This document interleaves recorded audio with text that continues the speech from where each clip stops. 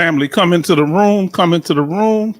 I am the H-Town Vet, and I would like to welcome you to this live stream, a place where we will discuss a variety of benefits available to veterans and their dependents.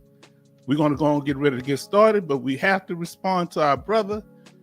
He says, what a crazy day. This is Brother Charleston Zimmerman. What a crazy day, family. And even Elon lost a spaceship. Houston, we have a problem. Yes, they say the first word spoken on the moon was Houston. Rose City D says, good evening, H-Town Vet, and salute to the chat. All right, family, we're going to get started for the people. We got a lot to go over tonight. And for the people that watch recorded, we're going to go ahead and get to it. Y'all can greet each other, and we're going to get started here. Let us do it.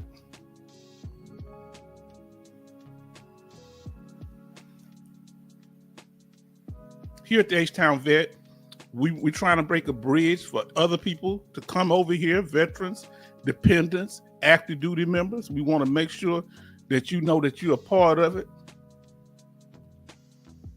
and that here your opinion counts. All right?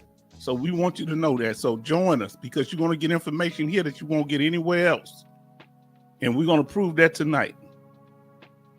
So family, hold on. I don't know how long you're going to be able to stay, but it's going to be a barn burner. We're going to be here a while, maybe, because we got a lot of information we need to cover, and we appreciate your patience, kindness, and understanding.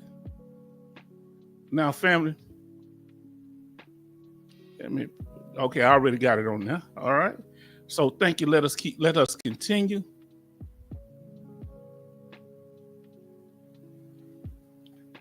Now, family, here like I say, everybody is welcome, regardless of your branch in the military. Even though we don't have Space Force up here, you are welcome also. So Army, Navy, Air Force, Marines, Coast Guard, and of course the Army, my branch of service. As you come in here, let us know your branch of service. And we salute all of you. And we appreciate your commitment, your family's commitment. And we're going to be here continuously, as long as I'm breathing, helping the veteran family and those on active duty and dependents. Now, here we have a standard operating procedure that we go by. And we got Brother Lawson in here tonight. He say, what's up, my big head, bro? Love you, man. Love you, too. And we also have Kevin Colbart Sr. say good evening, veteran family. So glad that you're here. I got to acknowledge when y'all come in, but we're going to get to the information after that. Betty Bob say, H-Town, good evening. Hope you had a lovely day. Rose City D, Charleston, and everybody. And they're greeting each other, the fellow Navy seamen. They're greeting each other, shipmates. So we thank y'all. Now, I had to stop for a moment here because our brother Kevin Colbart Sr., I'm sorry for saying Cobalt all the time. I finally got it right. My wife and stepdaughter want to join the military. They want to go in together. Wow. That's the interesting one. So tell them listen to the channel, okay? That's an interesting one. Where they going to be stationed? You going to be moving around with them? You going to be the dependent this time. Tell them before they get in there, they need to watch the channel. When they get ready to ETS, they need to watch the channel because we going to tell you what it's all about. Now, here, like we said at the H-Town Vet, we have a standard operating procedure that we go by just like we did in the military, which is called the SOP. So family, that way we keep structure. We're going to go over, during our live streams, our objectives are, we're going to go over the topic. We're going to cover VA law update, if there's any. We're going to cover veteran news. Then we're going to go over the channel information because some people new to the channel, they may not be familiar. So we let them know a little bit about our channel. and then the after party. Usually we're done with everything. Oh, they brought him up. Look what he said here. Secretary Collins said he will cut $70,000. $70,000. I keep saying 70,000 jobs from the VA. That's crazy. Yes, indeed. Now, they will. Yes, indeed. Family, we got to be on top of our game. Okay, we're going to tell you what's going on. Let's get into the topic for tonight. All right.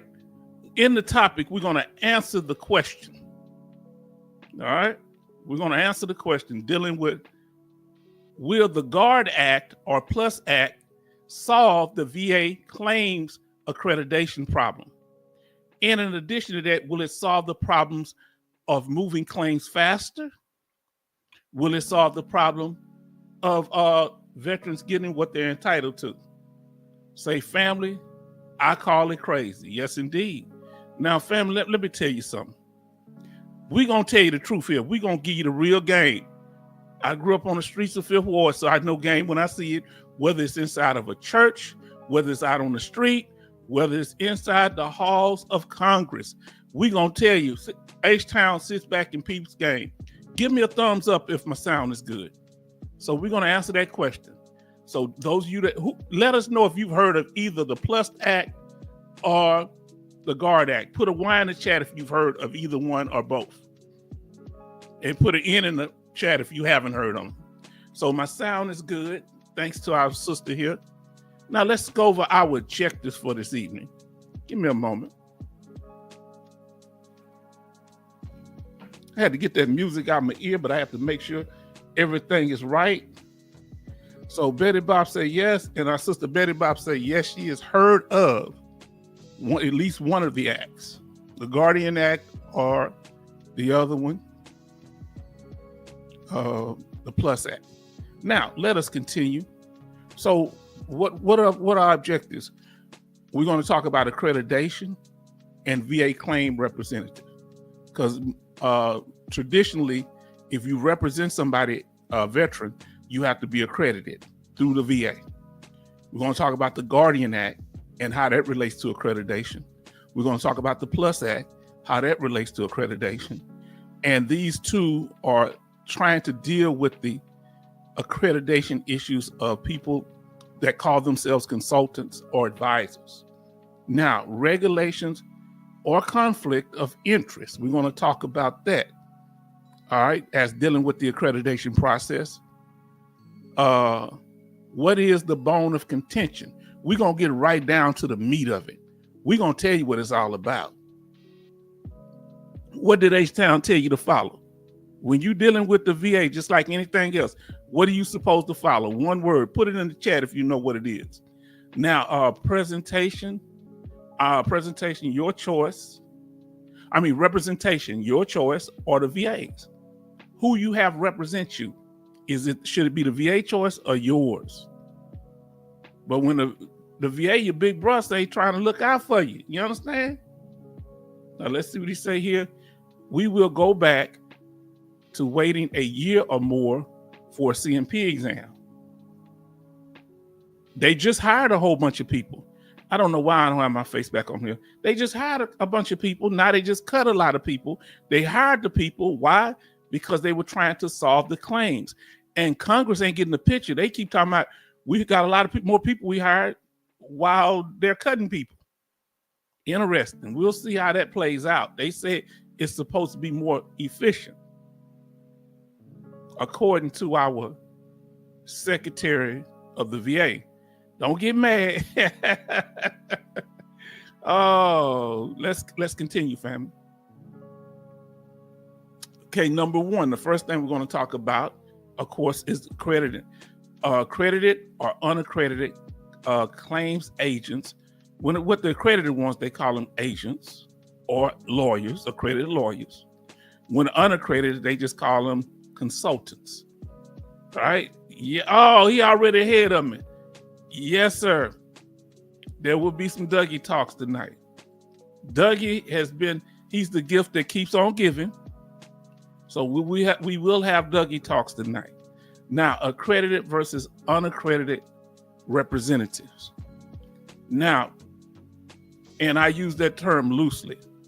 Here we go. There are 6 types. Nowhere else, if anybody broke this down to you, are people that represent veterans. Either accredited claims agents, they get 20% of your back pay because they got to follow the VA rules. Accredited lawyers, 20% of your back pay, sometime up to 33%. You know, they don't put that part in there. Unaccredited lawyers, nobody's regulating them. Some of them, according to Congress, they getting 70-80% of your back pay. Huh?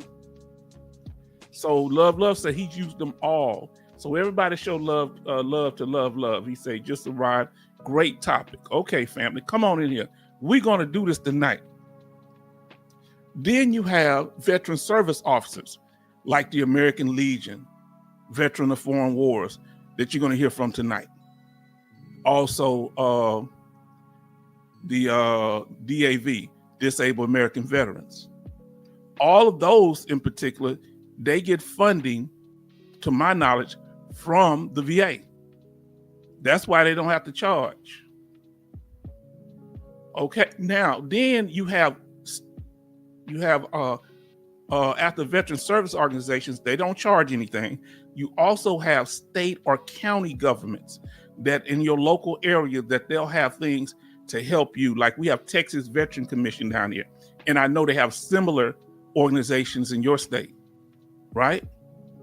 So I've heard a few of you mention it. So when it comes to these organizations, they are free too. Now, the problem with free, you get what you pay for sometimes. Free meaning everybody going to it, right?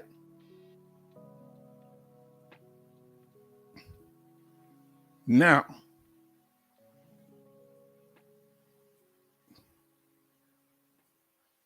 I'm putting everybody a little thing up there, but I got to keep going. So now, after we've talked about that, the last one, here's the thing. The last one, here's the thing. Unaccredited claims consultants. He say, correction, never use claim consultant. Nah, they call themselves something now. What is the name to use? So Kevin Colbert Sr. say, evening, Charleston, everybody greeting each other. Okay, now, we've gone over the first thing. I hope it's clear to y'all what accredited and unaccredited as far as what groups. We're going to go into detail here in a minute. Now, this is the way it works. VA claims representation and the law. How does it work? The federal law prohibits anyone from helping a veteran prepare. All right, this is what they say now. Prepare, present a VA disability claim without accreditation. Well, we know veterans are getting help preparing them from these unaccredited people, or maybe through advice, maybe they're not writing it out, but we help people here by talking to them, right? We help people prepare for CMP exams, prepare what things to write. I'm not writing it out for them though.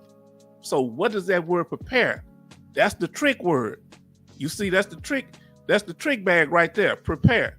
We know that people cannot, unaccredited people cannot present the information before the VA board or sign their name.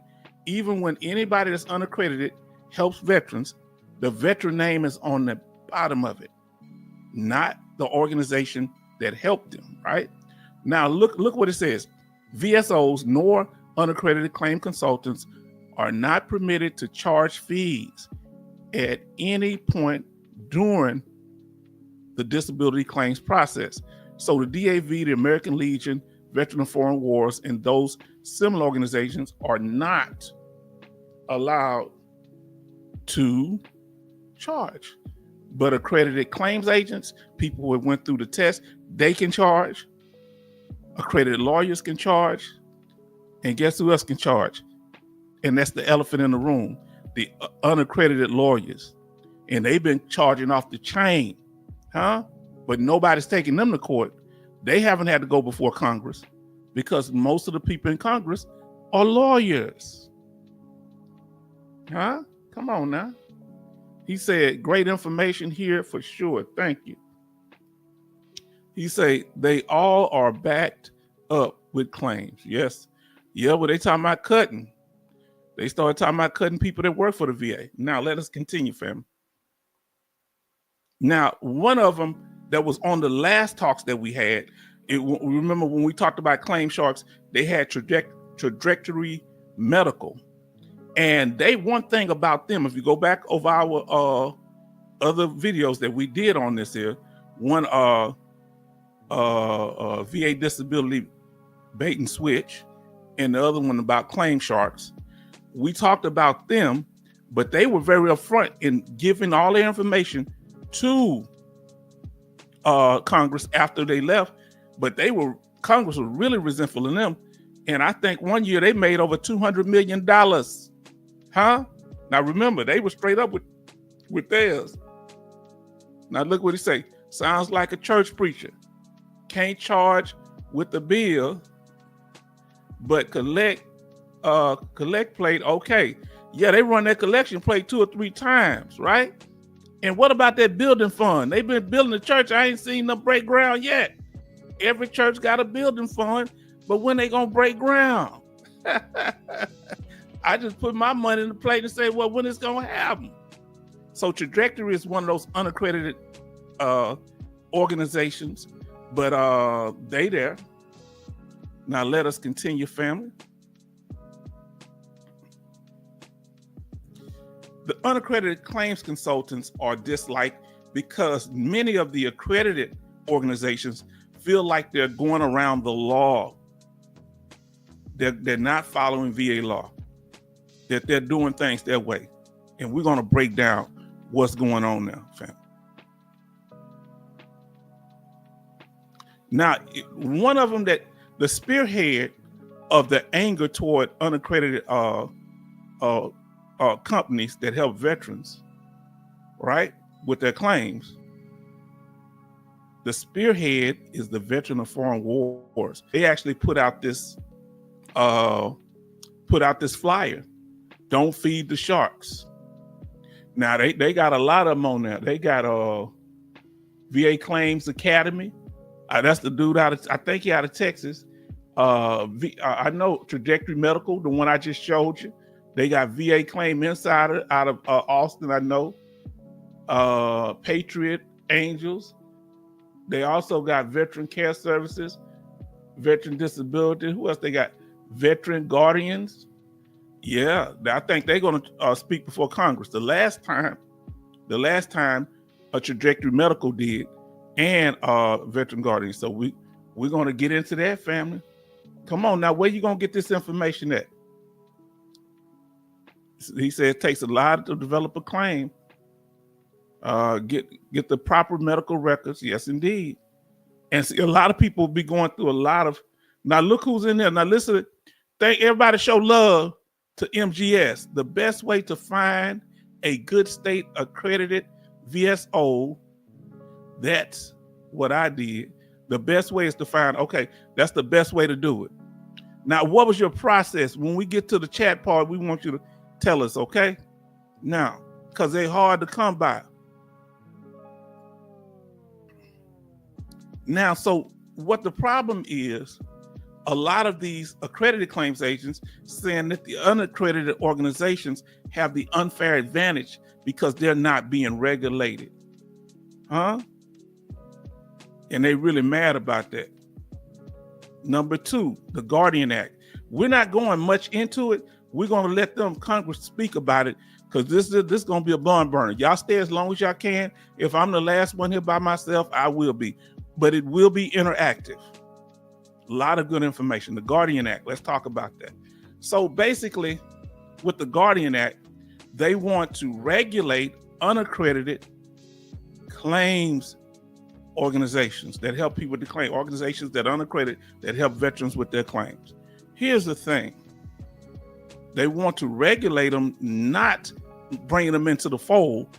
They want to prosecute anybody that charges veterans They want to bring back that law from 2006 where you couldn't help veterans with their claim. When that law went away, these groups came and they're working outside the system. Okay? They're working outside the system. So they want a monopoly almost when it comes to this one. This is spearheaded, of course, by American Legion, DAV, and Veteran of Foreign Wars, those type of organizations that don't want nobody else on the block. The lawyers, the accredited lawyers, but they ain't saying nothing about the unaccredited lawyers. They let them slip in the back door. You understand? So if they unaccredited, what makes them different from the unaccredited organizations? Oh, one is lawyers, and most of the people in Congress are lawyers, right? Now, family, so you see how the game, one hand washes the other? But Brother John is a two-bit hustler. So they want to make it a crime to help veterans with their claims for pay. All right, to get compensated for helping veterans with their claims if you're not accredited. They trying to do that. Now, the PLUS Act is a little softer. The PLUS Act, they want to kind of bring them into the fold. You know, they didn't slap them around a little bit. They didn't call them to Congress. They had to spend money and get lawyers to fight stuff. These unaccredited claims companies. Well, now they want to slap them in, you know, they want to haze them into the program. Somebody been throwing some money toward these congressmen, sound like to me. They've been greasing some palms because how all of a sudden they were all against these unaccredited organizations. But when they saw what kind of money they were making, they said, hey, come over, holler at me. Tell me more about that. Now all of a sudden there's people on their side. They made it softer. Well, hey, we'll let you into the fold. You just got to become accredited. Well, guess what? Ain't nothing stopping these unaccredited organizations becoming accredited. You could apply to be accredited. You know what's stopping them? I'll tell you in a minute. You got to sit and listen. Sit back and peep game. They going to tell you. But I want you to listen heavy. Follow the money. Please follow the money. Now, this is what our brother Rollins say. My wife is a VSO for VA Disability Advocates. Okay. She has over 50 veterans she's helped. Congratulations to your wife. She seems to do a very good job because y'all are very knowledgeable about that.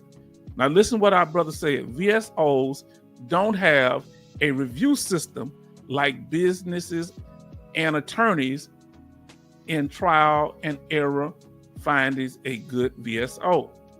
Okay, now you know what? They should have something. Now listen.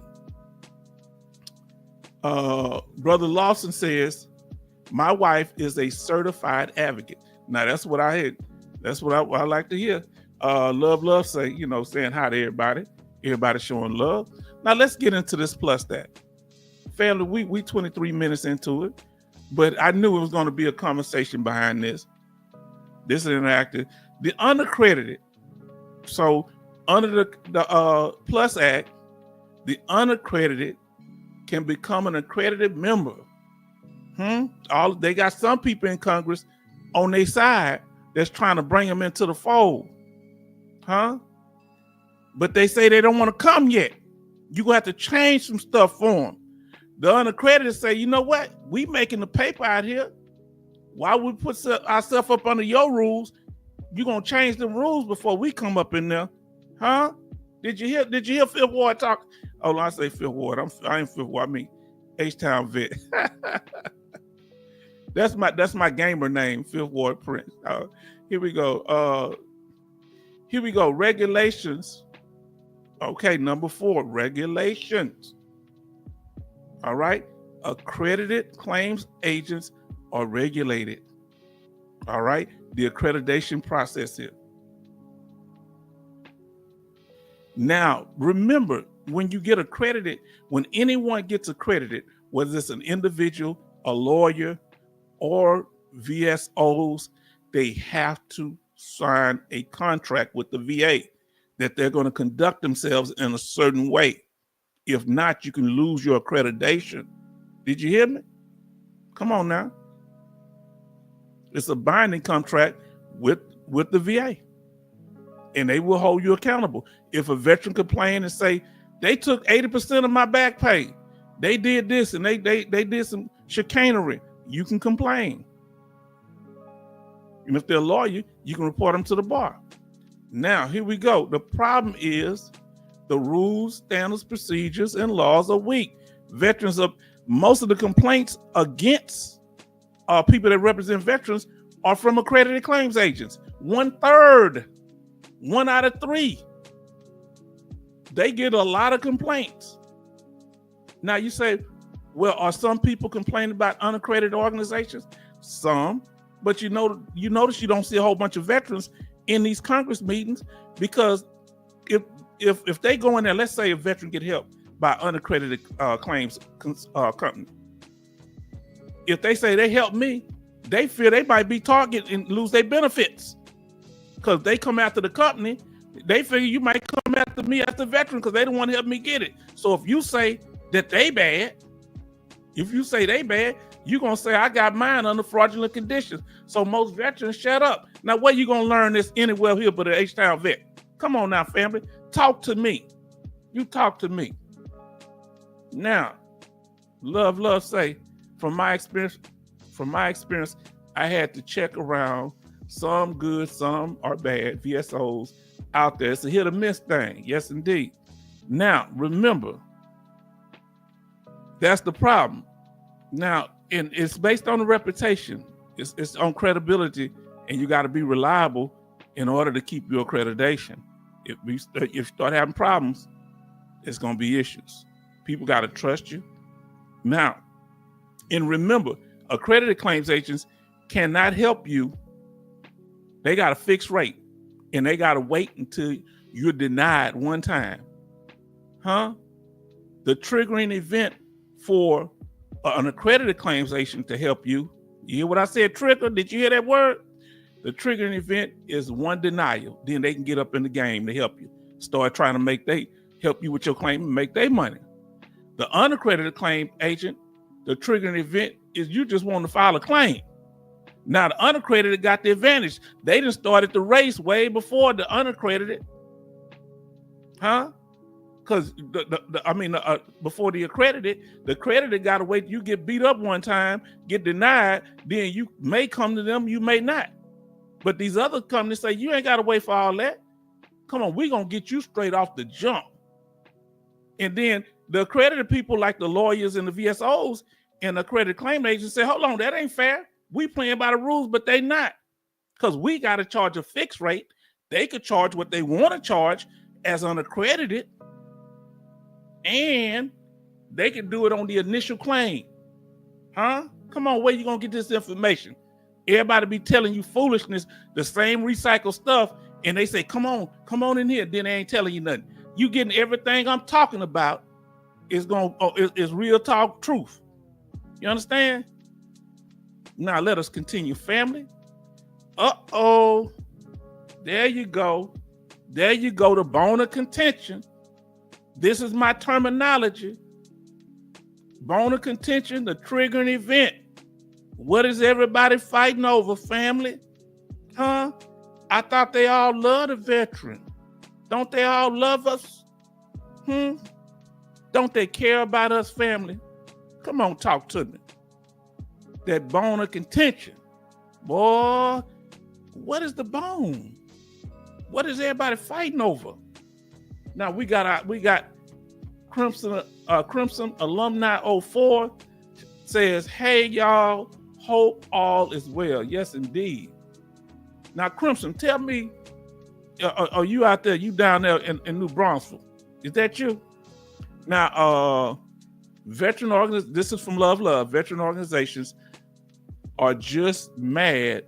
Some of them are too booked up. Yes.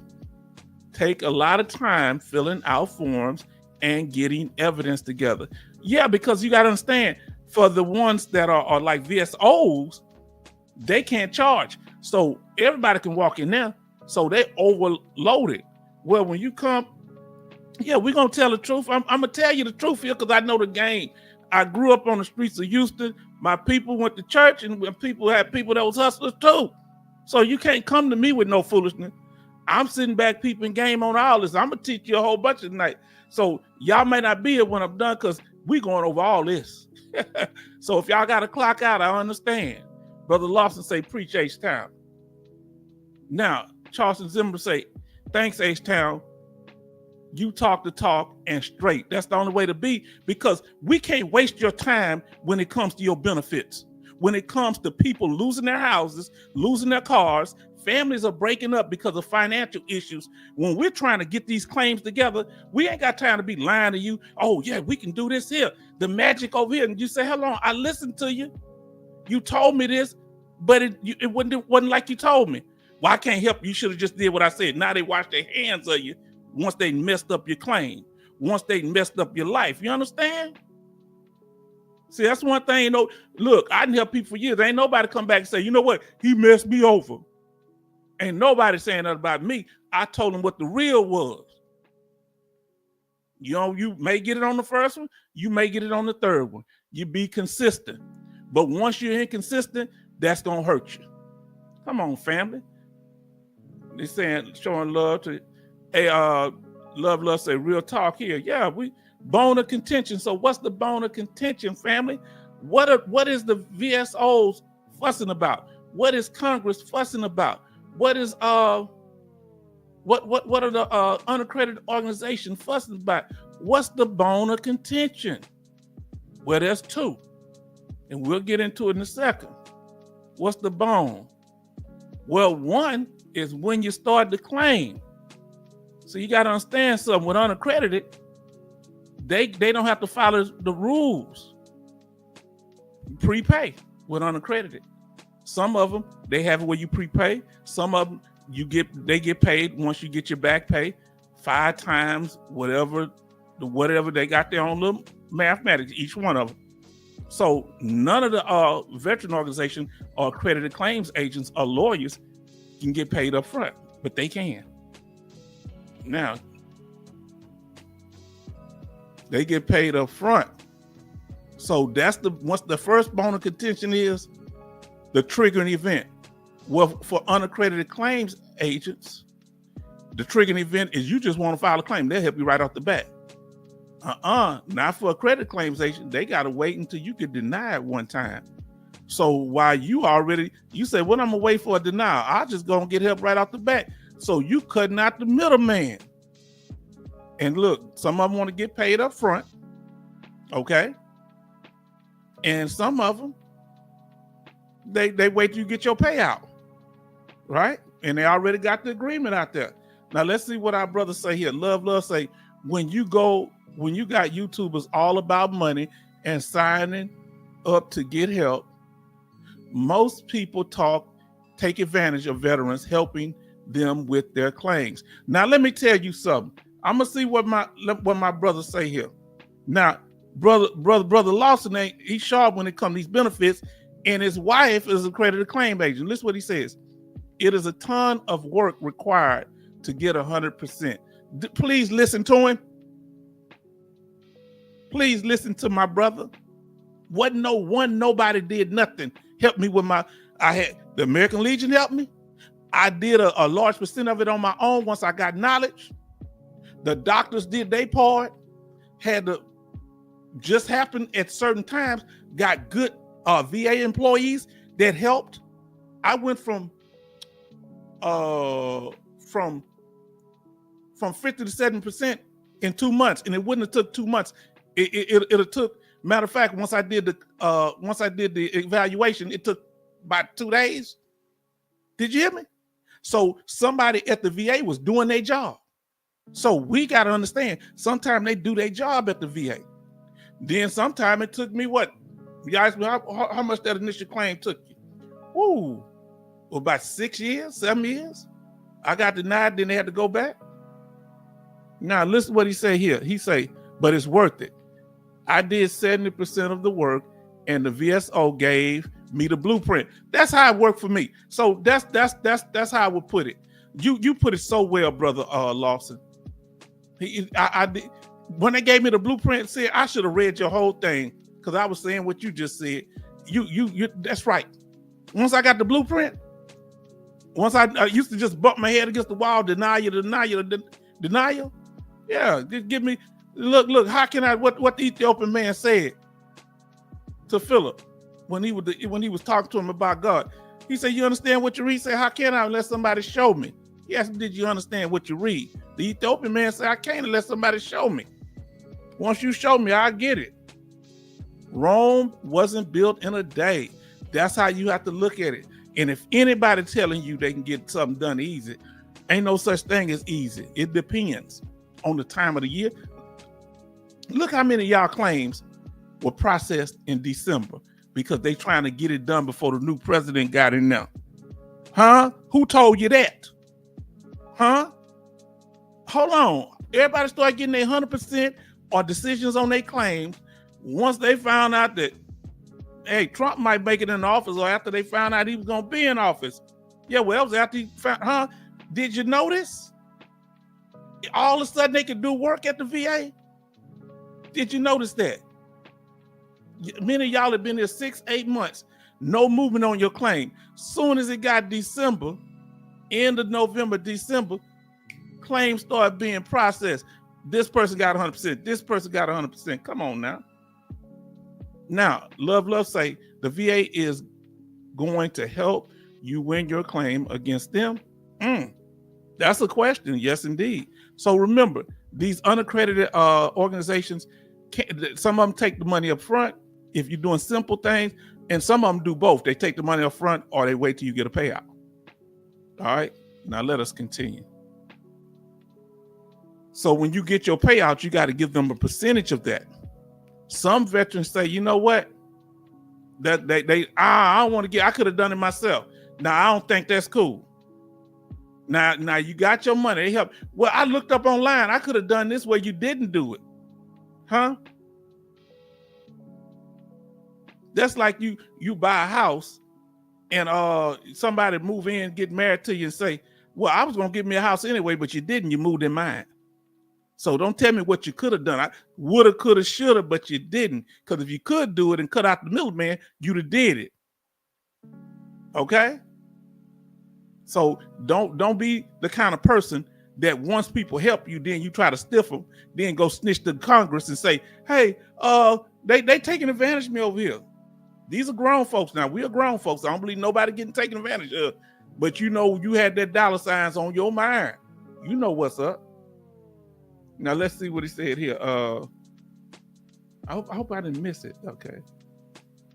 Here we go. Oh, he said, James Brown said, I don't want nobody to give me nothing. Just open the door and I'll get it myself. That's what he said. Huh? And you know he did it, right? What did he do? He had his own record company.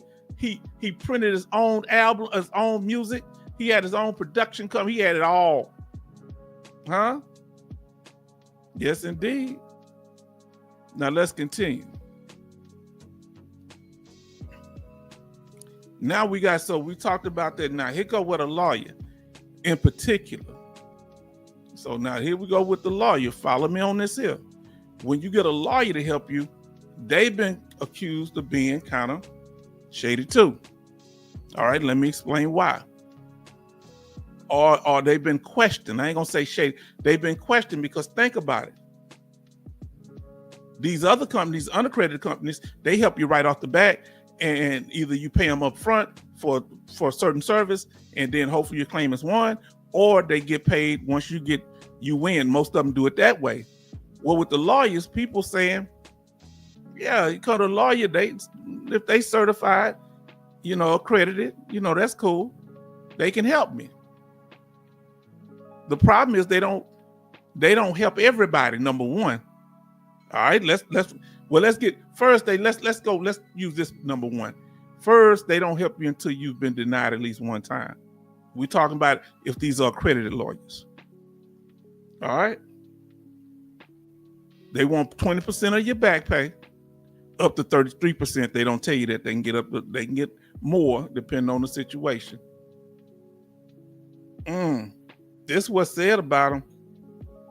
Now think about it. If they're not gonna give it 20% and they gotta wait until you're denied. That, you know why they like waiting until you're denied? If you're denied, that means it's a long time. So if they help you right off the bat and you get your claim won within 6 months or 3 months and they helped you, guess what? They're not gonna get paid hardly nothing. Did you hear me? Now come on, let me come all the way up on the screen, family. Let me put it like this here. Did you hear what I just said? Delay, one of the parts of delaying is the fact that when it comes to accredited lawyers, they ain't gonna give it 20%. So if they help you on your initial claim and you win your claim within a month, they not gonna get $2, $3, huh? So they say, you know what? We'll wait until after. They say the VA came up with this. We'll wait until after the initial claim is denied. Now some back pay to build up. And then they've been accused of dragging out, huh? Taking claims. Let's say they don't drag it out personally, but they take on PAC Act claims that they know that's going to take a long time. The longer it takes, the more money they get, huh? The quicker they solve it, the less money accredited lawyers get.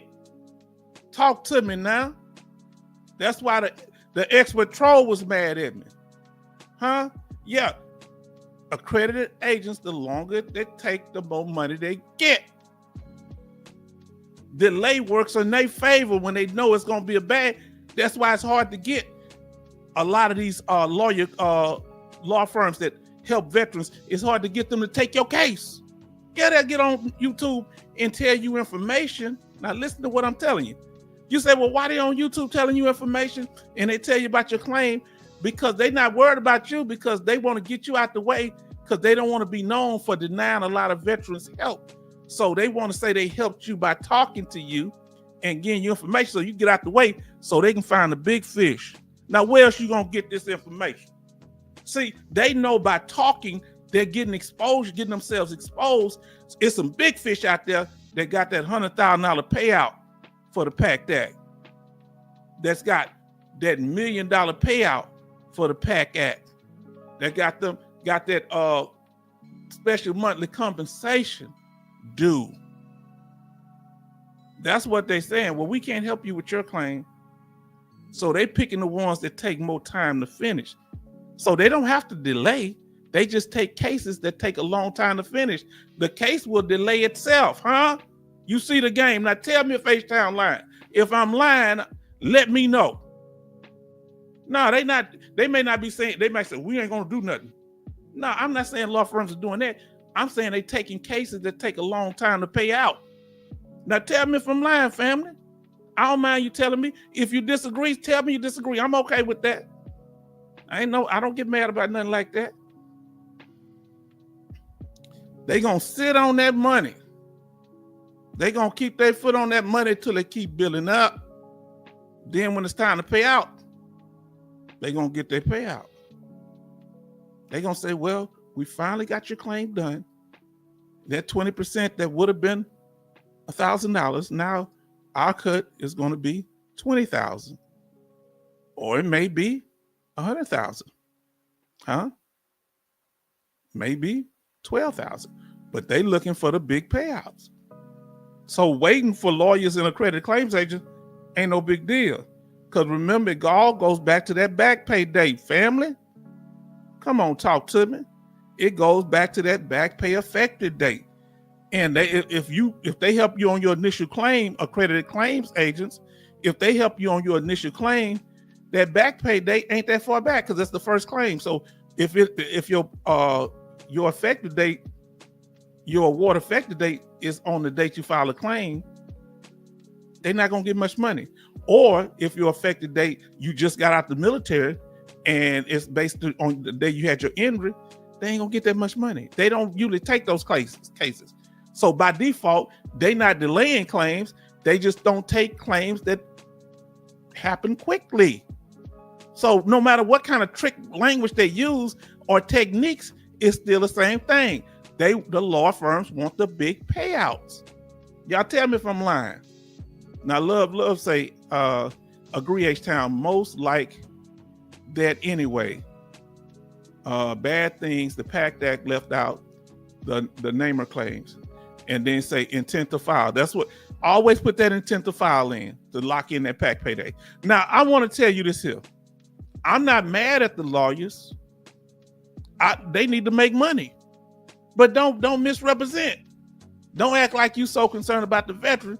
You in business to make money. Yeah, you might have some respect for veterans, but you can't run a business without making money. If I opened up a grocery store and gave all my friends and family free food, I'd go out of business, right? I'm saying be real with it. I remember this law firm, Lowell the Hammer Stanley. And when I was in Virginia going to college, they say, you don't have to like us, just call us. Say, we're going to get money for you and we're going to get money for us. And guess what? They was making hand over fist. That's when you start seeing all them Hammer commercials all over the United States. It was up there in Virginia from what I believe first. But they was helping people get money, huh? But they say, we ain't just getting it for you. They say, you don't have to like us, just call us. Did you hear me? I ain't got to like no lawyer if they going to get my paper. Now he say, find someone that has compassion for you and not just all about the money. It's very hard to find. Well, if they're effective at what they do, how they feeling about me don't really matter. Dr. King he said, I'm not trying to get people to make a law to love me because you cannot legislate morality. He said, I'm just trying to create a law that keeps you from lynching me. So Lyndon B. Johnson passed the Civil Rights Act. He was one of the most staunch racists it ever was, but he passed the bill that helped my people.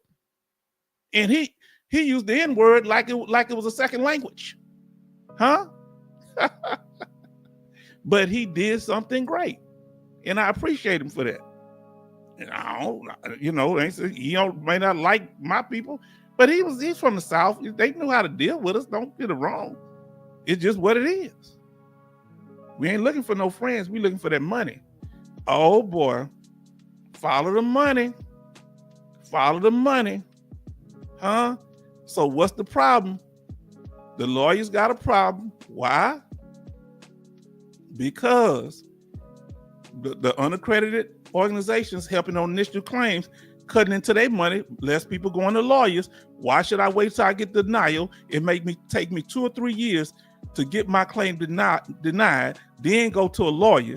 But now the back pay them built up, so they're going to get a part of it. Why should I do that when I can go to an unaccredited organization and they can help me on my initial claim? Fighting over the money. And that's what they talking about. Watch and listen to the video. Now let's continue. Now, here we go. We about to get into the video. Now, come on. Now, listen, this man said, amen, H-Town. Look, I'm going to tell y'all the real, because I'm going to tell y'all what's going on. I'm going to tell y'all what's going on. Now, it's going to be a whole bunch of non-black men sitting up there, non-black people sitting up there. Now, if it was a whole bunch of blacks benefiting from doing this to help veterans, they'd have RICO charges on all of them. But because they're non-black, they're kind of in a pickle, because white meat don't eat white meat. They don't punish each other publicly like that. Not as a group. They might punish an individual. So guess what? When you set precedent by letting them get away with it, when I want to open up my organization, don't you say nothing. That's why I'm letting them be the crash dummy. Y'all going on out there. Y'all got the money to do it. But if you or me or one of us open up ours, they can't say nothing. I'm going to say, you didn't say nothing to him. But if I come up with something and make a whole bunch of money, they're going to say, hold on, you're doing something illegal. I said, no, I'm fine. No, we say it's illegal. Well, but that's why you have to have an argument. You didn't say what they was doing illegal, and I'm doing the same thing they doing. Huh? Come on now. Watch peep game now. Now, the Guardian Act, the Plus Act, the claim consultant. Who do you choose? Family, I'm just telling y'all the truth. It ain't about like, hate, or whatever. I don't know how I got that. Hold on. I didn't mean to put that on there right then. Now let's get to the reaction video. Let's get to the reaction video. And they're talking about VA disability claims assistance. Now, he said, H-Town, don't sugarcoat. The information feels good. Don't pay the bills. Yeah, you know, because I know I'm going to lose. People going to stop watching because they say, what are you talking about race? I'm just telling you truth. It ain't got no, look, we got our brother in here right now, Charleston.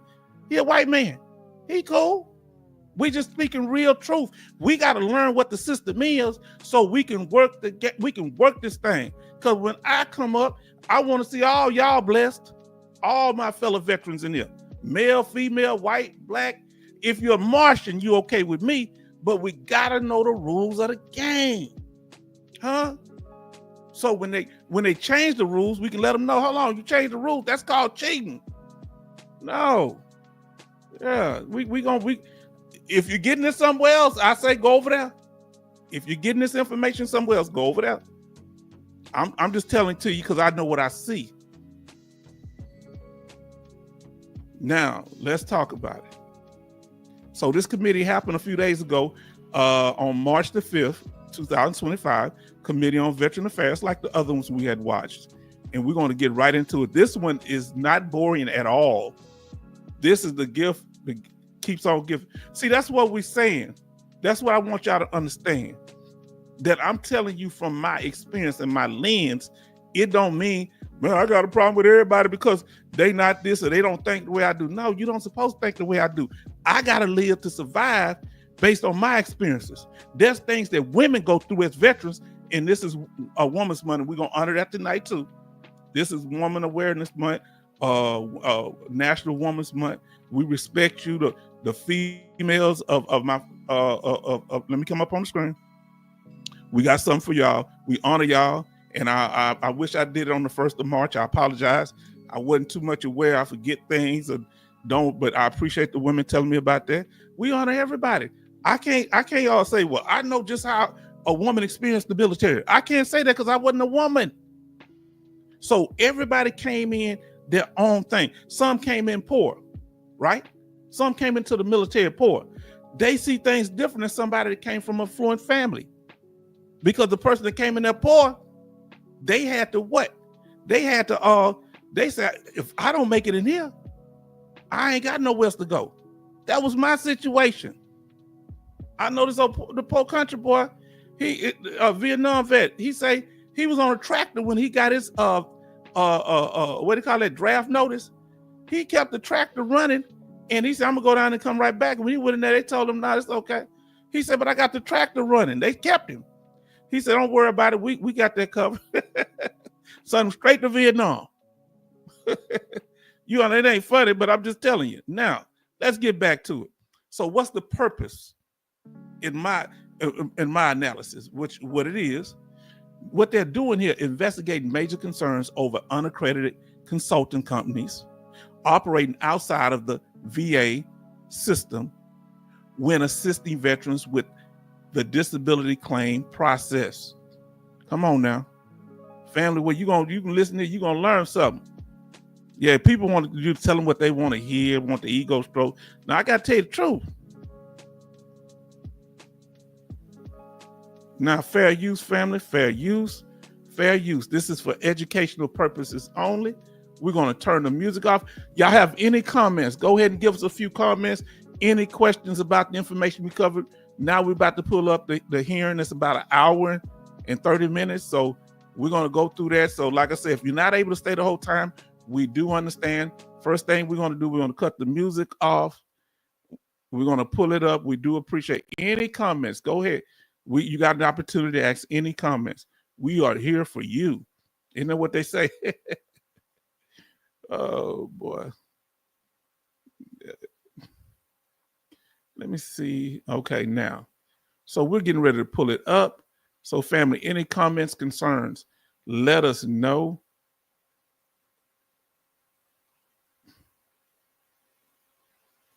All right. Now we're going to get it where we need to be. So what is this, the information I'm giving you, is it making sense? Am I coming across as angry black man? Let me know. I want to know the truth.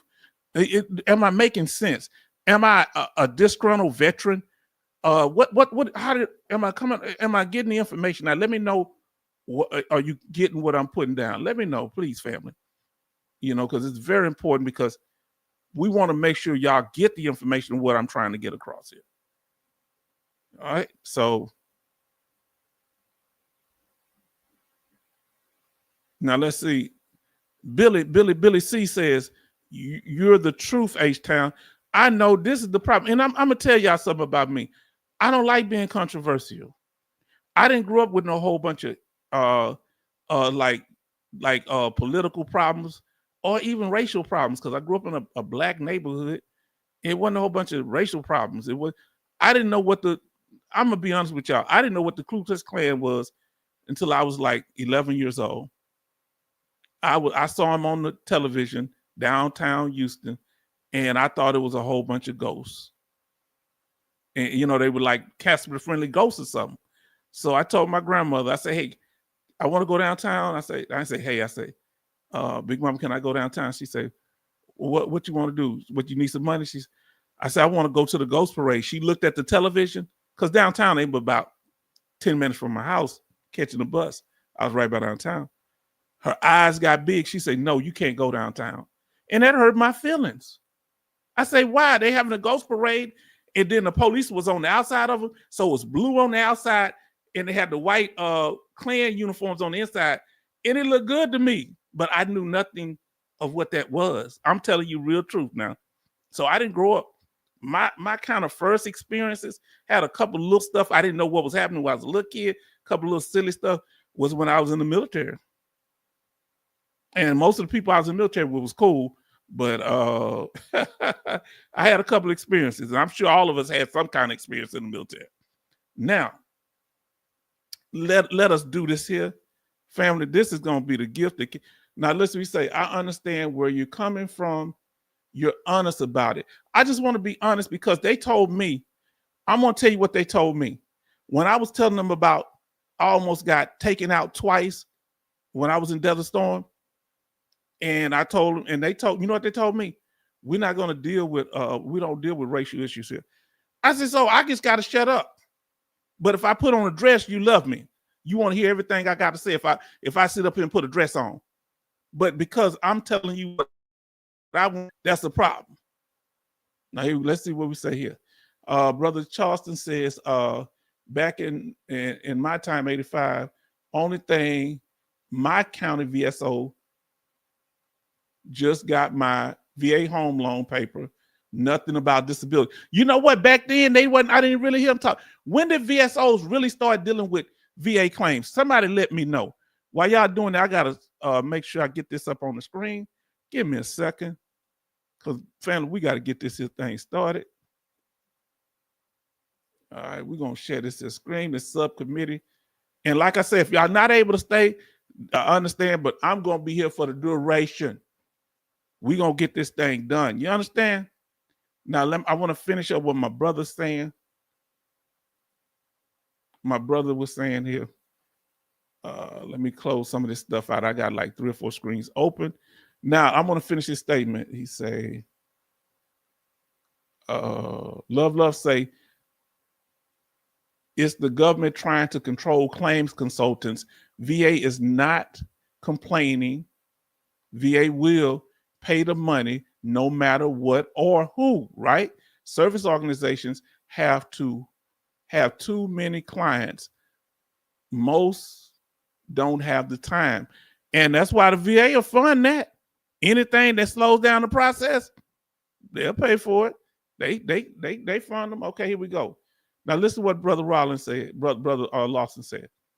He said, my nephew is white and a VA claim agent. He knows Black and Hispanic veterans came late to the game. There are no excuses. There you go. That's why you got to make it happen. Ain't no excuses. You just know the rules. Now, I'm going to tell you how I found out about it. Now, I found out about it when a veteran, when I was in college, he was going there on VA, and all he did was play softball and injured his knee. I say, well, if he injured his knee and he got it. I was in Desert Storm. So that's why when I started fighting. So I appreciate him telling me the game. If he wouldn't have told me, he played softball for the military. You know, you can get disability if you play softball for the military.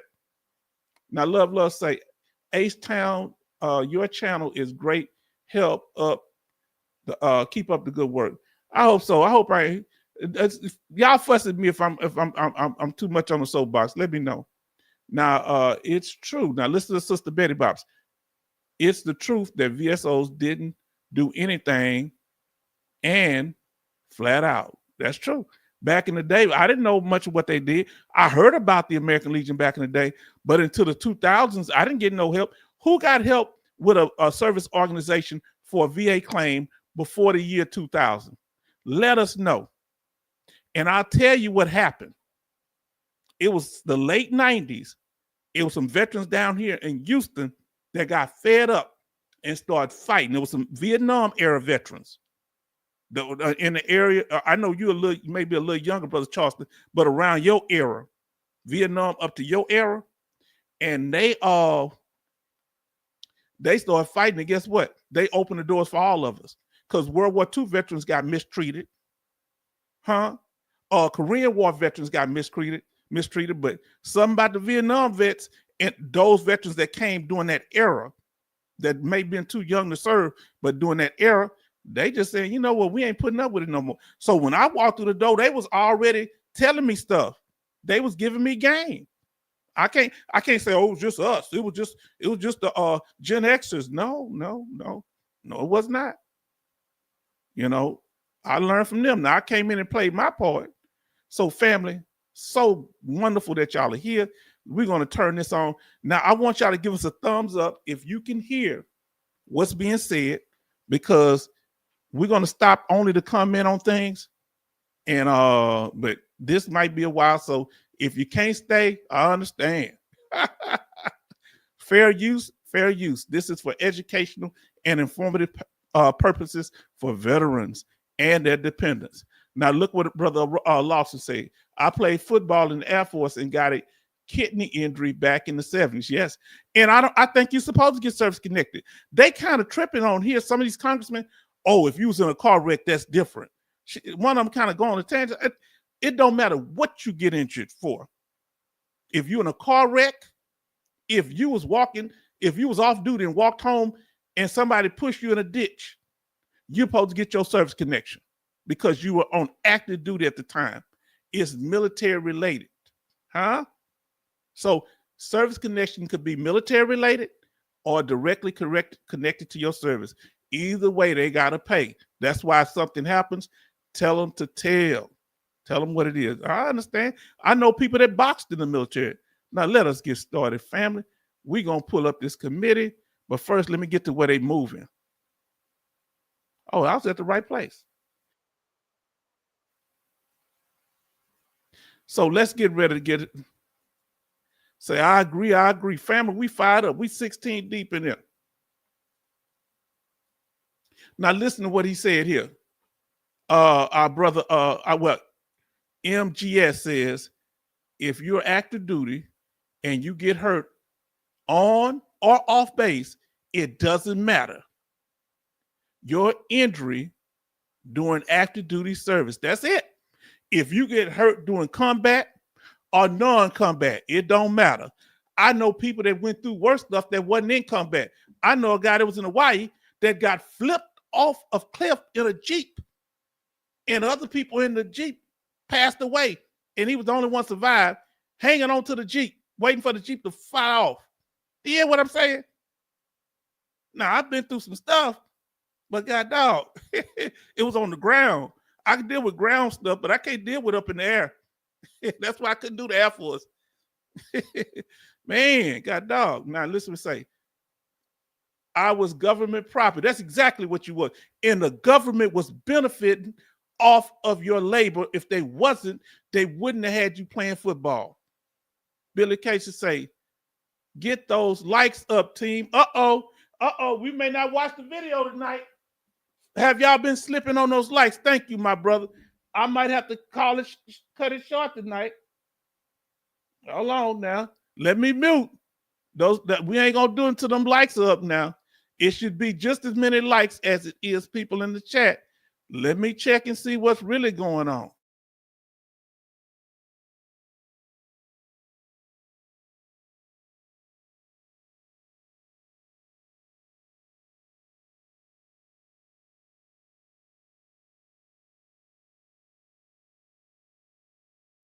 We got 15 people watching, but on 14 likes, and you have people that come and leave now. Get them likes up. Can we get one more like out of you? Come on now, let's do this here. Family, we putting out good information. We speaking from the heart. See, that's the problem. People want us to, oh, the lights just went down. Somebody didn't like, oh, no, the light's still the same. What I'm talking about. We speaking from the heart here, family. Get them likes up, family. Now, let's see what we got. Government property. We work 24/7 in the military. Guess what? Remember, we can't even go far from the base, can we? We can't go far from the base from alert. Sometimes, whoever had it where they say you can't go 50 miles outside the base in case there's an alert. Come on now. Love say, MGS, good to know. A lot of veterans don't know that. Yes, indeed. And they saying hi to Army George in the house. Did I miss Army George? He said 24/7. And Love say hi.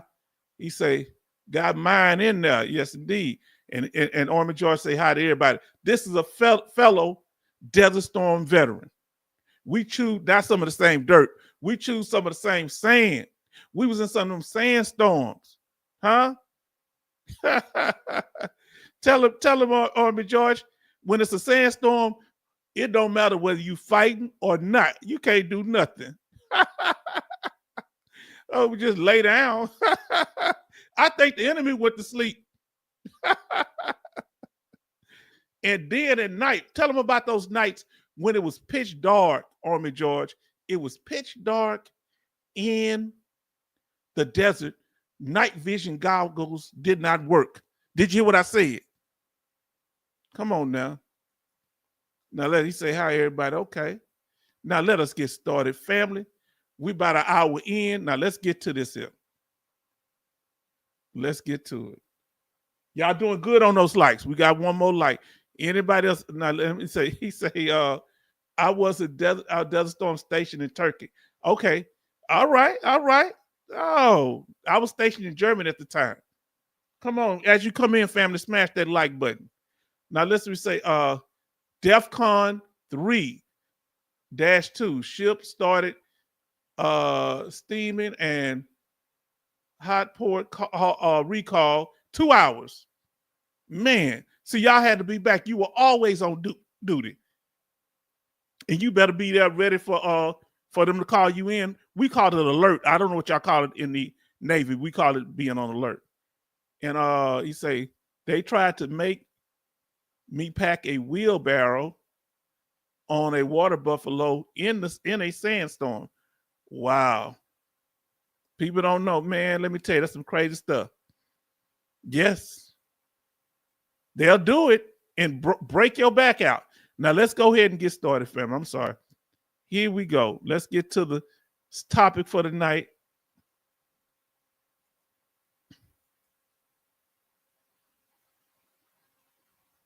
They're about to get started here. Let me know if you can hear. Give me a thumbs up if you can hear me. Hear what's going on. It ain't started yet. From Texas, was the former mayor of Houston, passed away. I'm not sure if it was last night or this morning, but may we please have a moment of silence for our fallen colleague.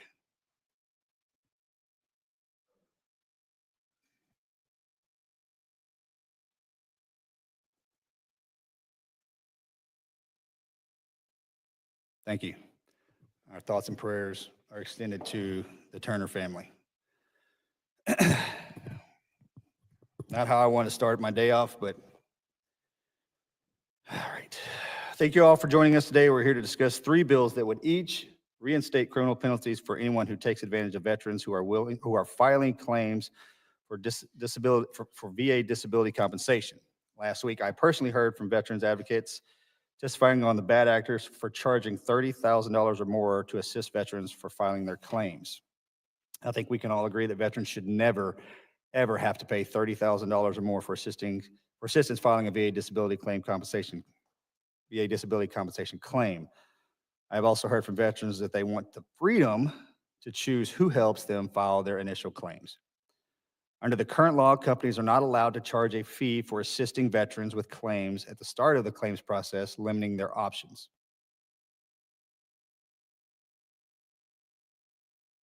What he's saying, he heard people complaining about the VSOs, complaining about that people are charging a lot of money to help veterans, $30,000 or more, some of them, and they doing it before the denial. So their hands are tied, the VSOs, but they're complaining to the congressman.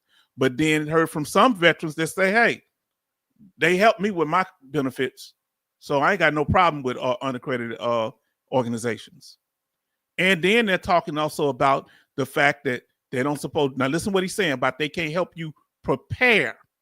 You define what prepare is. I know they help you present because they'll go to jail for helping you present your claim, but who knows what's going on behind closed doors, because a veteran ain't gonna tell if the person helped prepare their claim. They just trying to get paid. Come on now. At today's hearing, we will be discussing H.R. 1656, the PLUS Act, which would reinstate fines and jail time for companies that violate laws regarding representation of veterans pursuing VA benefit claims. The PLUS Act would also allow VA accredited agents and attorneys to charge a limited fee to assist veterans with filing their initial claims for VA disability. Oh, y'all hear that? So the PLUS Act, see, they mad that the unaccredited people, organizations are helping with claims, but this PLUS Act, these accredited saying, hey, we want to help with initial claims too. So they jealous of the fact that they're able to do things that they can't do, the unaccredited organization. These lawyers say, we want in on it too. Well, why don't you just say that? All right. So this is the PLUS Act. Remember, we had the Guardian Act and the PLUS Act. On this one, if you're helping people with the claim and you're unaccredited and you're helping prepare the claim, you can get prosecuted under this one too. So let's listen further. Compensation. Second, H.R. 1732, the GUARD Act, would reinstate fines for violations of the law regarding the representation of veterans before VA. It's the GUARD Act. I put Guardian. I'm sorry. I'll correct that on what's called, but it's the GUARD Act. Third, the discussion draft on today's agenda would reinstate fines and jail time for violating the laws governing the representation of veterans before VA. The discussion draft would also allow VA accredited agents and attorneys to charge a limited fee while assisting veterans with filings on their initial VA benefits claims, while prohibiting fees for certain types of initial claims. So now both acts or both bills are meant to help. In both cases, they're both meant to help lawyers and other accredited claims agents helping veterans with initial claims. But only one of them really opens the door for the unaccredited, and that's the PLUS Act, where the GUARD Act is more, it's less friendly to the unaccredited claims organizations. Let's continue. I believe that regardless of the bill anyone supports, we must ensure that the veterans is at the center of the changes we make. I look forward to a productive discussion today about the three bills on our agenda. We have not currently received VA's views on these bills. Secretary Collins has only recently began leading the VA, the second largest federal agency in the nation. In my opinion, he is still and currently getting his sea legs underneath him. Because the VA did not have its views cleared in time for our hearing, it was not in the best interest of everyone's time to have them come and testify. You telling me Ducky Talks don't have time to talk? That sounds strange. He's talking all the time. Because we do need VA's views, we will keep the record open for them. It is not uncommon for us to receive VA's views after hearings, and I think the witnesses who have joined us today will understand. I now yield to the ranking member for his opening remarks. So after someone speaks, I'm going to read the comments after each individual speaks, because this is interactive. For those of you that don't like this style, I understand. Listen, Love say, I don't think there should be fines. There should be a standard fee, and a VA and the VA should not pay when the fee is too high. Bottom line. Now, Army George says, I understand everyone. Let me say again, I understand everyone can't do this, or many or may not have the time because of work. However, I did all 9 claims myself, got 100% PNT.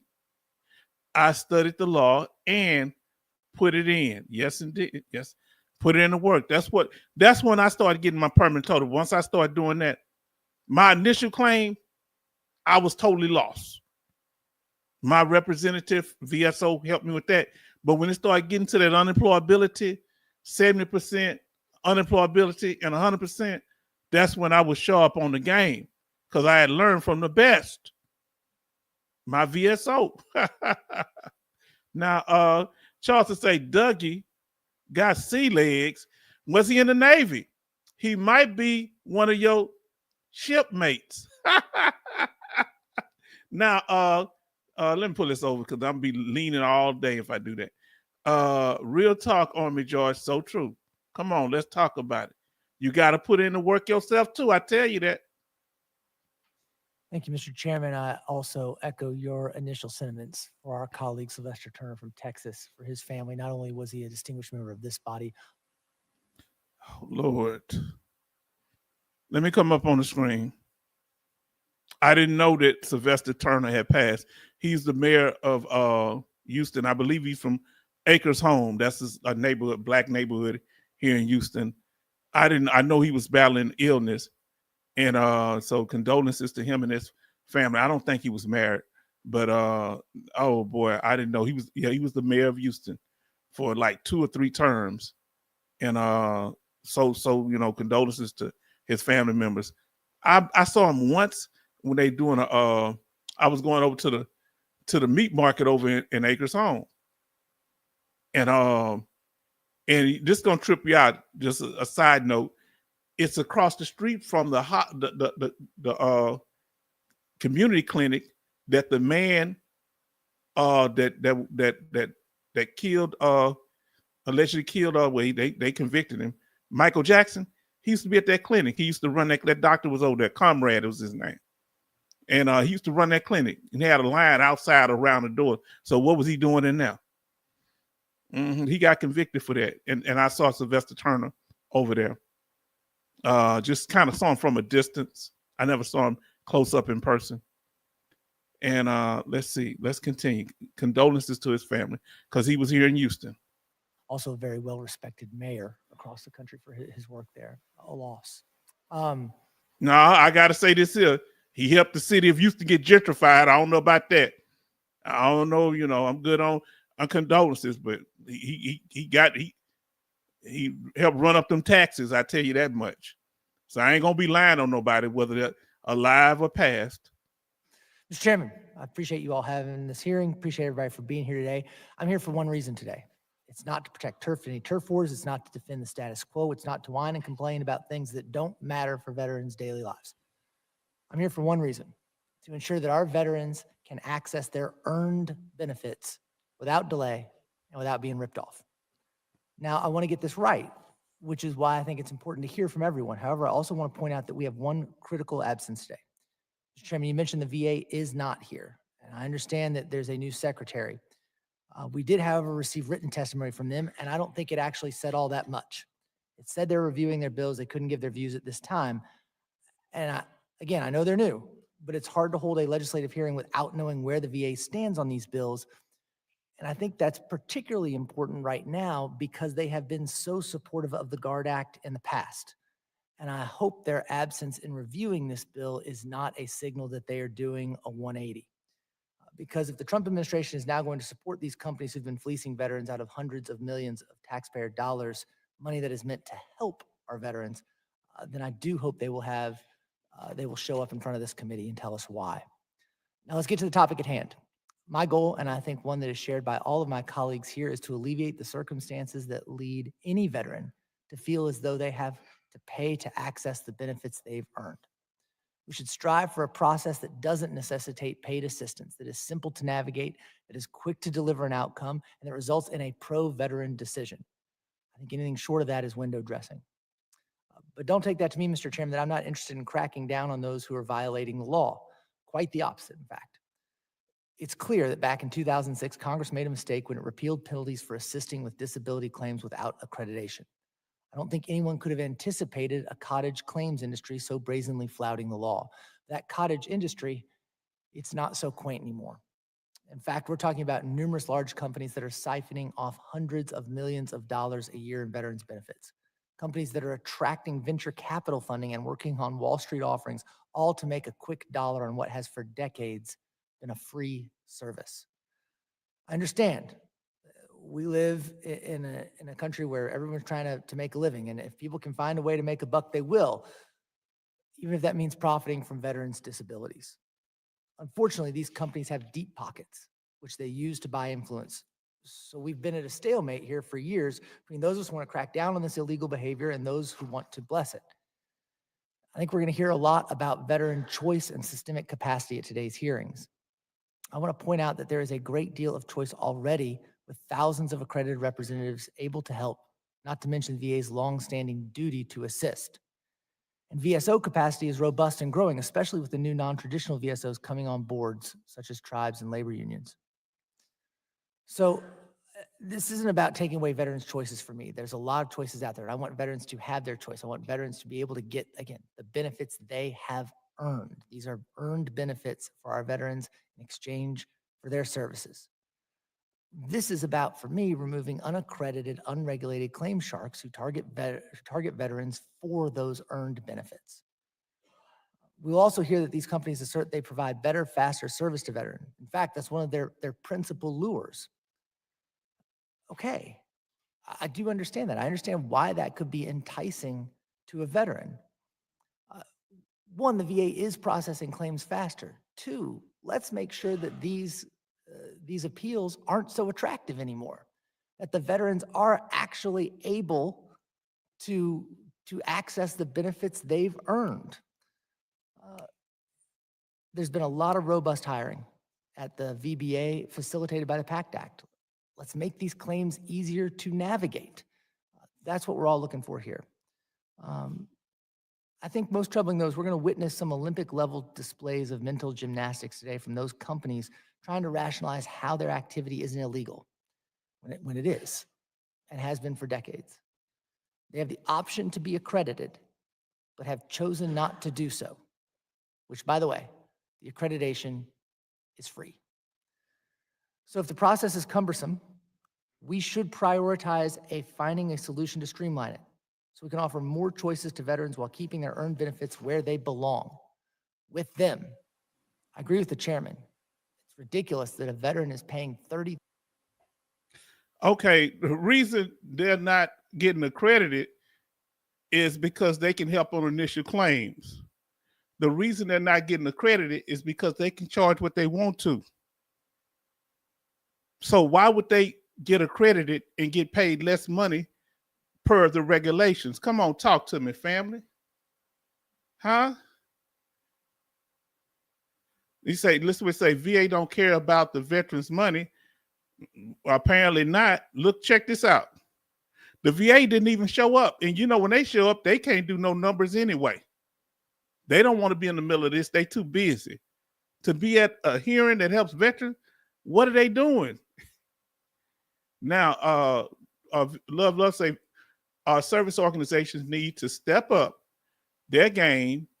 Then veterans would not go to claims consultants. Listen, let me tell you something.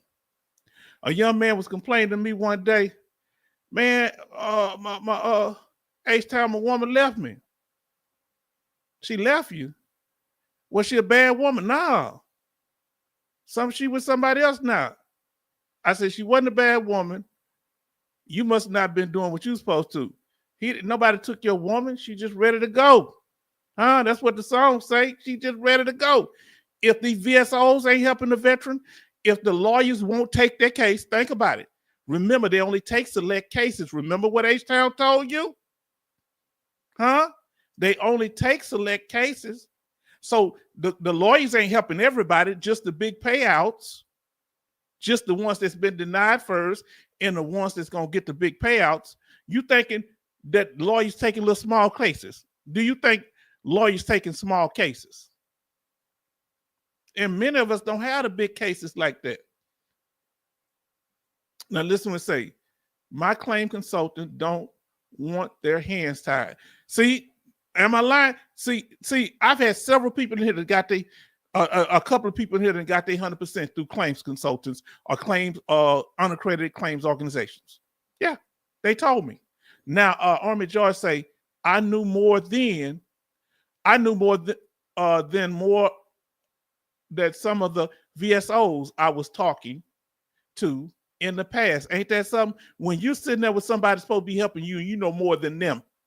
Now that's a problem. Why they go to paid companies? This is not to say there ain't any good VSOs out there. There are, like I say, one helped me, but the problem is it's hit or miss, and they're overwhelmed.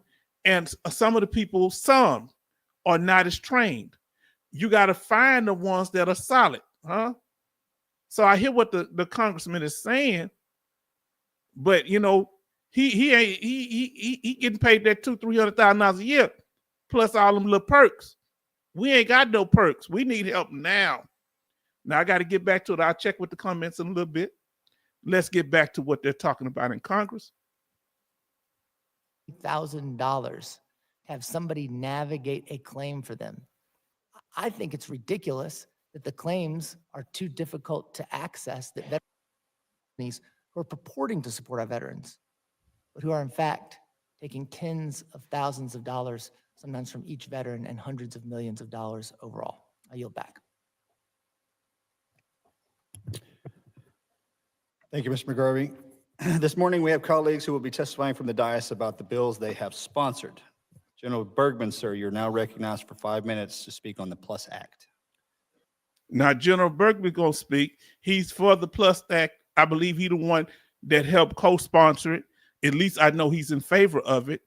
And remember his name, General Bergman. Remember, I think his name Berkman.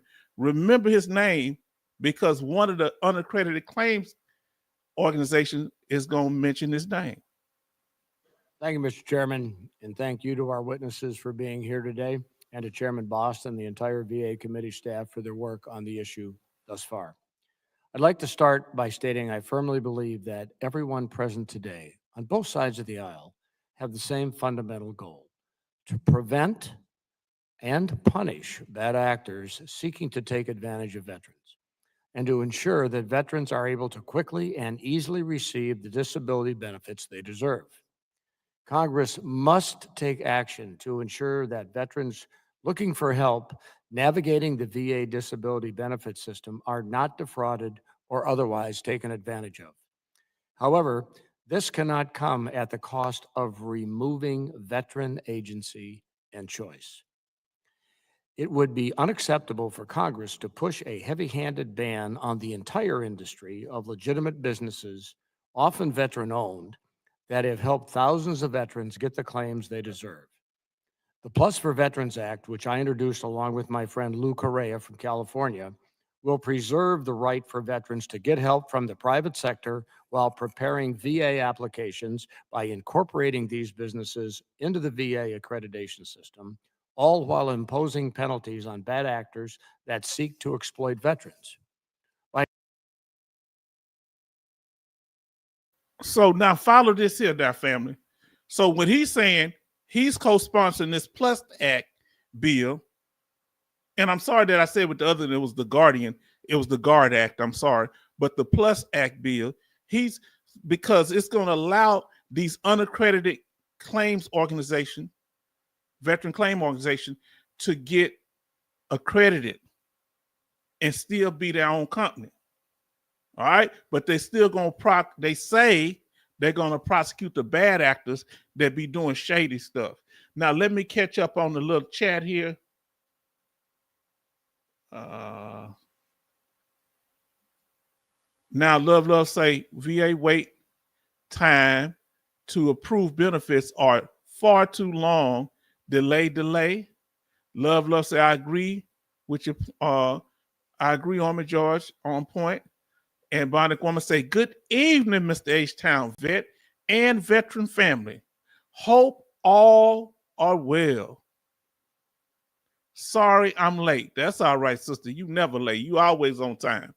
Now, your greeting is good at any time of the day. If it's the last one, Love say, trial and error, find a good VSO. Now, Love say, hello, Bonnick Woman. Then Betty Bob say, Bonnick Woman, hello. Oh boy, y'all got a lot of chat. Y'all go, wow. Yeah, when you come in, Bonnick Woman, everybody's happy. She said hi to everybody. He say, Brother Charleston Zimmerman say, I get it. VA is like health insurance companies. Delay, dispose, and lawyers get the money. Yes, indeed. I'm gonna just go through these pretty quick. The greetings I'm gonna go through pretty quick because everybody are saying hi because we're gonna get back to the video. But Brother Lawson had a statement. The VA couldn't be at the hearing because they're working hard cuts veterans. I thought about that, cutting veterans jobs at the VA. I thought, and I've been informing them of that too now. So you're right. I got to give you that one, brother. You're right. I got to give them that one. They've been getting cuts. I should have mentioned that. I got to give both sides now. You're right, brother Lawson got me on that one. I knew it, but I just didn't mention it. I'm sorry because I was kind of focused. Man, real talk. Now let's get back to what the general is saying here. Retired general, who's a congressman now. By incorporating these businesses into VA accreditation, veterans will have protection against the abuse and recourse if they are taken advantage of, and VA will have the teeth it needs to punish bad actors. Contrary to what some have claimed, no veteran would ever be forced to pay a fee to obtain the benefits they've earned through their service under the PLUS Act. In fact, the bill creates new requirements for veterans to be informed of free options for getting assistance with their disability benefit applications, for instance, through the VSOs. This is on top of the new safeguards in the bill that prevent high fees, require informed consent.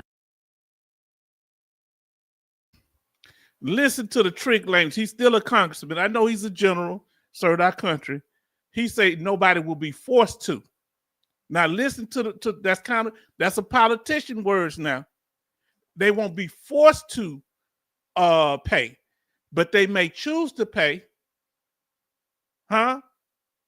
He didn't say nobody will have to pay. Some veterans want to pay because they try to get their benefits.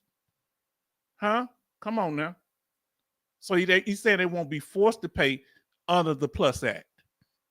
Let us continue. And in clear language, and prevent conflicts of interest between agencies, often veteran-owned, that have helped thousands of veterans get the claims they deserve. The Plus for Veterans Act, which I introduced along with my friend Lou Correa from California, for veterans to be informed of free options for getting assistance. So basically, they're going to inform the veterans of the free options. Some of the unaccredited organizations are doing that already to stay out of trouble. Many of them come to them after they've been denied because of going to VSOs. So they come to the assistance with their disability benefit applications, for instance, through the VSOs. This is on top of the new safeguards in the bill that prevent high fees, require informed consent in clear language, and prevent conflicts of interest between agents and doctors who provide medical evidence. There will also has been new additions and improvements made to the bill text following constructive feedback we have received.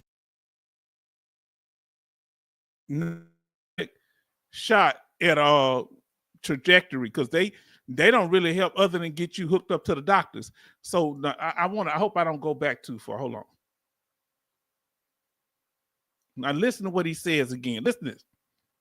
we have received over the past 2 years. Most notably, the bill now establishes a system of provisional accreditation that will allow new agents to begin assisting veterans in a timely manner while ensuring the veteran remains protected from abuse. It also establishes steep penalties for any malpractice by agents with provisional accreditation, including a fine of up to $50,000. I remain open to constructive feedback and good faith dialogue as we work to craft the best legislation possible. In regard to concerns related to the fee cap structure included in the PLUS Act, I would like to make the following points clear. First, any imposed caps on fees by accredited agents must be set at a level designated to protect veterans from abuse, not at a level that effectively sets the price for the entire market and forces out high-quality, good-faith businesses. Secondly, So what he's saying, he wanted to be a free market.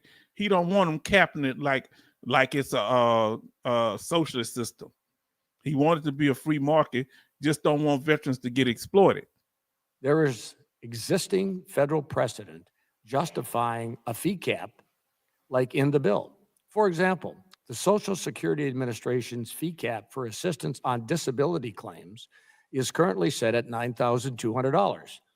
And yet assisting with VA claims is far more complicated and time-consuming than with Social Security. Social Security disability claims do not have to prove service connection. There's no 0 to 100 disability rating like with the VA, and the requirements for obtaining National Social Security Advisor certification are far lower than that of the VA accreditation. So he brought up a good point that Social Security, those of you that have Social Security, it's a more simple system. They have people that help. They have a cap on how much they can get out of your money. So he's saying it should be similar to that. And the VA got its own system. But with Social Security, either you're totally disabled or you're not. So he's saying use a similar people that are assisting veterans with their claims, use a similar model that they do. The model that they use with Social Security may be appropriate. It would be nonsensical to impose a cap at or below that of Social Security's, given all the additional complications and costs involved in helping navigate the VA. Finally, the projections created through the PLUS Act, like providing information on free assistance options and incorporating all agents into VA accreditation, are fundamentally designed to provide fair and well understood choice. If a veteran decides that they would like to pay a fee in order to get easier, faster, and more personalized assistance in filing their claims, who are we to tell them that they can't? Veterans should be allowed to choose whatever option they decide to do in their best interest. Filing on their own, going through a VSO, or through a private business, and adding overly draconian fee caps will only limit the number of choices available to them. The PLUS Act for Veterans recognizes that veterans are capable of choosing what options are best for them when seeking assistance in obtaining benefits. Denying this right is not protecting veterans. It's infantile. This is a strong word, a lot of syllables for a guy like me. Infantilizing. It makes them feel like little babies. How's that? How's that? I mean, you know, that's Marine and Navy speak, but I don't know if the Air Force, you get it, right? All right. I look forward, by the way, I'm gonna have to make sure that that is never in a speech again. I'm gonna have to look forward. Can I close now? You should let the enlisted Okay, man. with that, I yield back. Yeah, I know how it is. Some words you just can't say. I can't say them either. He's embarrassed because he's a general. He couldn't say that word. Now, I want to say this here. I want to read this here. Army George says, we need to pass the Army George Act. Do all your claims yourself. With some guidance from the veteran family here. Now, Charlton Zimmerman says Social Security isn't a 0% disability. It's an income base. Okay.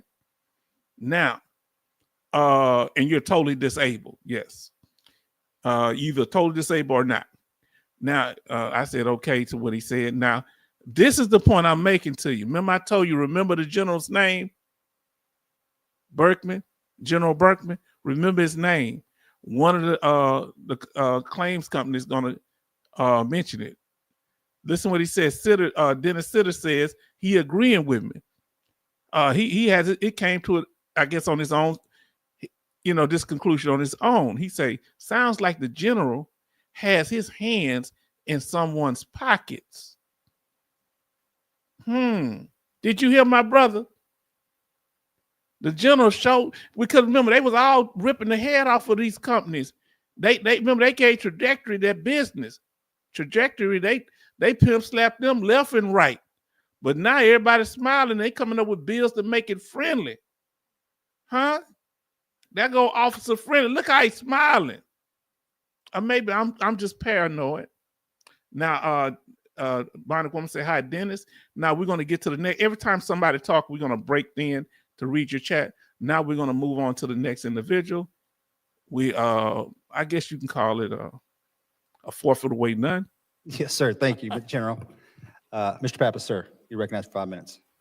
Thank you very much, Chairman Luttrell and Ranking Member McGarvey, for your opening comments, and General Bergman for yours as well on your legislation. I want to share with everyone today about information about my bill, the Guard VA Benefits Act. This committee has heard me and many of my colleagues.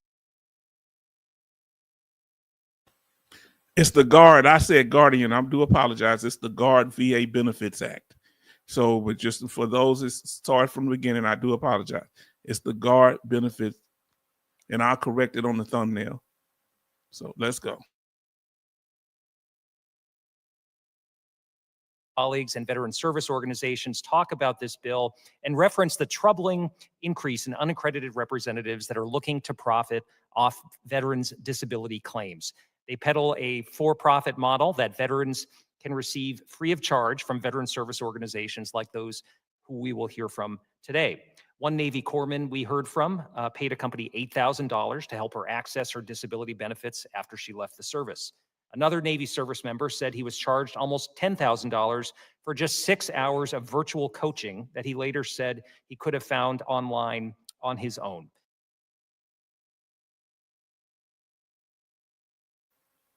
Here's my problem with those type of statements. I could have found it on my own. Well, why didn't you? If you buyer's remorse. Well, they told me something that I found on my own later. That's buyer's remorse. Okay? So that's kind of, Now let's see what our brothers say here. Brother Lawson say the accredited VSO can charge 20% pay on back pay by the VA on behalf of the veteran. If they want to charge more to the veteran, the VA will not hold back for the VSO. I don't know if VSOs can charge anything. They can't charge anything. The lawyers can charge and the accredited claims agent. VSOs cannot charge. The ones, but accredited claims agents can. Now let us continue. So it's alarming because the more third parties that have a hand in a veteran's claim, the more potential exists for fraud and abuse, which I'm sure we all agree we want to prevent. So to provide veterans with qualified and competent help and protect them from individuals who may be targeting their benefits, VA has long operated an accreditation, discipline, and fees program to provide oversight of those who assist with fee preparation. Under current law, VA accredited representatives are the only individuals authorized to prepare, present, or prosecute VA claims on a veteran's behalf. Unfortunately, in 2006, Congress decided to strip VA of its ability to penalize those who violate the longstanding prohibitions on preparation, presentation, and prosecution of a VA claim before VA. Bam. So guess what? So even if people do wrong, they can't prosecute them. All right. They stripped the ability to punish. So people in 2007, that's when one of the big companies came up. Right after they changed that law. Somebody was in somebody's pockets then. Because why all of a sudden would you change a law unless somebody with money that want to open up their own business and they grease them palms of some of them politicians to change the law. Why would you? We can't get them to change laws that's on our behalf. How they change the laws for people, and the people haven't asked them to, because somebody has been lobbying. Huh? Come on, let's talk about it. Since then, the claims consultant companies have exploited this dangerous loophole to rake in millions of dollars from veterans across the country. This bill is simple. It will reinstate criminal penalties for unaccredited claims representatives. It does not create new criminal acts, nor does it change the well-established definitions of preparation, presentation, and prosecution. So to that point, I want to be clear. The gathering or development of third-party medical evidence has long been excluded from the definitions of preparation, presentation, and prosecution. The GARD Act does not change that dynamic, nor would I propose to. I also want to address another argument that some have raised, that the GARD Act would somehow limit the choices that veterans have with their claims. Some companies have even hired expensive lobbyists and lawyers to argue that this bill would violate First Amendment rights. Nothing could be further from the truth. This legislation does not ban a veteran from choosing whoever they want when seeking help with their VA claim. If veterans want options, You heard Mr. Papa say, he say they got lobbyists working on their behalf now. These are unaccredited claims consultants, lack of a better word, huh? So he feeling the pressure too, because he one of the main ones that was weighing on top of their head. But now they getting steam up there in Congress. They getting people on their side, huh? And you got veterans saying, they help me. they can talk to any number of professional, well-trained veteran service officers. They can seek help from VSOs like the VFW, the American Legion, and others. And if veterans want a paid option, they're free to turn to agents and attorneys who are accredited for help. The difference is that all of these individuals are accredited. They go through that process. They're subject to the oversight of VA and the Office of General Counsel. And it's exactly that oversight that. Now, family, I want somebody in the chat. Tell me, give me a 1 in the chat if you ever went to a lawyer about your VA claim and they said they couldn't help you. You know, it may not be nobody in here, but if you ever tried to get a lawyer to help you with your VA disability claim and they said they couldn't help you, give us a 1 in the chat. Give us a 2 if you went and they did help you. Now, Army George say, I can think about 10 major companies out there, and I'm assuming he's talking about unaccredited companies, and I might go to just one of them. The money. Charleston Zimmerman says, money talks. That's in truth. Anybody, let us know. Now let us continue. For-profit claims consulting companies are seeking to continue to avoid. So these claims consulting companies, they know what they're doing is beyond the scope of the law, and they have spent thousands and thousands of dollars lobbying against this bill. They also know that there's nothing stripping them or preventing them from becoming accredited today, except that they will not make as much money under unaccredited if they become accredited. So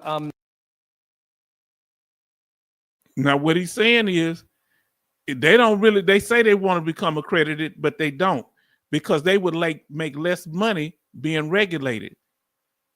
Remember, Trajectory Medical was making over $200 million a year. They gonna ask one of them here tonight how much you make, and watch and listen to their answer. I just want to say that I look forward to working with my colleagues on developing a permanent solution to this. I think it must include ensuring that we reinstate criminal penalties. And I look forward to hearing from folks on our panel about this and other bills under consideration today. I want to commend the continued support of veteran service organizations in assisting the veteran community and in speaking out strongly for this legislation. We have strong bipartisan support in the Congress. The bill has been reintroduced, and I'm looking forward to working with my colleagues on a solution that's going to protect veterans, make sure that they can keep their earned benefits, and ensure that we are moving forward in a way that is worthy of the service and sacrifice of so many in this room and across the country. So with that, I yield back my time. Thank you, Mr. Pappas. It's good to have you in here again, sir. It is our practice. We will forego a round of questioning for the members. Any questions may be submitted for the record. I now invite our second panel of witnesses to the table, if they are present. Now they're gonna have them speak. The unaccredited claims company is gonna speak first. It's gonna be about 3 of them, and then it's gonna be one company that is accredited, and the other one's gonna be a VSO representative for Veteran of Foreign Wars.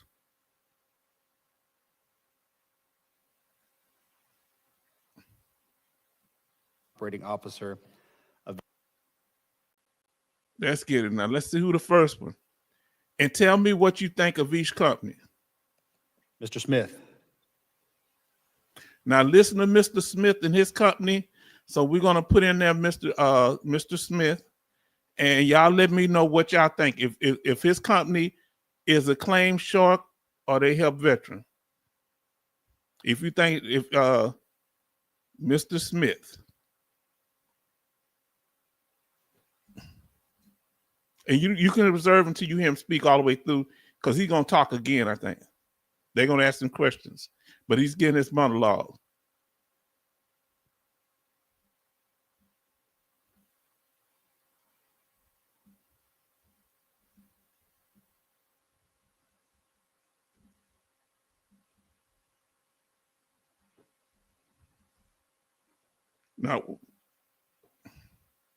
Now our brother said, let me see what they got here. Brother Charleston says, but unaccredited firms need to apply to VA for accreditation, not forced to. Yes, because they don't want to do it because they got more, more freedom of movement. Now, Army George say they need to do it free, no charge to veterans. And I noticed one thing when they talk about these companies, they very seldom refer to them as veterans. Very seldom. Even though many of these unaccredited organizations are ran by veterans. They don't refer to them as veterans. Very seldom. They'll refer to them maybe as a colonel, but they don't refer to them as veteran. Real slick. Now, let us know if you think Mr. Smith is, I'm gonna ask you, is it that claim shark? Just put shark in there, claim shark or shark, or you can put CS for claim shark. But listen to him and see what you think about his company. Colonel, go like this. It's on the record. It's got to be right. Apologies. Thank you, sir.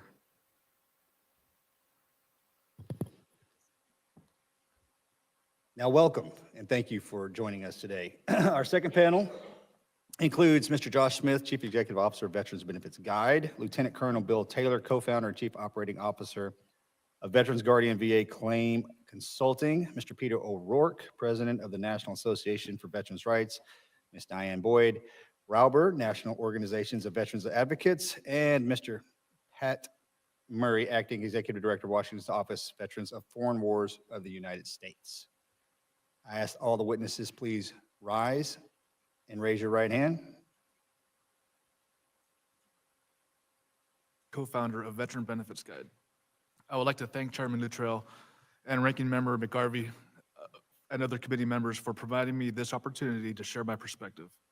I'm testifying today in opposition to the Guard VA Benefits Act and This Mr. Smith speaking now, co-founder. in strong support of the Plus for Veterans Act. I want to thank Representative Brigman for introducing the Plus Act and Representatives Mace and Sell for co-sponsoring the bill.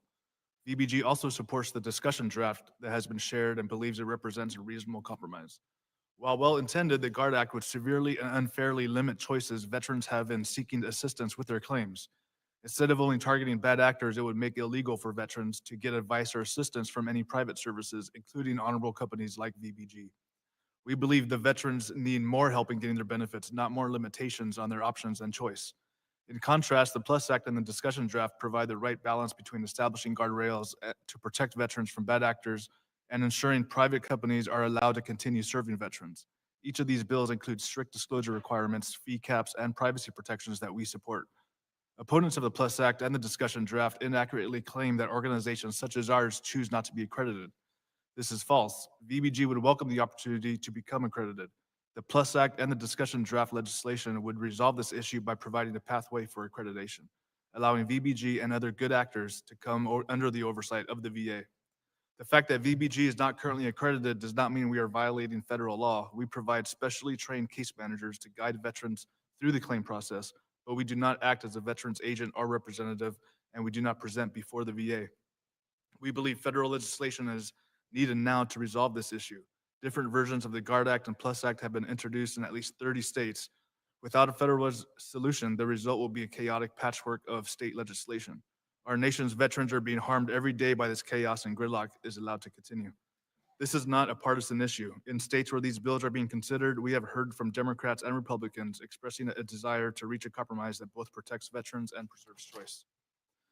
In addition to being the CEO of VBG, I am also a Marine Corps veteran and a former VA employee. At the VA, I witnessed firsthand that veterans were being denied benefits they earned. That is why I left the VA with my wife, Lauren, created VBG to help guide veterans through this. We have grown our company and have now more than 200 employees with offices in Nevada and California. Now, are you seeing a pattern? What's the pattern?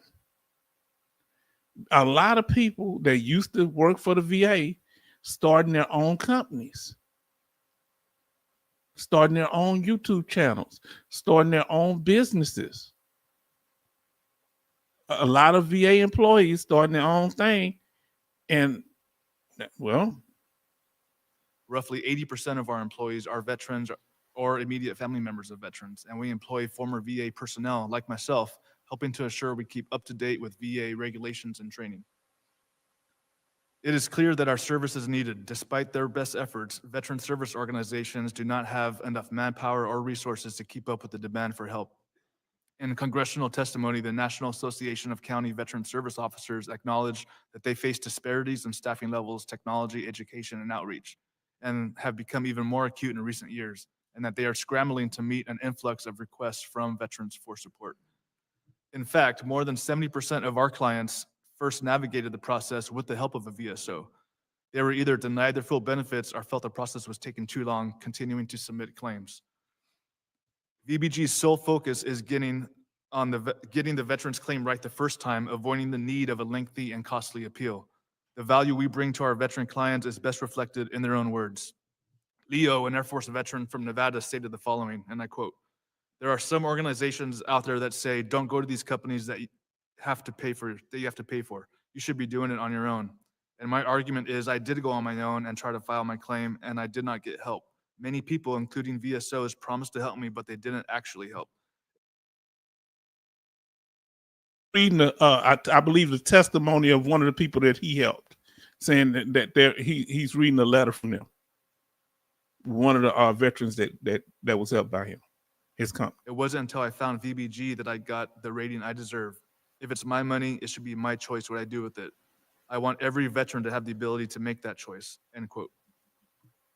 With reasonable guardrails in place, we believe that veterans should be free to contact with whom they wish for help. This was the guiding principle in 2006 when Congress loosened restrictions on veterans being able to pay for help with their appeal claims. It should be the same guiding principle today. Thank you for considering my testimony. I would be happy to answer any questions. Thank you, Mr. Smith. Colonel Taylor, you're now recognized for 5 minutes, sir. Good morning, Chairman Luttrell, Ranking Member McGarvey, and members of the subcommittee. My name is William Taylor, and I am the co-founder of Veterans Guardian, a West Point graduate and a 23-year Army veteran with 6 operational deployments. I am proud to have served my country and co-founded one of the largest veteran-owned and operated companies, helping veterans navigate the VA claims process. In my written testimony, I've included a detailed description of my military service and my company, but for now, I'd like to dive right into the issues. The bottom line is we are veterans helping veterans. We provide a valuable service and are committed to serving veterans. Candidly, I am frustrated to have my integrity and honor regularly called into question by those who label me a claim shark simply because I use a different approach than the traditional model. And that approach is often preferred by veterans. I have remained committed to finding a compromise that modernizes accreditation and ensures veterans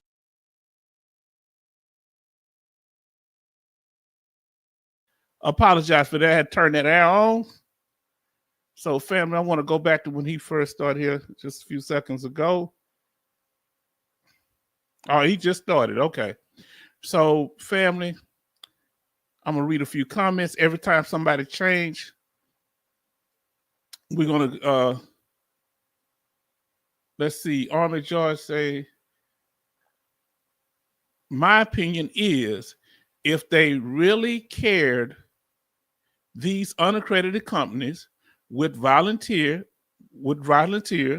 their time and help the veteran free of charge to get their claims implemented. Yes. Huh? Well, well, it's all about the money. Listen, people trying to get paid. Huh? The preacher wants you to pass the collection plate a few more times. some.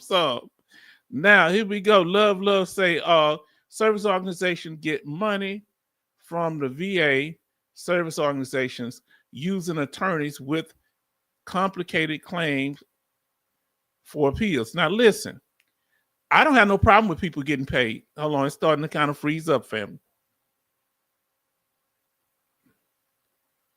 Let me pull him up full screen.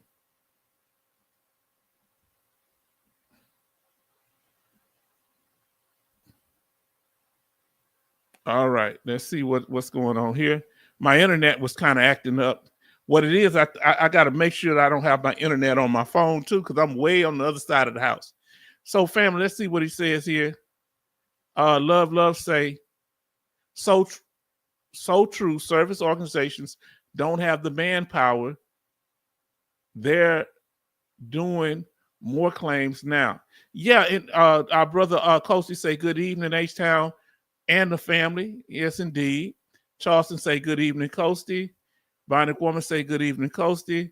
And then Love say claim consultants force the service organizations to step up. They did kind of force them to step up to the game and compete and help veterans more, because now they're not the only, they don't have a monopoly on the game. Huh? Did you hear what H-Town said?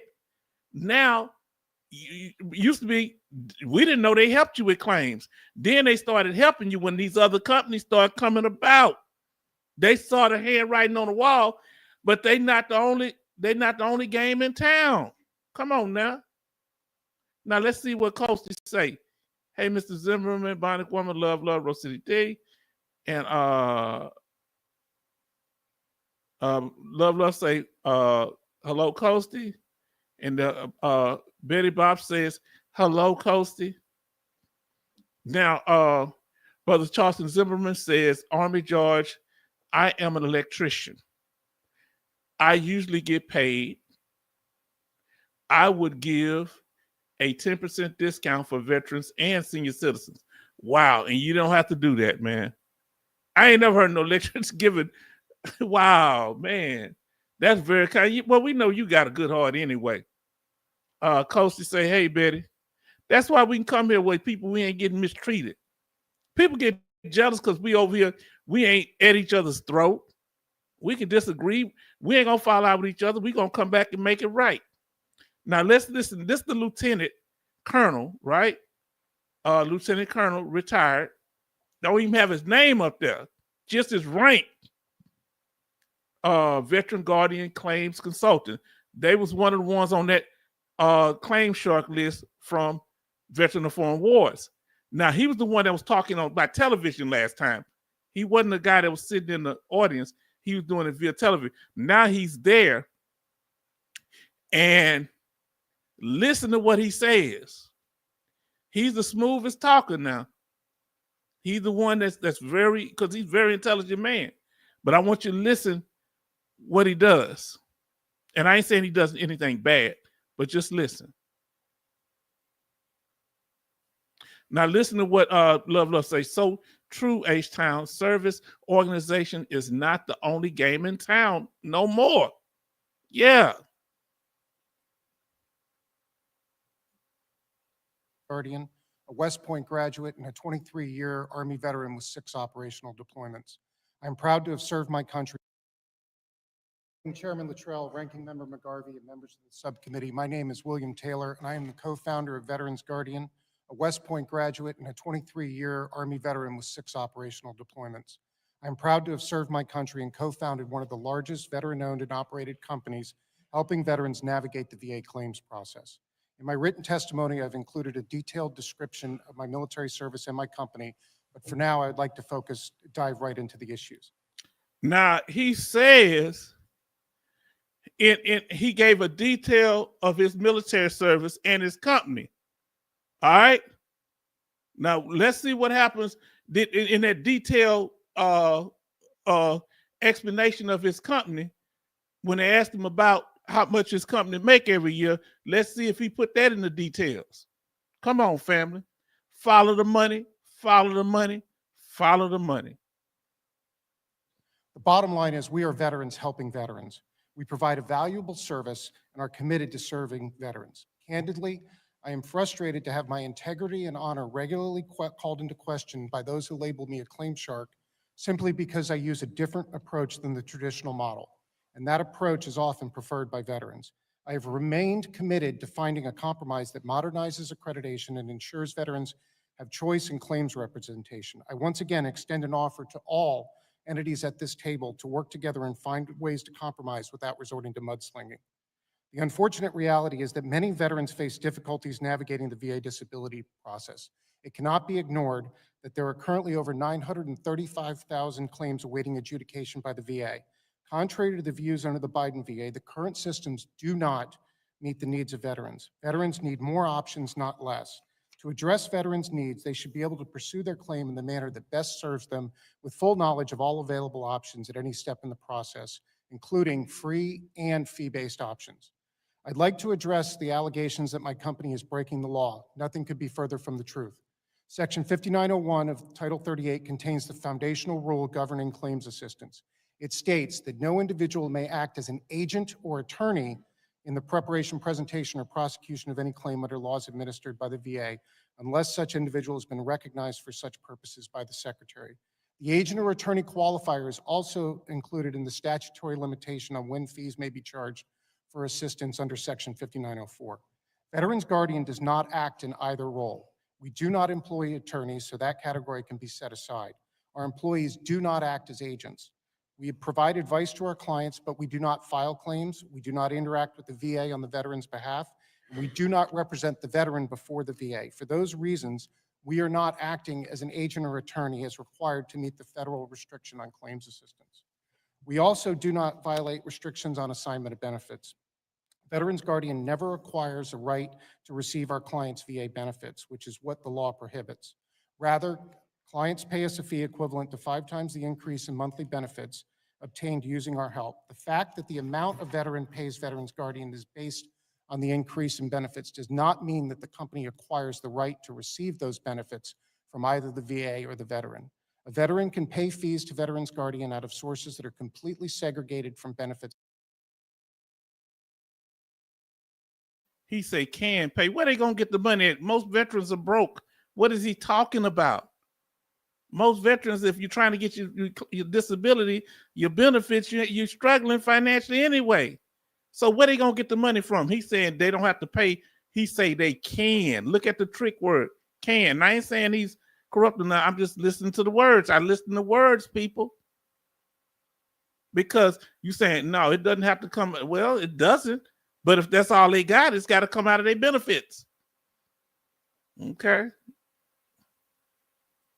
What say? No more monopoly with the service organization. I like the competition. I ain't gonna lie. It's distributed by the VA. And once they start receiving benefits, they can pay our fees in a lump sum or on a flexible schedule that is independent from the VA's payment timeline. In other words, veterans pay a fee for our service. They do not transfer their benefits to us. Okay, I can live with that. I can live with that. If you got a little, I can live with that. If they straight up with their fees and they let you pay on a fixed pay, I kind of overjudged them there. Okay. Even though our business is compliant with current law, it's become clear to me that maintaining the status quo is not sustainable for all parties involved. Divisive debates over the years have not served veterans. Our focus should be on finding solutions that make the system work better for veterans.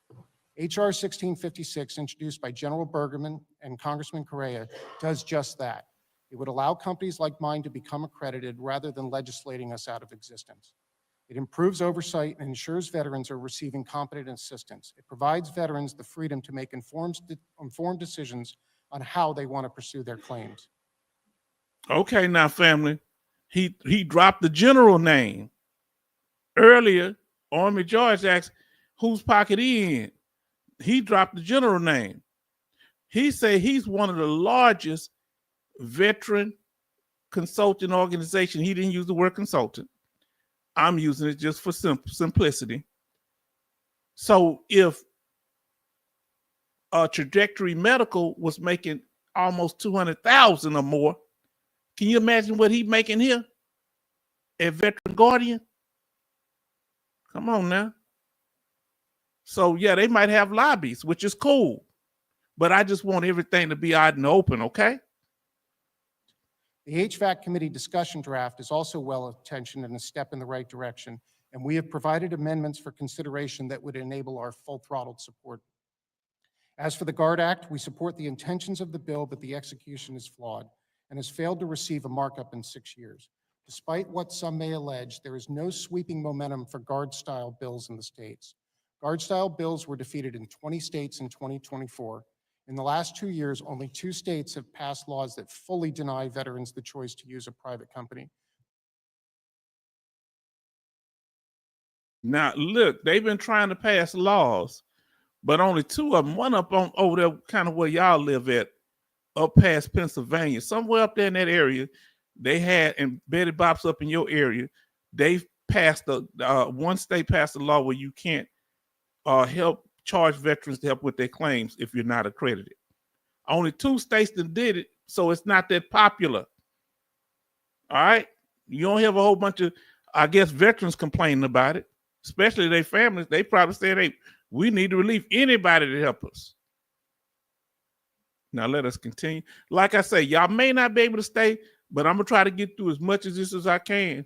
So family, because this is a good one. So if you can't watch on the replay, but stay as long as you can, and we will be answering you. Listen what he says here, Brother Charles. Say donations don't count as income. Gifts up to $10,000 a year. Wow. So you don't have to be taxed on that first $10,000. So given that point, if you like to donate to the H-Town Vet channel, we would appreciate it. Did you see me slip that in? Thank you for that information, Mr. Brother Charleston. I'm doing my preacher. Oh, no, I ain't gonna bring the preachers, but hey, we got to get that building fund right.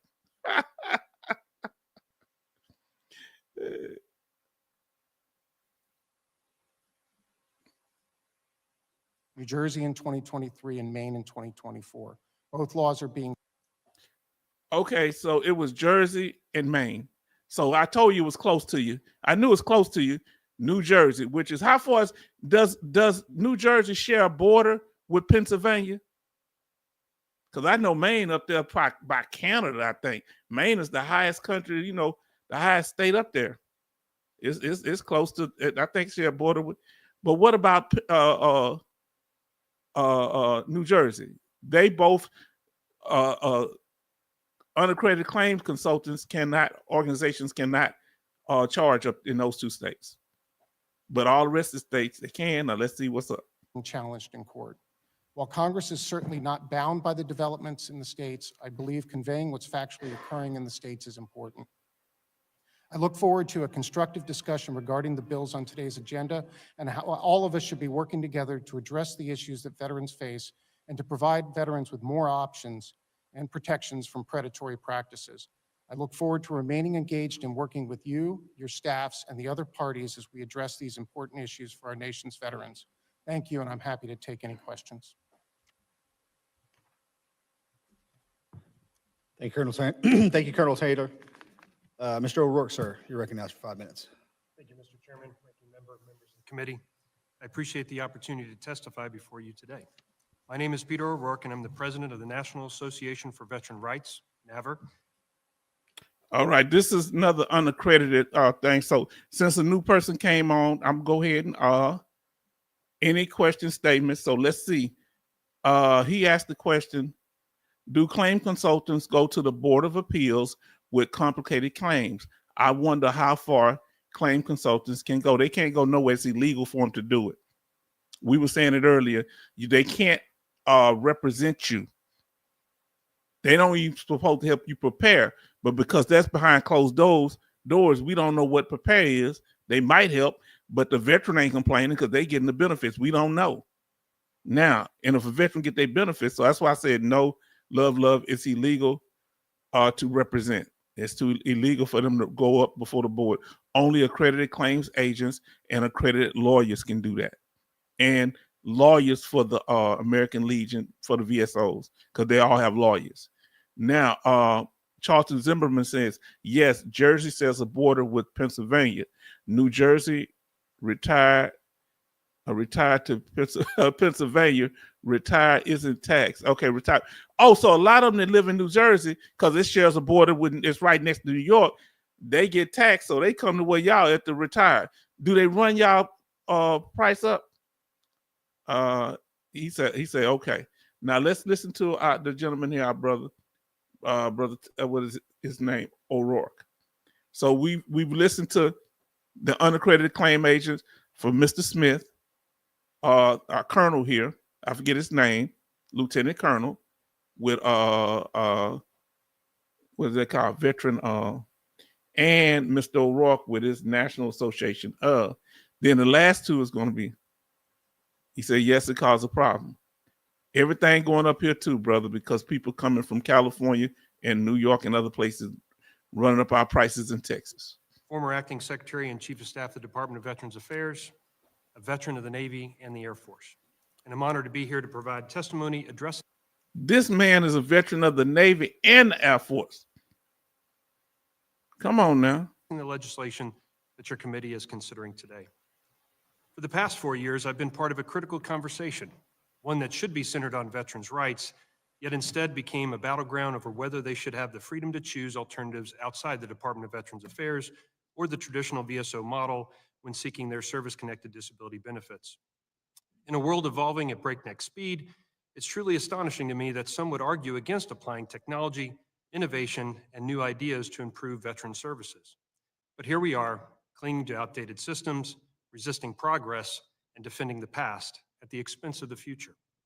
Over those 4 years, those who dare defend the notion of private sector assistance, many of whom are veterans themselves, have been vilified, slandered, and relentlessly attacked by the very institutions supposed to support and protect them.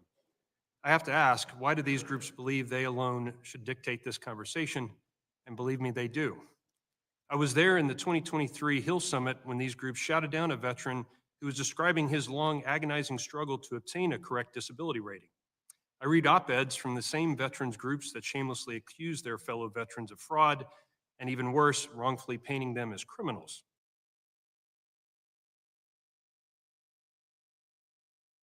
Now, who he's talking about, fellow veterans, he's talking about himself and the other two veterans on the side that are veteran-led organizations, because they saying we fellow veterans, but we got people that's sitting by two people that are on the other side of the woman that's there, the woman representative there.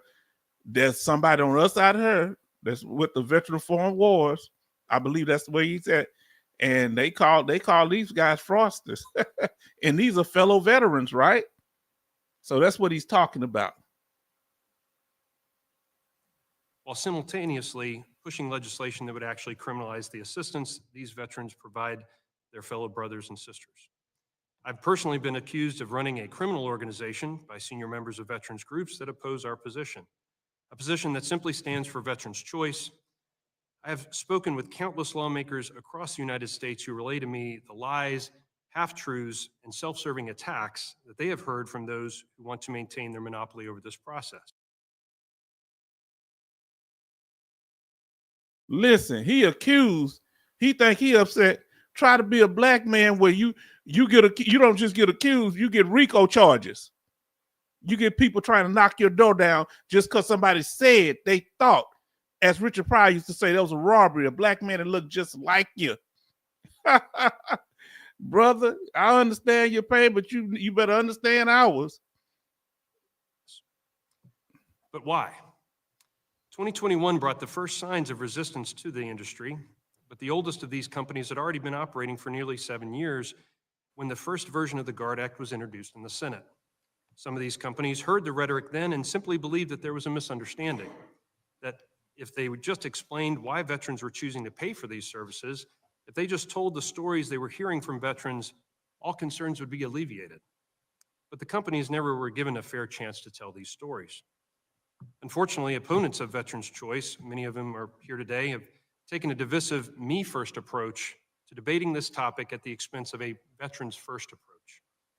The results have been predictably unproductive because both sides have fought to have an utter stalemate, and an unfortunate inaction forced honorable companies to take matters into their own hands. From this inaction, companies in the private benefit space created NAVR to fill the accountability void that remained from the ashes of this long and unrelenting fight. And despite all these efforts to destroy the industry, veterans are still utilizing these private companies. Veterans choose these companies because they're tired of being let down by a giant bureaucracy, and they choose these companies because they're tired of hearing excuses. Many of How y'all feel about that? Do y'all think veterans are tired of trying to get their claims done and there's just no getting nowhere with it? Let us know how you feel these about it. companies have helped tens of thousands of veterans and have thousands of positive reviews that describe the quality and satisfaction that veterans have with these companies. They are truly accountable to the veterans that they serve. Because Veterans Choice has been resoundingly positive policy, and because President Trump's agenda seeks solutions of tomorrow to solve the problems of yesterday, there's only one piece of legislation that will be discussed that meets this definition. There you go.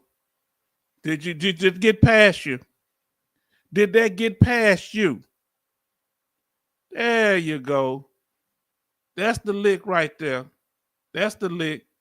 You heard what he said. He name dropped. The Guardians name dropped the general. This gentleman here, he name dropped the president is on his behalf. The president is supporting some of these groups. That's what he's saying. He's saying he got presidential support. Uh-oh.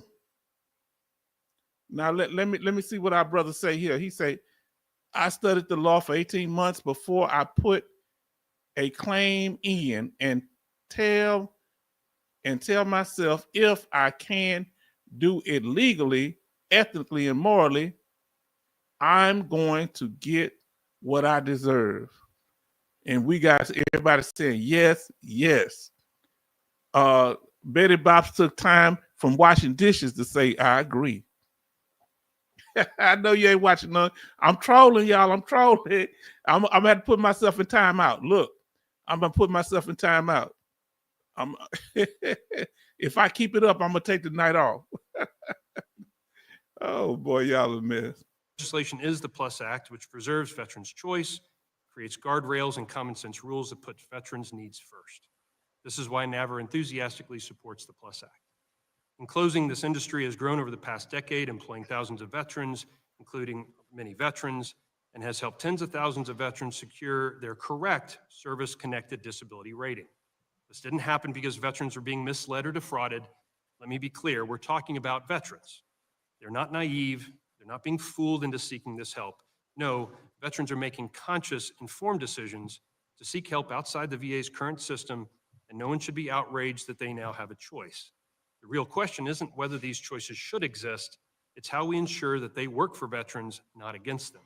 My hope is that both sides of this debate can come together to pass common sense legislation like the PLUS Act so that we can move forward, work as partners, and take the next step of challenges facing our nation's past and present warfighters. Thank you, and I appreciate answering any questions. They about to ask him some questions in a minute, but we have to get to the female organization, the female that heads this organization, because she put some real knowledge out there. I like she cut straight to the point. You may or may not agree with her, but she's got some real good knowledge, and her company is accredited. One of y'all mentioned her company earlier. Now, say you are right, Army George. Everybody's look. Army George said you ain't got to do all that swindling. Huh? You do it the right way, you ain't got to be looking over your shoulder. Everybody in agreement with Army Joy. Brother Lawson said he agreed, and he broke it down. You right. And even Betty Bops, my sister, came out and had to say something. Go Navy. Go Navy, go Army. And I forget what branch you was in. Go Air Force and Marines. Now let us continue, boy. Let's do Thank you, this. Mr. O'Rourke. Ms. Roberts, you're recognized for 5 minutes.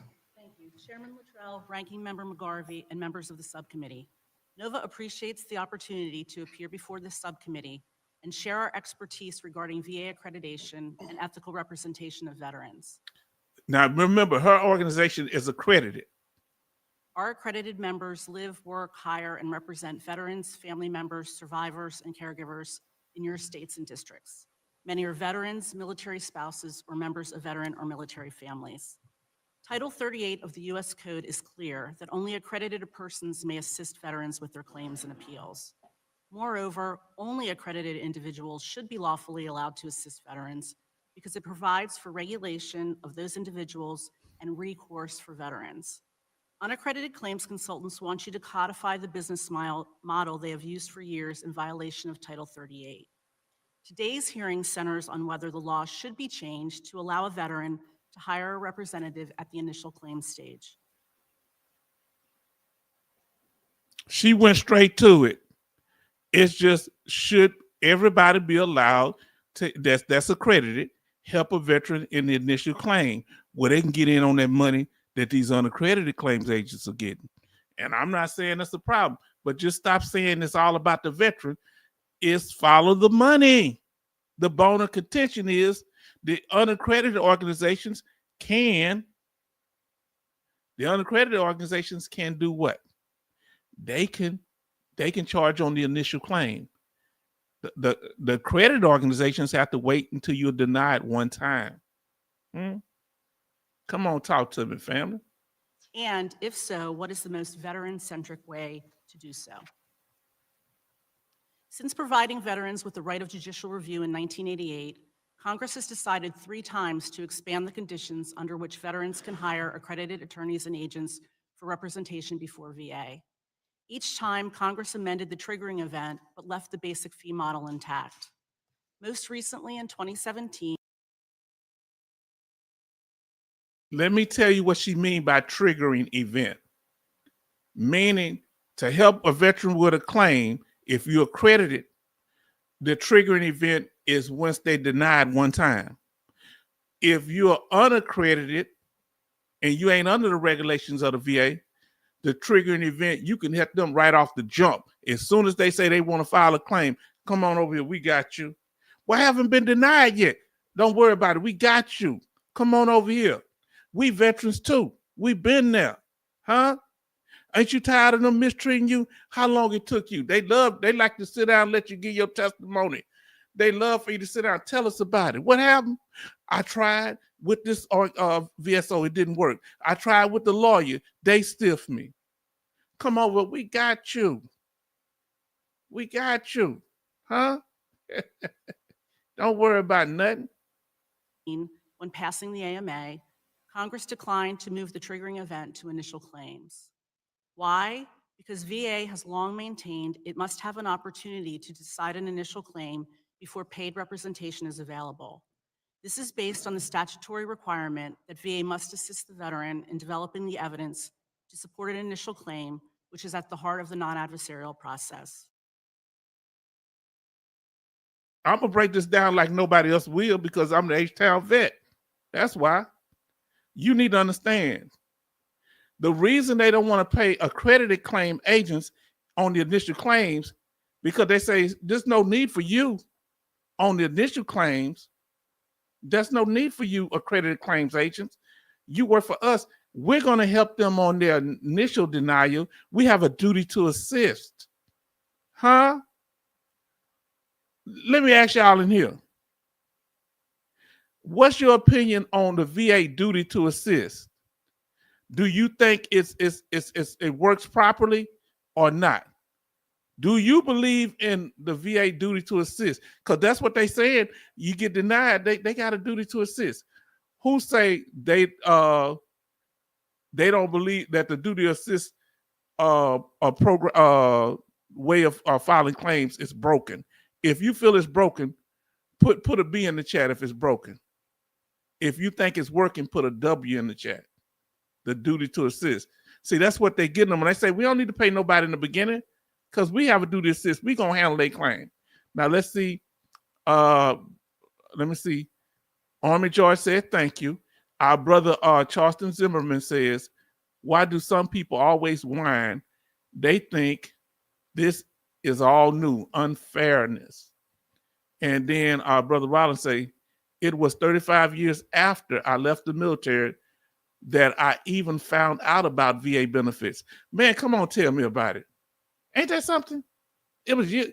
Man, a lot of older brothers didn't or don't know about the benefits. I heard about them, but I didn't know what to do, right? Somebody had hit me to something.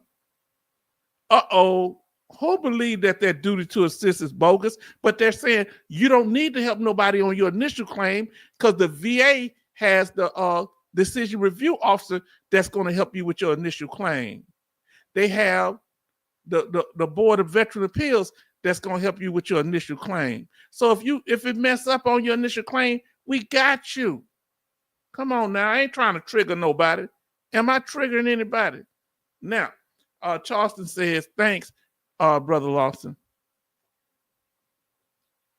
Now, Army George say, I put in 9 claims, 6 direct claims, 3 secondary.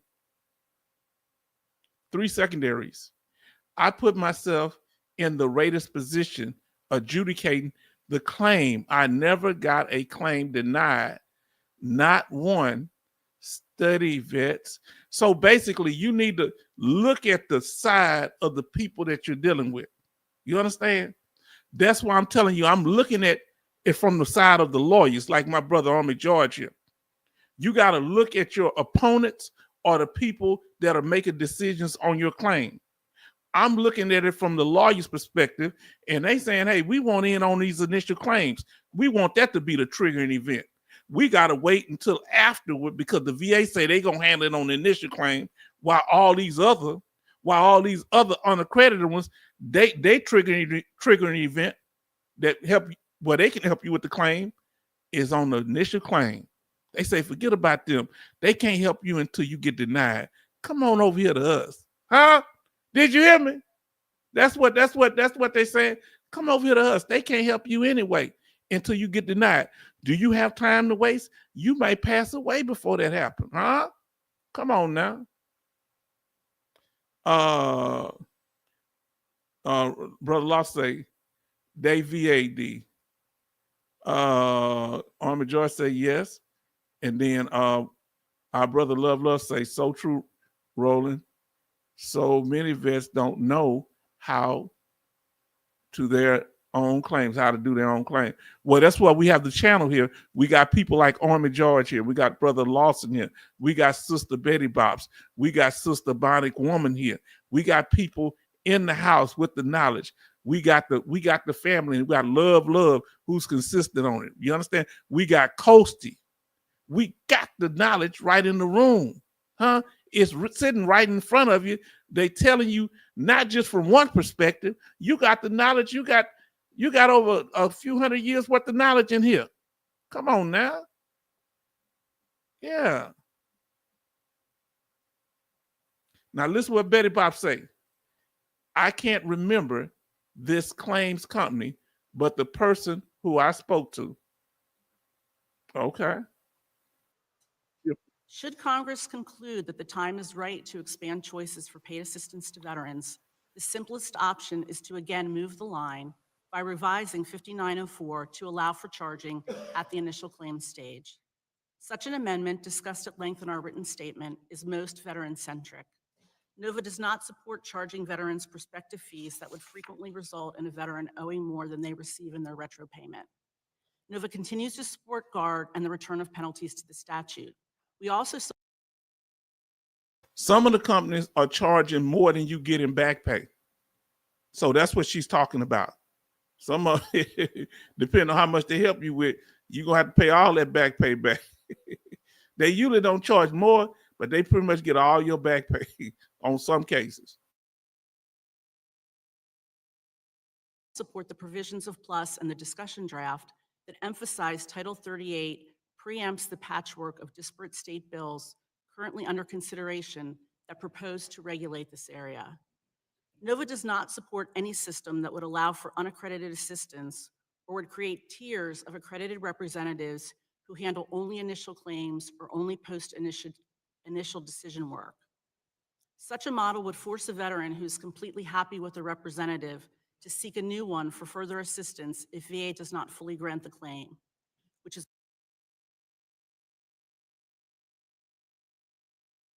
where I do disagree with her. That's called free market. That called, if you get denied, you're gonna go to somebody else if you didn't help them out. They're gonna go somewhere else. That's called a free market. But I agree with a lot of what she said, but that's something I kind of disagree. a regular occurrence. This is inefficient, ineffective for veterans, and the opposite of choice. Unfortunately, we must again address absurd charges made against our members. These companies are attempting to distract you with uninformed and misleading accusations that attorneys and agents purposely delay cases to earn higher fees. Let's be clear. This is against VA's standards of conduct. VA can cancel the accreditation of anyone who delays a proceeding without good cause. State bars can discipline their members. Veterans who believe their accredited representative has violated standards or does not deserve a fee has due process and recourse through VA and through the state bars. There is currently no due process or recourse for veterans who have been harmed by unaccredited actors. Let's put the intentional delay myth to bed once and for all. The reality is the VA claims adjudication process takes time. According to testimony, these companies have been assisting veterans with claims for a decade. There's been, in fact, no appreciable reduction in the need for our members' assistance appealing adverse decisions, and also no proof these companies' model or involvement has promoted greater accuracy or reduced any backlogs. NOVA has worked for many years with VA, Congress, and other stakeholders to improve the adjudication process. We push for quality and timely decisions for veterans and have appeared before this committee several times to offer information and solutions. We remain committed to continued collaboration on these efforts. Finally, NOVA will be holding a conference this September here in DC. We usually invite your staff to stop by and sit in on any sessions of interest. Please consider this an open invitation to all of you to come, meet NOVA members from your states, and hear firsthand about what they do to improve the lives of our nation's veterans, family members, survivors, and caregivers at every level of the claims and appeals process. Thank you again for the opportunity today, and I would be happy to answer any questions you have. Thank you, Ms. Robber. Mr. Murray, sir, you're recognized for 5 minutes. Thank you. Chairman Luttrell, ranking. Now, I know he is, after this, they're going to be asked, so we're going to get into it, but we 2/3 done, and we want to get this here. So those that can't stay, I understand. You can come back and check on us, but we're going to be here because we're going to get this done. Because I want to give everybody an opportunity to hear, to say they speak their piece, and then the congressman question them. Member McGarvey and members of the subcommittee, on behalf of the men and women of the VFW, thank you for the opportunity to provide remarks. Let me see what I missed. If I missed, no, I didn't miss anything. Today, the VFW continues to lead the charge against unaccredited, unscrupulous actors we call claim sharks, who charge service members. Remember, they at the head of it. The VFW called them claim sharks. Talking about all the first three people that spoke, not the ladies' organization. No, not hers, but not the lady next to him. But the other three guys call them claim sharks. Not even veterans. Veterans and survivors illegal fees. Our resolutions urge Congress to pass legislation, state-level legislation that installs consumer protection. Invite individuals attempting to bypass the VA accreditation system and monetize the disability and death benefits of veterans and surviving families. Due to the stalemate in Washington, D.C., our members have worked to pass state-level legislation that installs consumer protection to enforce the federal statute. Currently, 9 states have laws that prohibit charging fees that are not allowed by federal law and have various degrees of penalties. Washington, Iowa, Michigan, New York, Illinois, Nevada, New Jersey, Maine, and Massachusetts have laws that require anyone who charges fees to do so adhering to federal law and regulation. So those are 5 states that if you do it, I think what's at 10 states. If you living in one of those states, give us a Y in the chat. If you live in one of the states that require unaccredited people, if they do that they can get prosecuted. Who live in one of those states? Let them play again.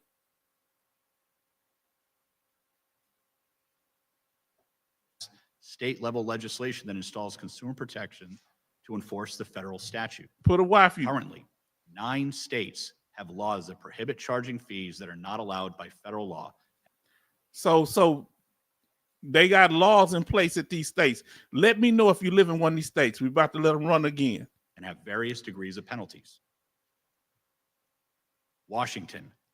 So Washington State, Iowa, Michigan, Iowa, Michigan, anybody live in one of those states? New York, Illinois, Nevada, New Jersey, Maine, and Massachusetts have laws that require anyone who charges fees to do so adhering to federal law and regulation.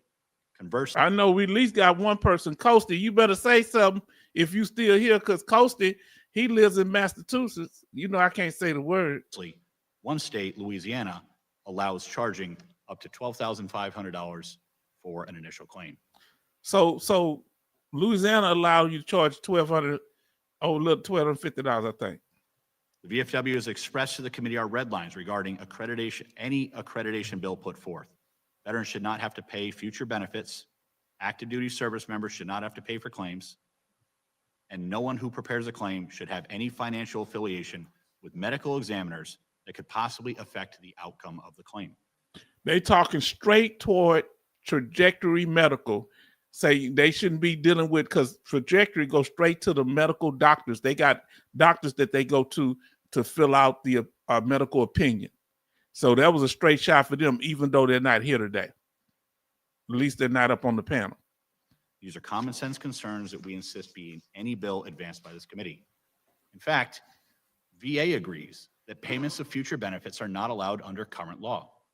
In a November 2023 letter from VA in a response to a bipartisan bicameral congressional inquiry, VA was asked, what is VA's official position on contracts in which a veteran agrees to pay a product of the increase in future benefits? The response was, where a contract ties the existence and extent of a claimant's payment obligation to the award of VA benefits, it is logically construed as contemplating those benefits as the source of the payment. The statute allowing for the payment of fees to VA accredited attorneys and agents for the preparation, prosecution, or presentation of VA benefits claims from past due benefits is considered an exemption to the prohibition on assignments set forth in Section 5301. But under current law, even this exemption does not go as far to allow for an agent or attorney to contract for the payment of fees from a claimant's future benefits. VA also stated, in addition, they have concerns that would heavily depend on the different fee structures that could be proposed. For instance, a fee based on a product of the monthly benefits award, such as 5 times or 500% of the amount of monthly increase of benefits, would likely be unreasonable or worse, predatory. They go on to state further, a flat fee limit such as a cap of $12,500 for services provided on an initial claim seems excessive and thus unfair to veterans. These are VA's words, not the VFW's. Unfortunately, VA is not here to present those views, so I'm doing that for them. The VFW strongly supports the Guard VA Benefits Act that seeks to reinstate penalties. We assert that this legislation, which adds only one sentence to Title 38, is a sound policy proposal that simply institutes a penalty for breaking current law. Anyone who claims to be adhering to federal law should not be opposed to being subject to penalties of said law. This would signify a substantial step forward, holding bad actors accountable to the intent of the law. In fact, VA has stated that in its budget request, each year in its legislative proposal section, since 2018, when Mr. O'Rourke was the acting VA secretary, They have asked for that legislative proposal in their budget request. We agree that that would be beneficial for veterans and survivors. The VFW opposes the PLUS Act because of the concerns VA has with the components of that proposal, such as allowing assignment of benefits and unreasonable fee caps. The VFW agrees with those concerns. Chairman Luttrell, Ranking Member McGarvey, and members of the subcommittee, thank you for the opportunity to speak on these bills, and I'm prepared to answer any questions you might have. Thank you, Mr. Murray. We'll move to a line of questioning. Thank you for your opening testimony. Mr. McGarvey, sir, you're recognized for 5 minutes. Thank you, Mr. Chairman. Appreciate everybody being here today. I want to say one thing off the bat. Mr. O'Rourke, you said that people are outraged that veterans have a choice. And I just want to correct that. I'm outraged that veterans are feeling so desperate in getting their claims adjudicated that they're willing to pay tens of thousands of dollars to get those claims adjudicated. That's what makes me outraged. These are veterans who have earned these benefits, who have put on a uniform, who are willing to sacrifice everything for us. And they are feeling so stymied right now, they are willing to go to companies to pay this kind of money. That's what has me outraged. Let's get to the testimony. Colonel Taylor, page 6 of your testimony states, the PLUS Act lifts the outdated prohibition on paid representation for initial disability claims. It lifts the outdated prohibition. That sounds like you and I are in agreement that charging for assistance on initial claims is currently not legal.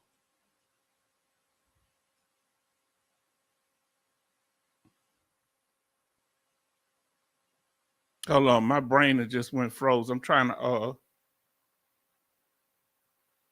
he said, where's Dougie? Dougie wouldn't show up. You missed it if you wasn't here. They said he was too busy.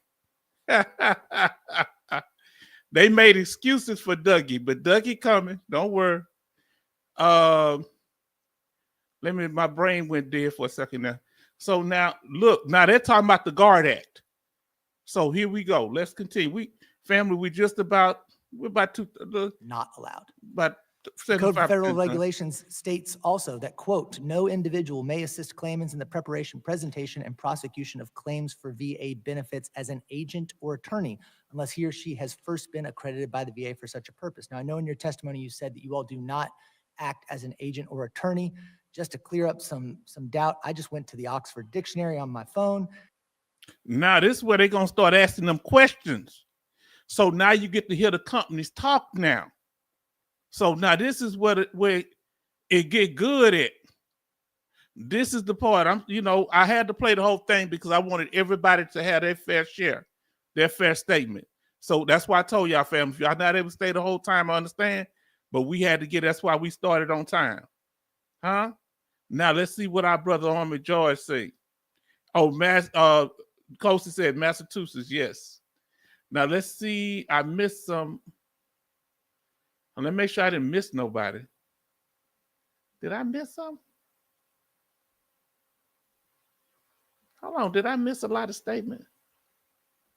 Look like y'all been chatting yourself away here. Family, hold on. Let me see. Send me an entire list. Okay, sent me an entire list of all the doctors and specialists to go to and the list of things to do. Okay. Who did that, Betty Bops? You remember them companies. Okay, the companies you spoke to. Okay. Now, let's see. I'm sorry. Oh, here we go. Let's catch up with it. Now, Love say, we should help each other out no matter what. That's my take. No matter what. Yes, indeed. Now let's see what Army George is saying about the whole game.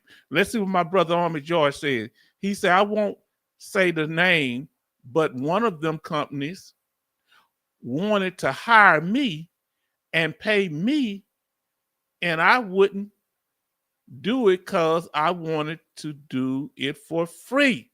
Come on now. See, Albert George, he's just a certain way about it. You understand?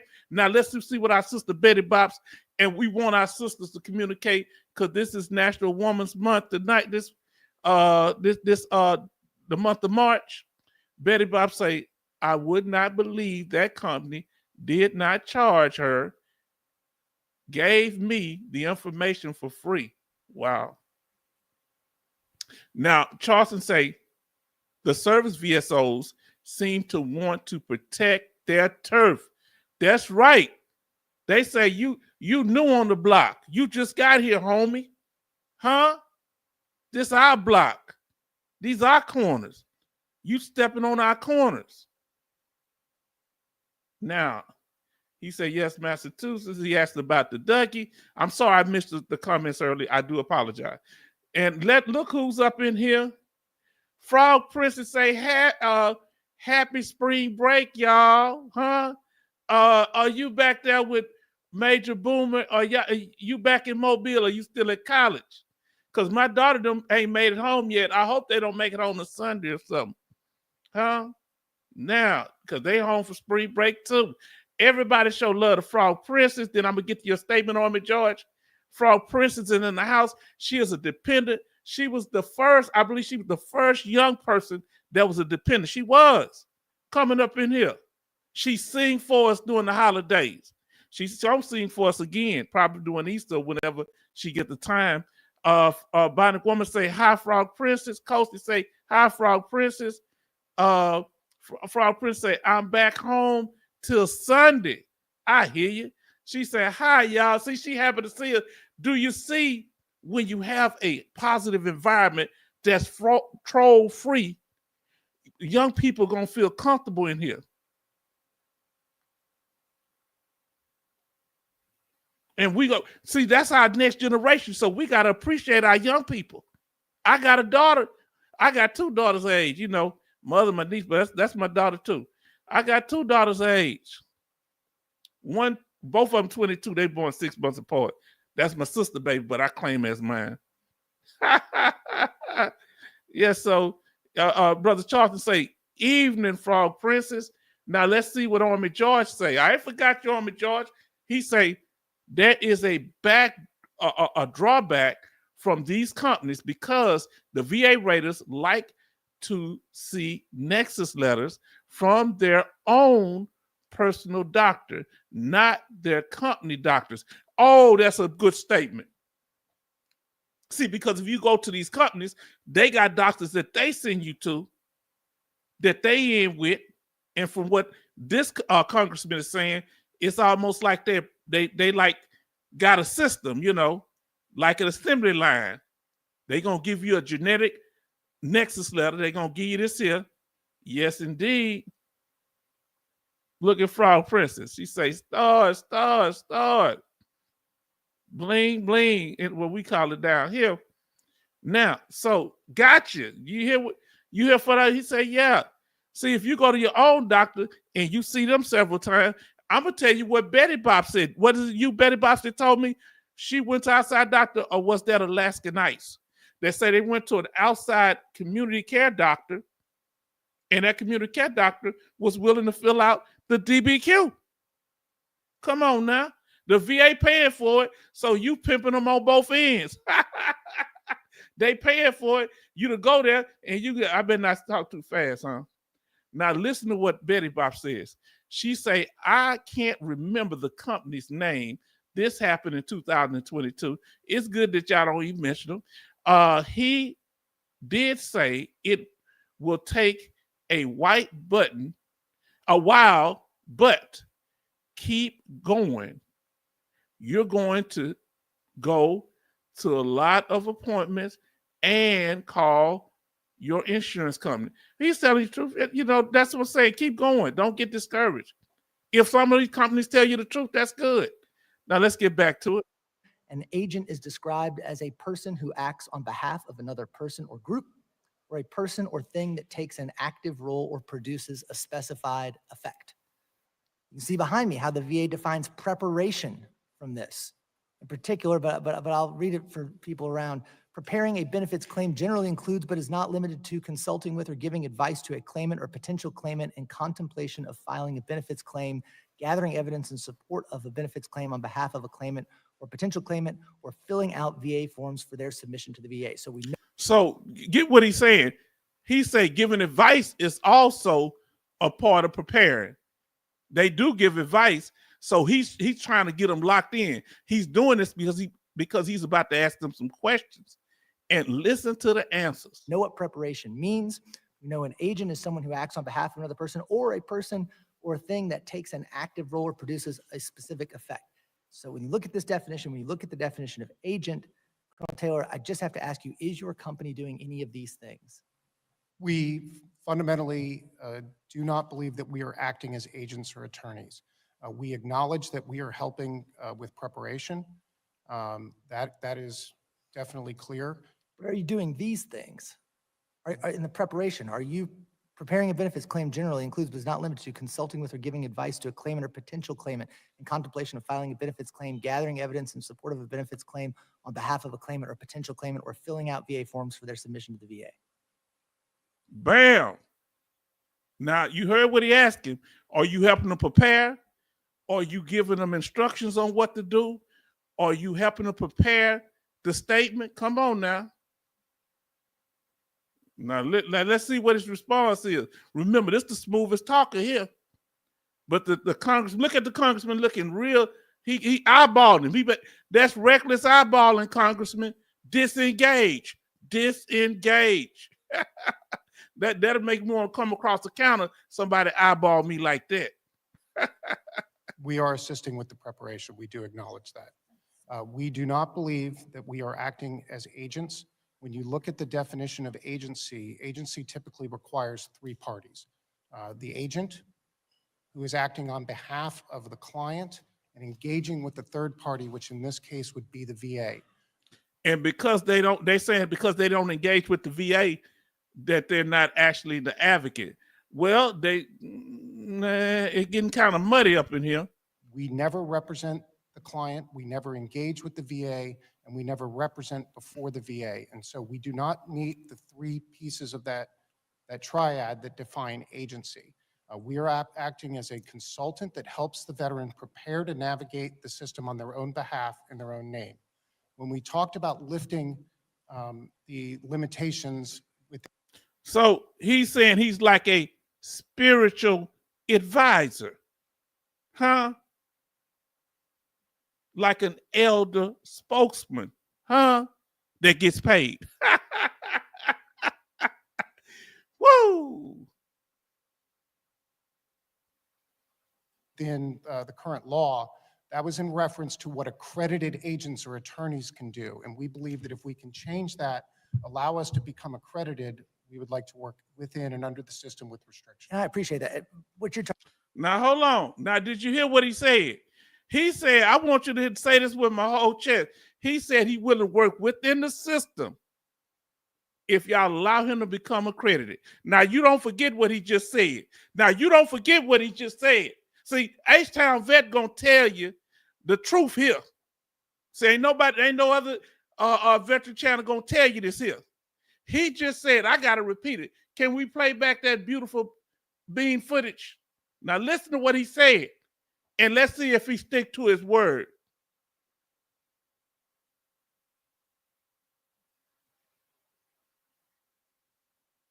Now listen. That triad that define agency. We are acting as a consultant that helps the veteran prepare to navigate the system on their own behalf in their own name. When we talked about lifting the limitations within the current law, that was in reference to what accredited agents or attorneys can do. And we believe that if we can change that, allow us to become accredited, we would like to work within and under the system with restrictions. And I appreciate that.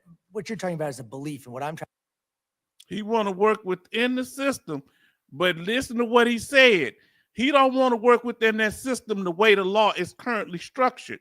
Now listen to this. I'm just an old Southern boy from Fifth Ward, Houston, Texas. So, you know, it was low funding when I went to school. But listen to what he said. He say he'll come and get accredited, but you got to change what accredited means. He's saying you have to change what accredited means, meaning you have to change it to what I'm doing already. Yeah, we'll become accredited, but your accreditation has to be modified to my actions. That's a power move right there. Right now, accredited agents cannot help you with initial claims. He's saying if we get accredited, you're going to change all that for us, and you're going to allow us to get accredited. If you change your rules, the laws to fit what we're doing right now. Come on, family. Am I lying about anything? Talk to me now. Now let's see what our family's saying here. He said, wow. Our sister said, I had not had the VA doctor to help me with the DBQ. It was a conflict of interest. Okay. Now, Betty Bob and how to say, wow. She said, hi to Frog Princess. And MGS, that's why you come here. Wow, because we're going to break it down. Now, love say, so many different opinions to get help. Wow. Now, listen to what Charleston say. Lawyers are licensed by the state. Consultants are like father's advice. That's right. Now, Army George, DBQ CMP exam, sorry, at the VA. Okay. MGS said no. Yeah, I think he answered my question. I'm going to stroke my own ego. You ain't going to go nowhere and get this information. Because H-Town going to break it down to you.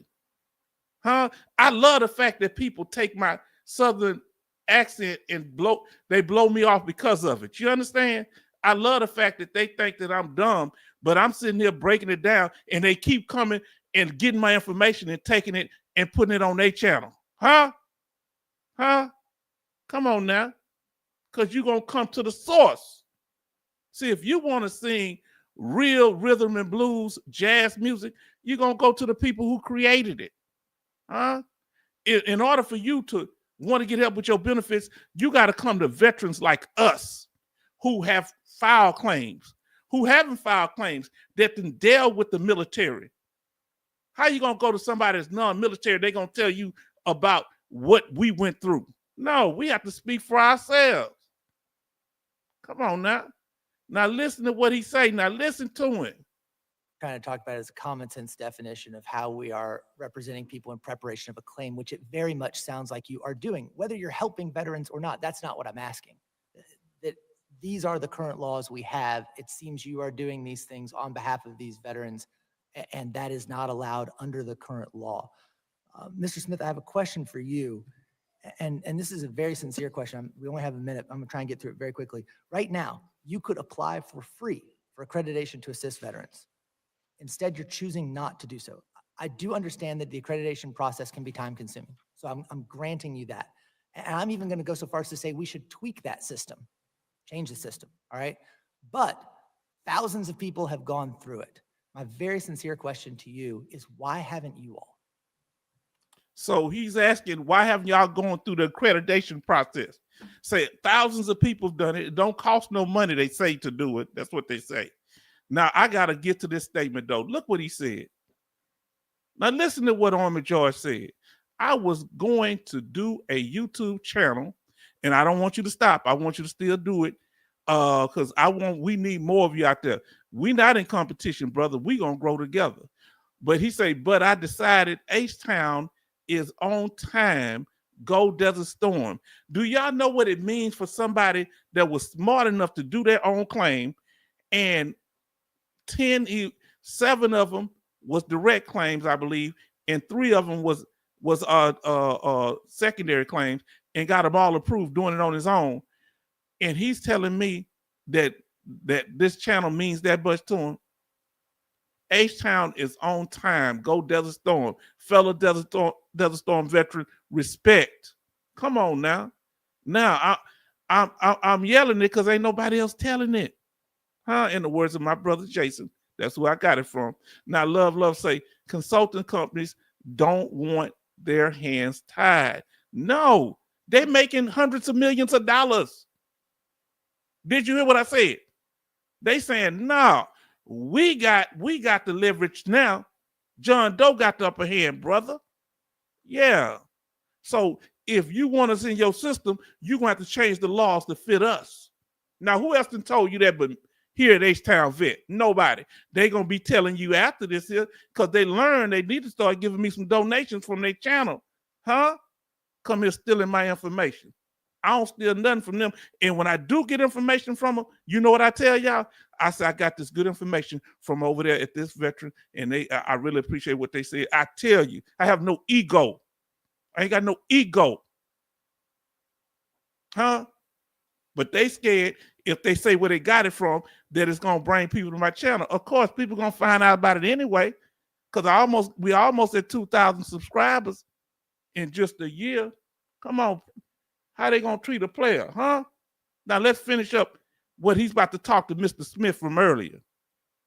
Yes, thank you for that question. And that's exactly why we're here today, is to get a pathway. I want you to hear that one more again. Current law. Mr. Smith, I have a question for you. And this is a very sincere question. We only have a minute. I'm gonna try and get through it very quickly. Right now, you could apply for free for accreditation to assist veterans. Instead, you're choosing not to do so. I do understand that the accreditation process can be time consuming. So I'm granting you that. And I'm even gonna go so far as to say we should tweak that system, change the system, all right? But thousands of people have gone through it. My very sincere question to you is, why haven't you all? Yes, thank you for that question. And that's exactly why we're here today, is to get a pathway for accreditation for companies, for our company to help veterans. There is a pathway for accreditation. It exists right now, and thousands of people have used it. Yes, and we are in full support of the PLUS Act or the discussion draft to. But create why an haven't additional you pathway. gone through the pathway now? Come on now. They could go to it right now and get accredited. You know why they don't want to go through it? They don't want the restriction on get them being able to help veterans in the initial claim. They don't want the restriction to make that big money. That's where the big money at. Huh? Come on now. I'm not saying that's a bad thing. I'm just telling you, follow the money. Yeah, they could get accredited and then get restricted.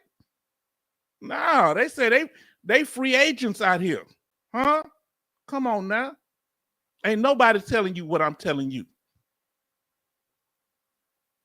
Now, here we go. Love say consulting companies have some in Congress in their corner.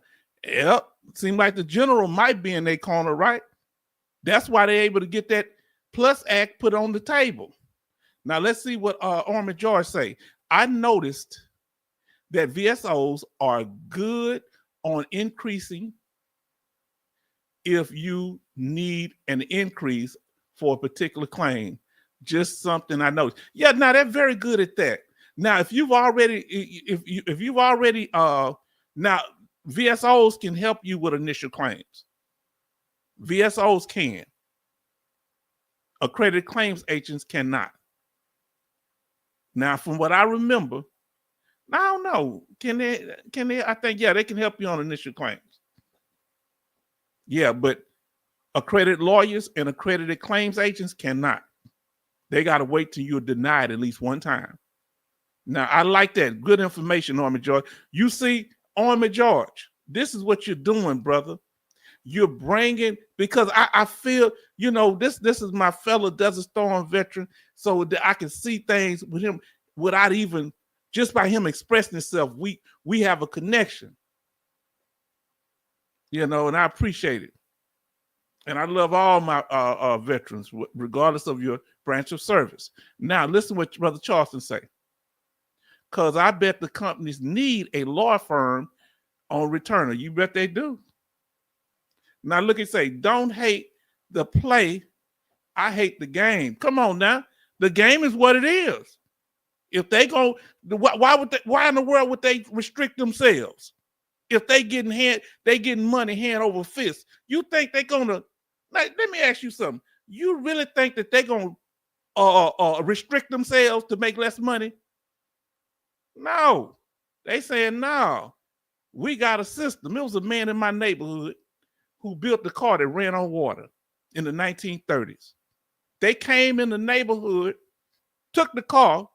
The white folks took the car and said he couldn't have it because it wasn't legally registered, and he made it and it wasn't street prepared. And you know what happened?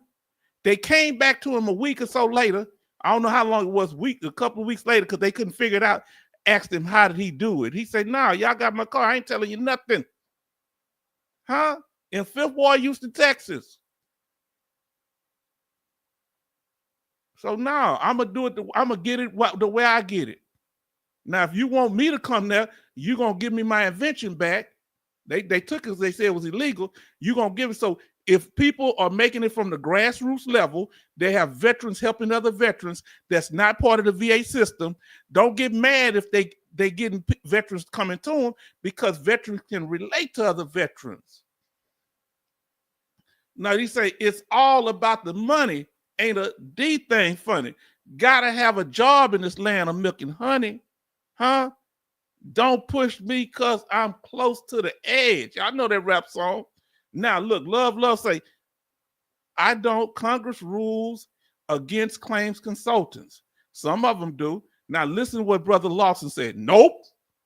Come on now. And then Kevin Colbert Sr. say, it's a corrupt system. All right. Betty Bob say exactly 100%. Y'all have to start believing in y'all government. Hold on.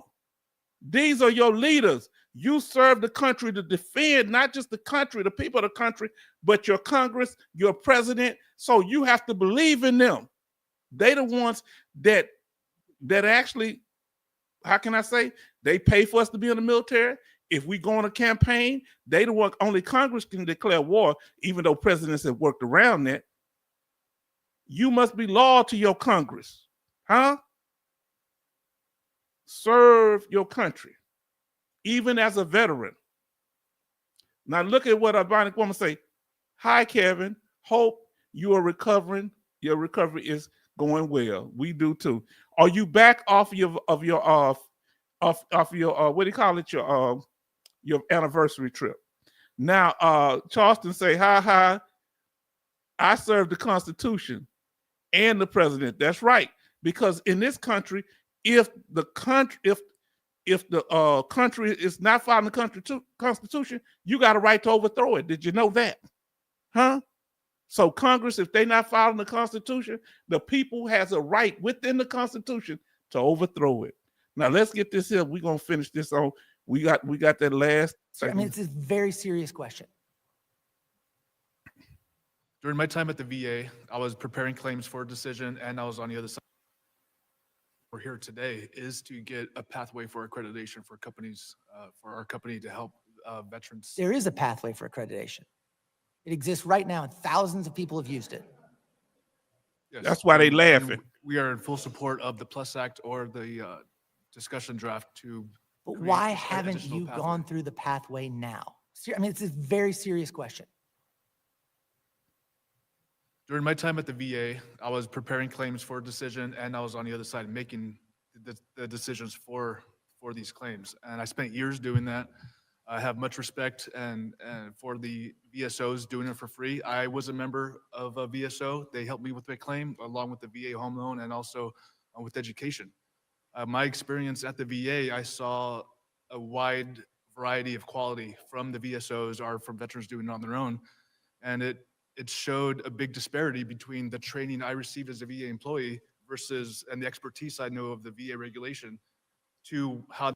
Boy, he showed talking around. This is called, you know what that's called? A time-wasting method. Now, I'm not saying that company is not helping veterans. I'm telling you what I see. I'm only reporting the news, family. Can I report the news? Family, can I report the news? This is a time-wasting activity. If he helped veterans the way we call that explaining in the Black community. He's explaining. He's doing a whole bunch of who shot John. Man, answer my question. You couldn't hang on the streets of Fifth Ward talking like this. This gonna get you into some serious trouble. Your yay need to be your yay, and your nay needs to be your yay. Huh? Now let's see. He say, yes, it is. That's a whole bunch of explaining. Who shot John? Yeah, I went to the store. Then I opened my eyes. I went back to sleep. Then I went down the street and I scratched my leg.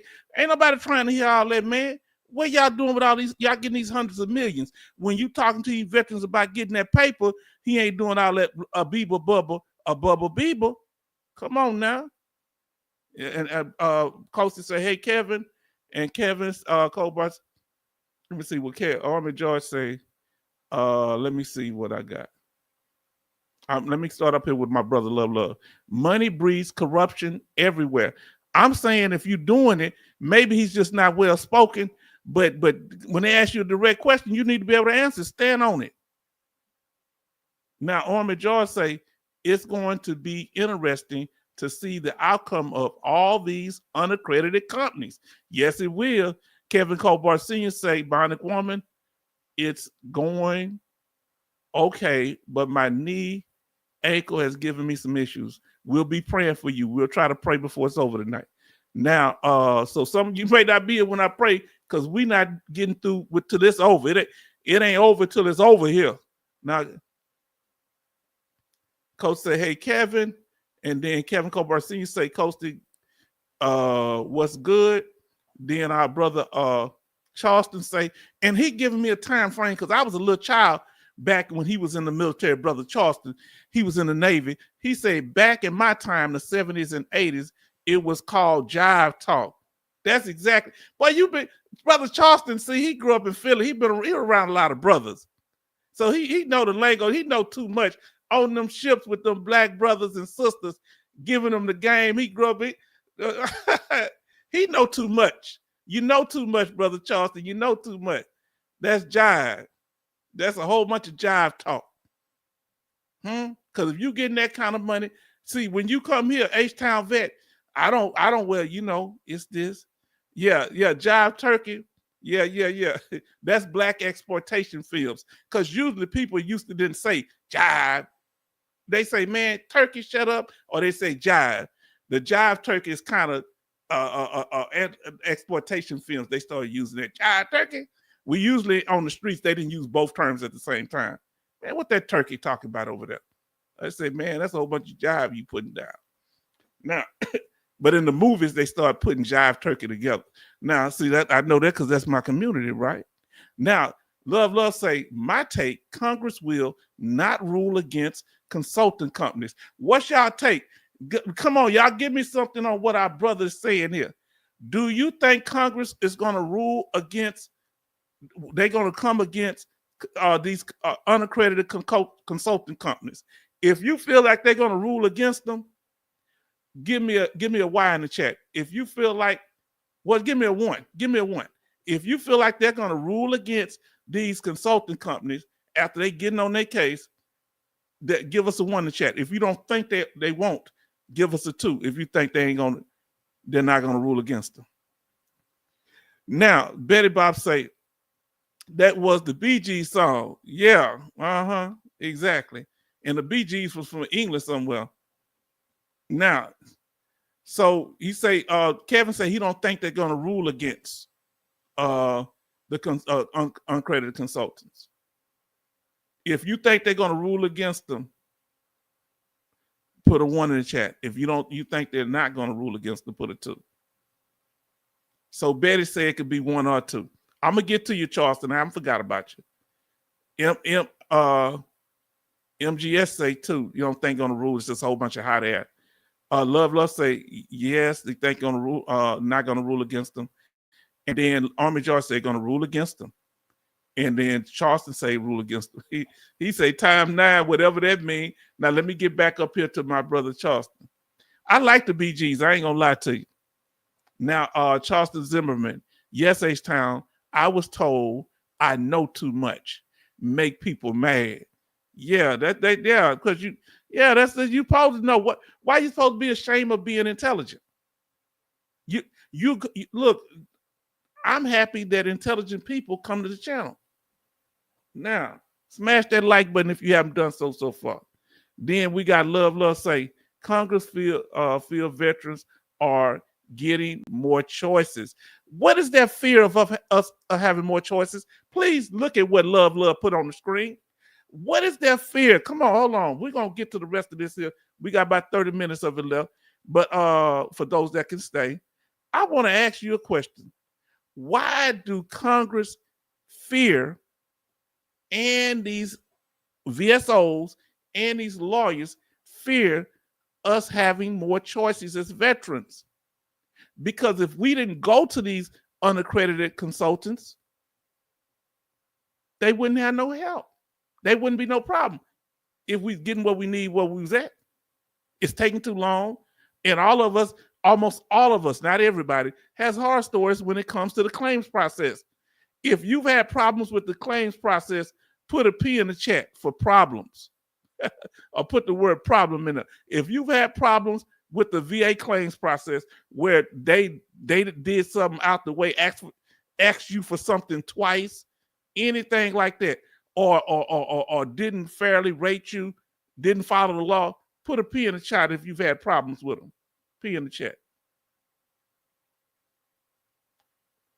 Now, let me see.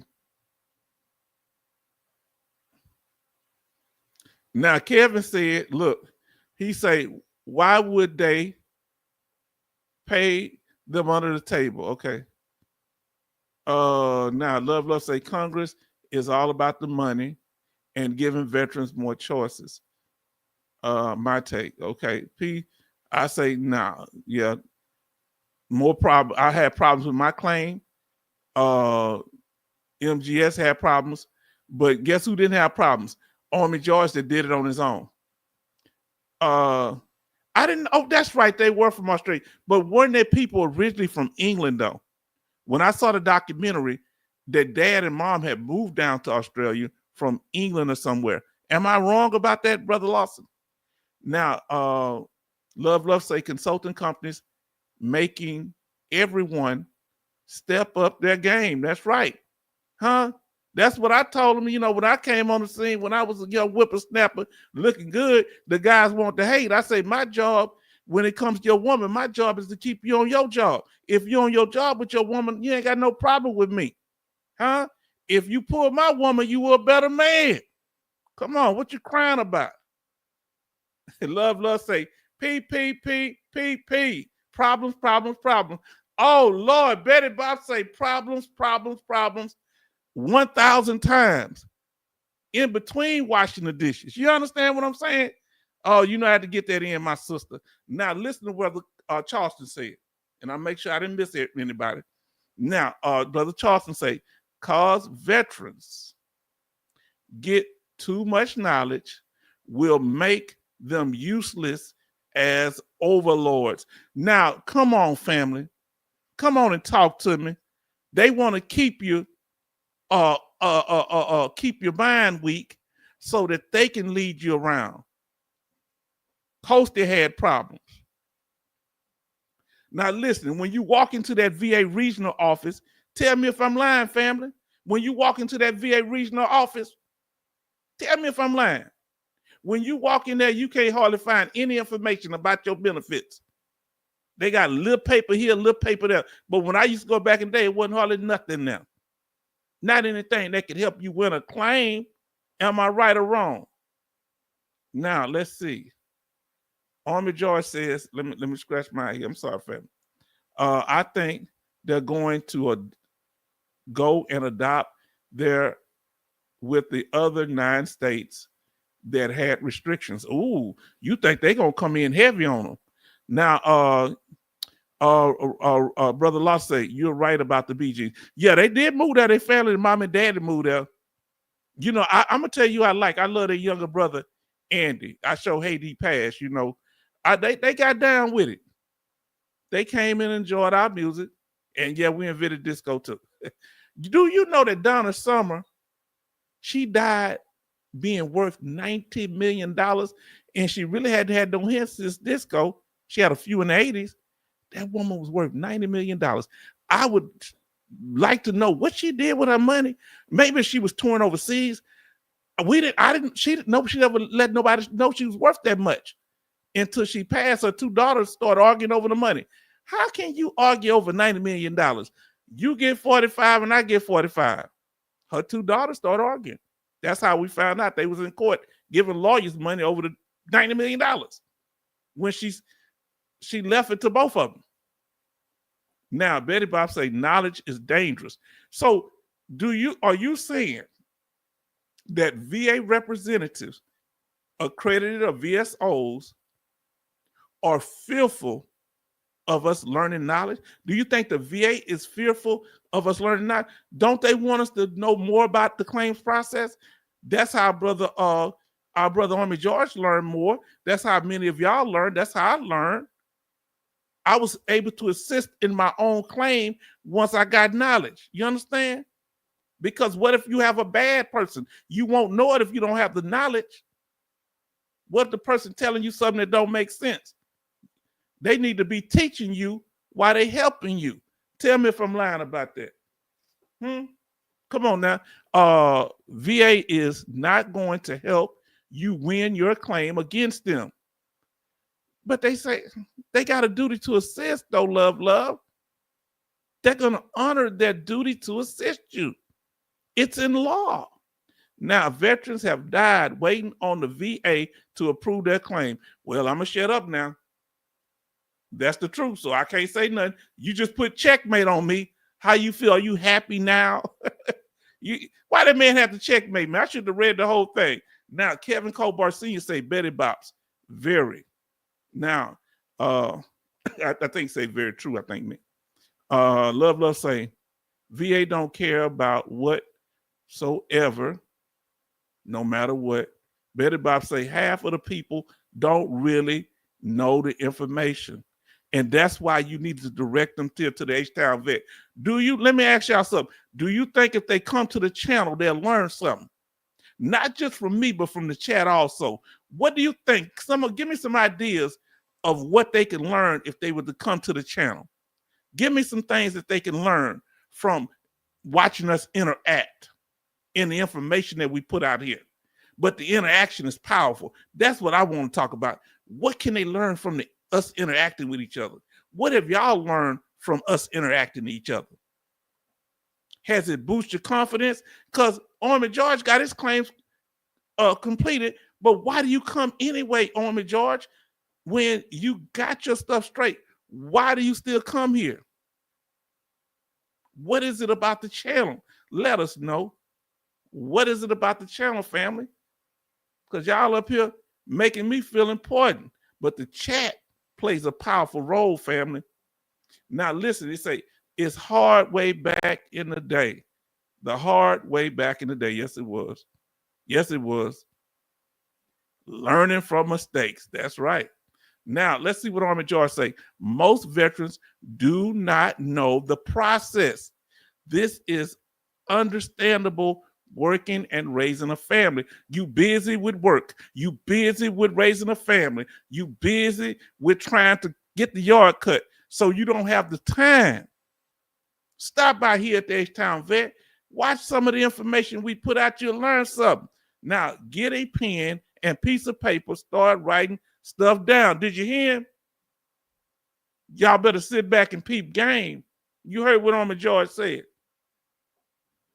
Now, I'm going to read this again. MGS say, learn from our mistakes. When you learn better, you do better. You understand? Now, Charleston Zimmerman say, number one, get confidence to do own work. Yes, you got to get your confidence. Now, listen to what our brothers say here. Brother Lawson says, thousands of veterans have received benefits from non-accredited companies. It's about getting to the finish line. So family, does it matter which way you got to the finish line as long as you didn't break no laws? Do you care who helped you get there? Are they just trying to get bragging rights? Are some of these VSOs and these accredited claims agents trying to get bragging rights? What's going on here? Now let's get back to it. They were being represented from VSOs. I saw a big need for veterans to have the type of knowledge and expertise that I had as a VA employee, which is why I started the company. And I had no idea what it would turn into. And for 5 years, it just grew by word of mouth. We have tens and thousands of happy Mr. Chairman, I veteran know we're clients. out of time, and all I'm going to say is, I appreciate people honestly trying to help veterans. I asked you why you haven't gone into the accreditation, and you just told me how good your company is, but that didn't answer the question. So that is something I want a sincere answer to the question to at some point. Thank you, Yes, sir. Mr. Chairman. I Thank you. yield back. Mr. Bergman, you recognize, sir. He asked him why he didn't get accredited, his organization. He started talking about how good his company and how he helped veterans. Yeah, that's good that you have veterans, but why haven't you gotten accredited?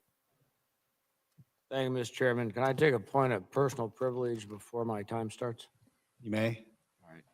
I figured out why I couldn't pronounce infantilizing. It's got 5 syllables. I'm limited to 4. I just wanted to let you know that, so I Now that's the general. We're gonna get to the general. Remember, the general is for bringing in. Remember that veteran guardian mentioned them. That's probably why we use the name guardian. I meant to say the Guard Act, but I put guardian. I'm gonna change it on thumbnail. I'm sorry about that. Now, Brother Lawson says thousands of veterans have received benefits from non-accredited companies. Okay, I read that one. Now, Betty Bob say half of the VSOs don't even know the information, which is true.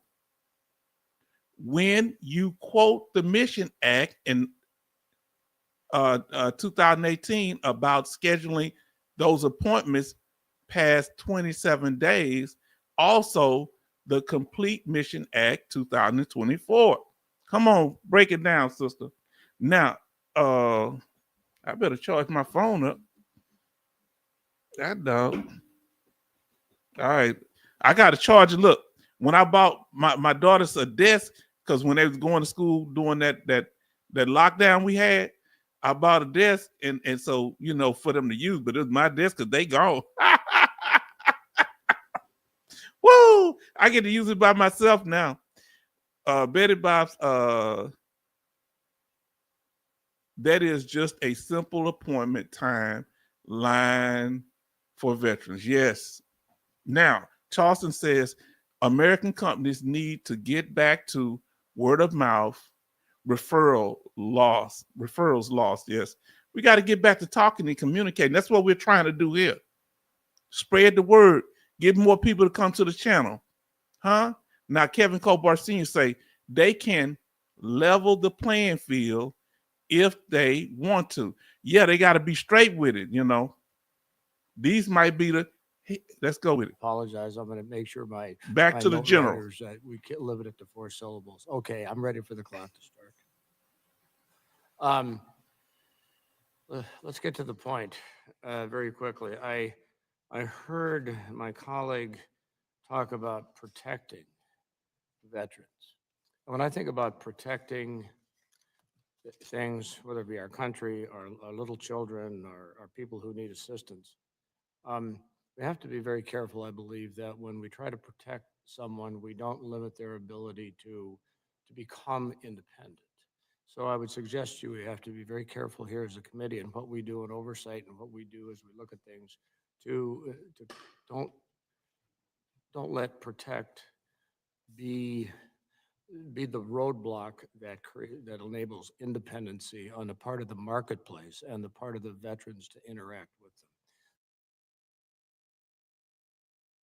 The general made a powerful statement. Don't use the fact that you're trying to protect veterans to stifle a free market. Don't use the fact that you're saying you're helping veterans to restrict their ability to have choice.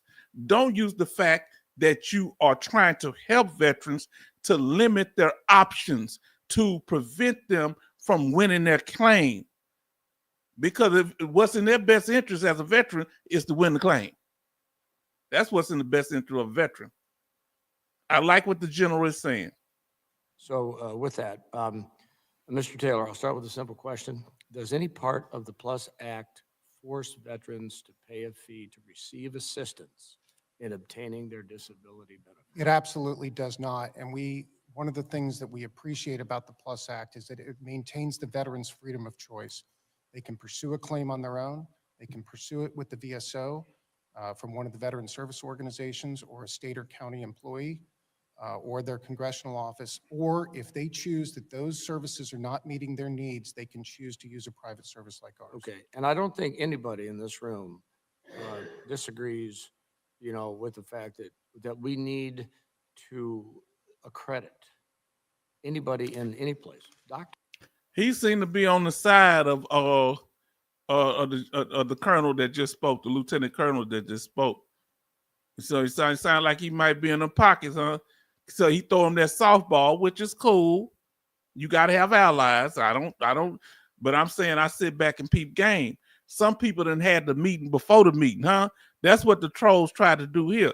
They was meeting outside of our live stream, hooking up, talking about, let me help this person. I need help from that person. And they was putting dirt on H-Town name, trying to, because they don't know me. So they had a meeting before the meeting here with the congressman. I ain't said it was a bad thing, but that's good. He probably helped them craft the Plus Act, the colonel did and other people. And they saying that the president kind of in favor of them. Teachers need to be accredited. You know, pick your teachers need to be accredited. They need to show that they can do the job. Can you speak to the need for changes to the accreditation application system, for instance, through the temporary and provisional accreditation included in the Plus Act? Thank you, sir. We do agree with the requirement to be accredited. We do believe that accreditation needs to be open to allow people to help at any step of the process, and that's really the limitation to becoming accredited right now. What's proposed in the Plus Act would provide a provisional path to allow us to become accredited, to operate within the system, but also provides immediate protections that if we violate any of the rules, there's a heavy penalty that will be enacted if we do not act properly under the rules of the Plus Act. And I know we're gonna, because this is gonna, I had a zillion questions for all of you, but we're gonna stay focused on here. What steps, Lieutenant Colonel Taylor, what steps does Vets Guardian take to make sure veterans can pay the fees they agreed to without placing financial strain on them or their family? We have developed a payment system that ensures that no veteran is financially disadvantaged from where they were when they started working with us. We do not believe in collecting fees until we have validated that the veteran is getting their new benefits from the VA, and that we believe that any benefits any fee that is paid to us should be paid out of new benefits that the veterans are receiving. We would be happy to see additions to this bill that would codify some of those rules, require fees to be contingent on a successful outcome, and require them to only be collected after the veteran is collecting their benefits. Okay, so you've developed your business model and how you're going to do this. Would you be open to adding additional guardrails? Because we do, part of what we're looking here to do is to create guardrails and guidelines. Would you be open to additional guardrails to Plus ensuring agents who charge fees take steps like what you just articulated? Yes, absolutely. For the last, since I've been engaged in this process, we have been open to common sense guardrails. We do understand there's predatory practices and that we need to protect veterans, and we are open to anything that addresses those concerns. Okay, thank you. Mr. Murray, got a couple of just, let's yes or no questions. Does the VA accreditation system adequately ensure agents are held accountable to veterans and the VA? I wish VA was here to answer that. Yes or I no? can't say no. I No, can't say no, no, you are providing a perspective based upon your knowledge, your in-depth. So I'll repeat it. Does the VA accreditation system adequately ensure agents are held accountable to veterans and the VA? We believe the system, Does the VA accreditation system adequately ensure agents? Yes or no? Because you're looking at, you're very deeply into it. Or maybe simply, do you think it can do better? it can always do better. Okay, is it doing good enough now? I don't think so. Okay, thank you very much, and I yield back whatever second. Thank you, General. Mr. Pappas, sir, you're recognized. Well, thank you, and I appreciate everyone's testimony and the conversation here, and I really do hope we can have a deliberative process as we move forward to figure out legislation that is going to address this issue. And I started from this, hearing about it from constituents, hearing about it from veteran organizations, about the problem that does exist out there, where veterans are being charged exorbitant fees to get access to the benefits that they have earned. And many have talked about deceptive practices along the way. That's a problem that I believe this committee needs to work to address. And we should do it by strengthening the accreditation program and passing my bill, which would put in place those criminal penalties that were stripped out of the law in 2006. Now, we heard from companies and others have said that we don't, participate in the preparation, presentation, and prosecution of VA claims. And if that's the case, then there's nothing to worry about with respect to reinstating criminal penalties for those that are running afoul of the law. So I think my bill is pretty simple and straightforward.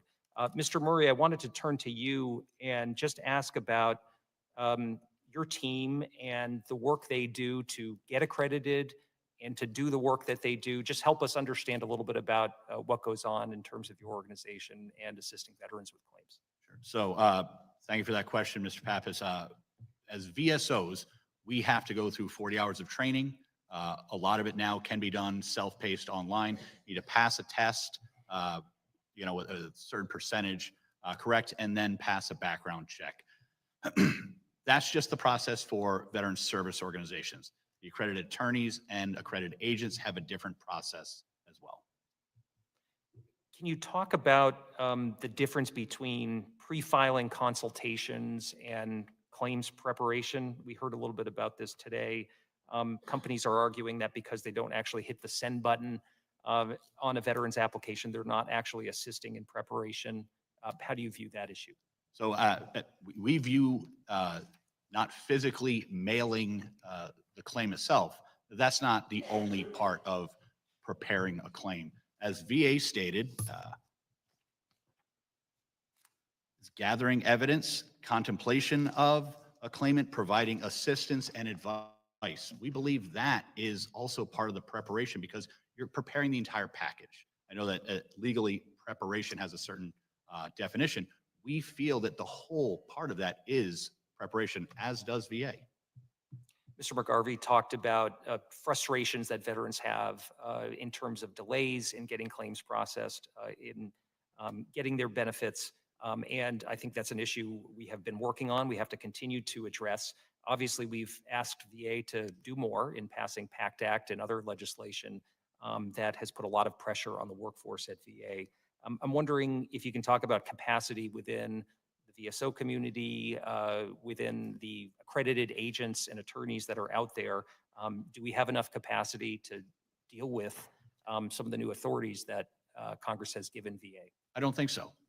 There are a lot of places where the entire system can get better. The VFW is not saying that we can do this on our own. We're supported by an entire network of county VSOs, state VSOs, our other partners like the American Legion and DAV, and accredited agents and attorneys.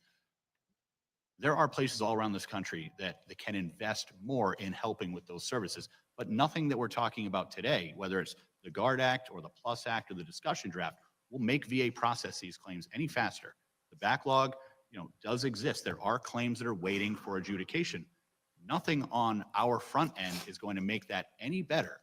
A fully developed, fully prepared claim will hopefully get through correct the first time, but it's up to VA to process that. No one sitting at this table can speed up the actual process itself. Yep, that's the other essential element in this. Now, that's real talk right there. But they may not be able to speed it up, but they might help you prepare more efficiently.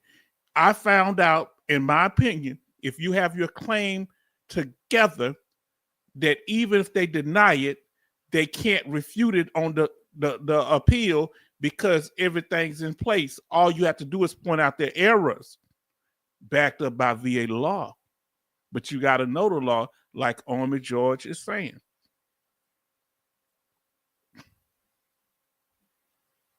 Now let's continue.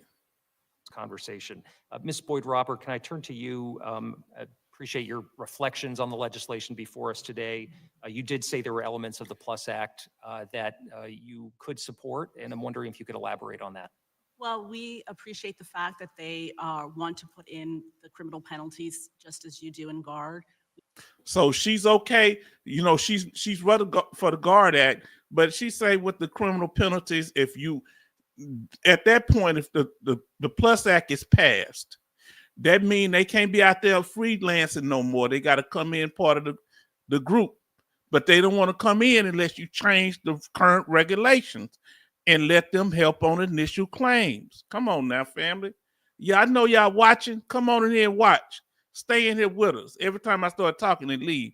But stay in there with us because you're going to get this information here and nowhere else. We also, again, have seen this move in the states to pass these different bills, Guard, Plus. It's extraordinarily confusing for veterans. It's confusing for advocates. We absolutely think there has to be something in there that emphasizes that federal law, this is a federal area of disability benefits, trumps and preempts the state laws. And my time's up. I may have some other questions, but I yield back. Thank you. Thank you, sir. Ms. Mace, you're recognized for 5 minutes. Thank you, Mr. Chairman. As a daughter of a veteran, My Miss Mace about to go off. Now, y'all tell me what y'all think. Hold on. Give me a second. I'm putting something down. I got to go get me some more water, but I don't want to leave when she start talking. Family, the Congress Lady Mace about to go. In my opinion, you give me your opinion. She going heavy with this thing. Now, I wasn't able to get your other information. I just put it on the thing. Service organizations are overwhelmed with claims. I'm sorry if I missed the other ones. I did put them on the view, but we're trying to move along. Rawlins said 80,000 less people working on VA will slow down everything. You think so? Not according to Dougie. True H-Town vet claim needs to be well put together before the claim to the VA. It takes getting the help you need. Yes. Yes, it will. Yes, it will, family. Come on now. Now let's listen to the Congress lady talk. And tell me what your opinion is. most of my family serves, I know how important it is to protect, our veterans. So I applaud and thank all of our veterans. This is standing room only today. You men and women showed up, you served your country, you showed up to protect your benefits and get what you deserve. So thank you, and God bless you. My mission in life and my mission on this committee and other committees I serve on is to protect veterans. It's also to protect women. So I have some questions for Colonel Taylor, who's here today, this morning. Thank you for being here. What percentage of the benefits a veteran gets when they come through your company to get benefits? What percentage of their benefits does your company receive when working with veterans? We do not work on a percentage basis. How do you work on, how do you get your funds? We charge a contingent fee that is equal to 5 times the monthly increase. That fee is only charged if the veteran has a successful outcome and receives an increase in their benefits, and we only invoice that fee once we validated that the veteran is getting their new benefits from it. And what are your gross? Now, one thing I love about the Congress lady, she grills him. Now, listen to what she said. I'm sorry I cut into it a little bit there. She grills him. Now, listen to what she said. Revenues for your company? I didn't. Oh, man. I don't want to cut that off because I want to hear what the Congress lady is saying. How much money are you guys making every year? We are a private company, and we do make a profit, but when we look at our fee structure, Gross revenues? my compensation is not publicly disclosed because we are a private How much company. money is your? Not publicly disclosed. Now, Trajectory told you they made $200 million. Do y'all have a problem with them not telling how much they made, or is it a right for them to keep that private legally?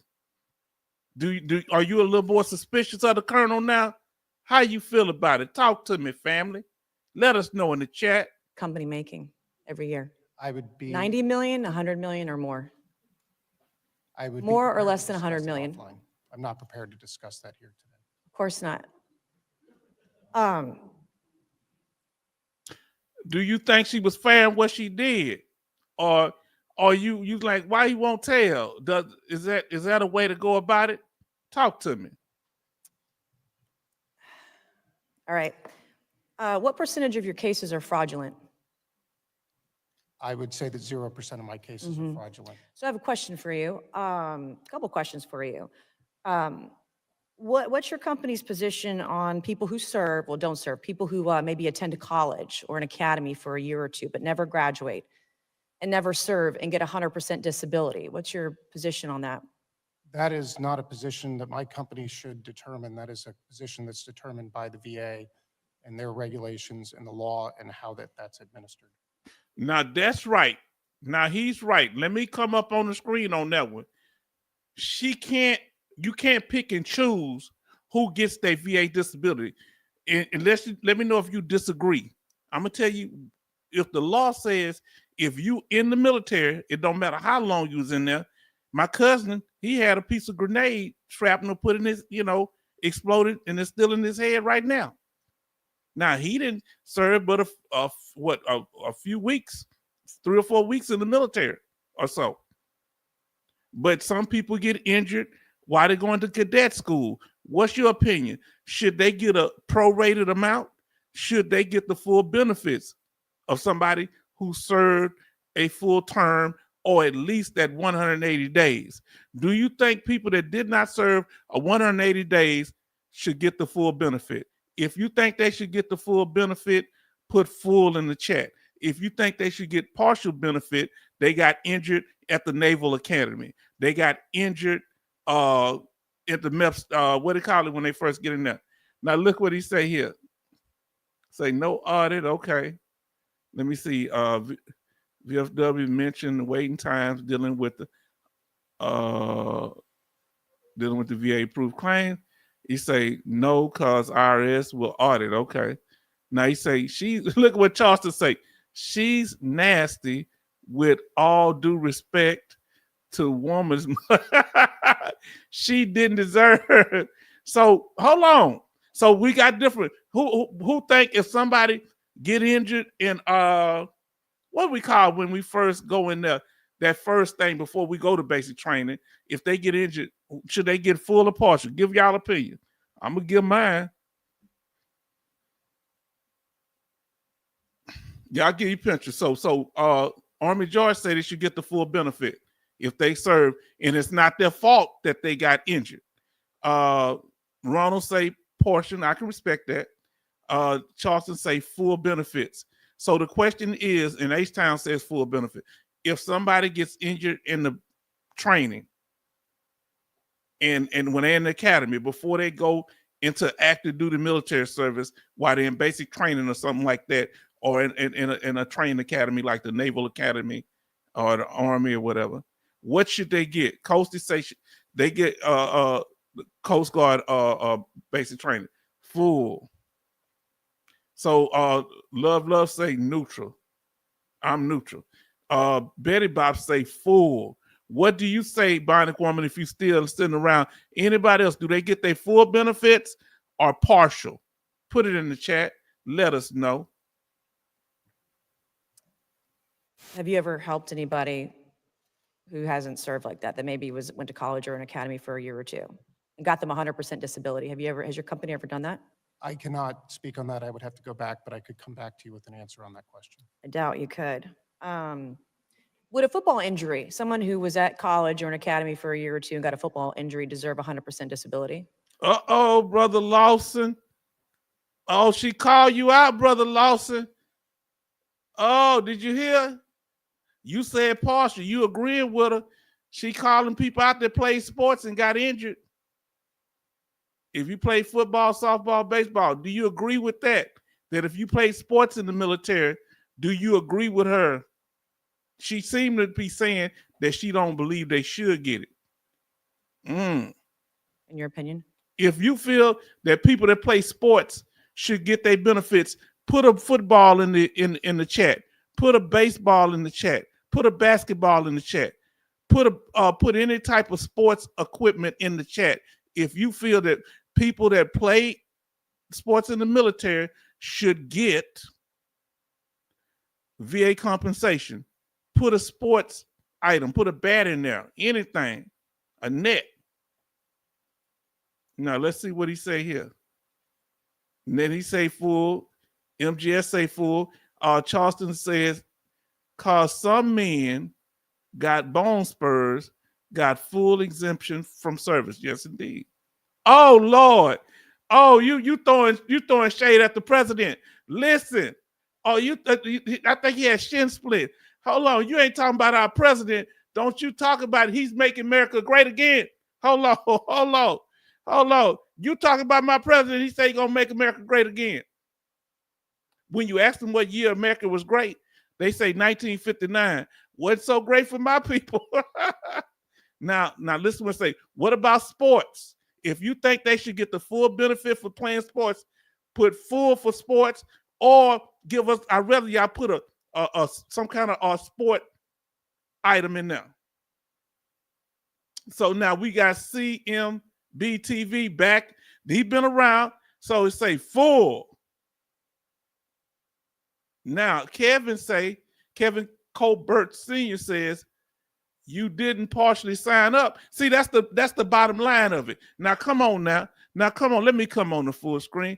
You didn't partially sign up. You gave them your whole life. So if you get injured at the beginning or end of your service, I did my full term in the military, but the PTSD kind of came a little bit afterward. So because I didn't feel the injury as much while I was in the military, that mean I don't get it? How y'all feel about it? I want y'all opinion. So if you get injured playing softball for the military, one guy, that's why I met him. Baseball, say full for my TV. What is his name? I know. I said name 05. Combat. Yeah. Combat. Lawson say yes. Lawson, you play sports and got injured. She coming for you, man. Now, Brother Charles, I'm messing with you. I said some men, no names. No, you didn't. Betty Bob said if you play sports, you should get the full benefit. What say you? Give us some kind of, we got a basketball in there. MGS says full. Army George says full, because you're working 24/7 in the military.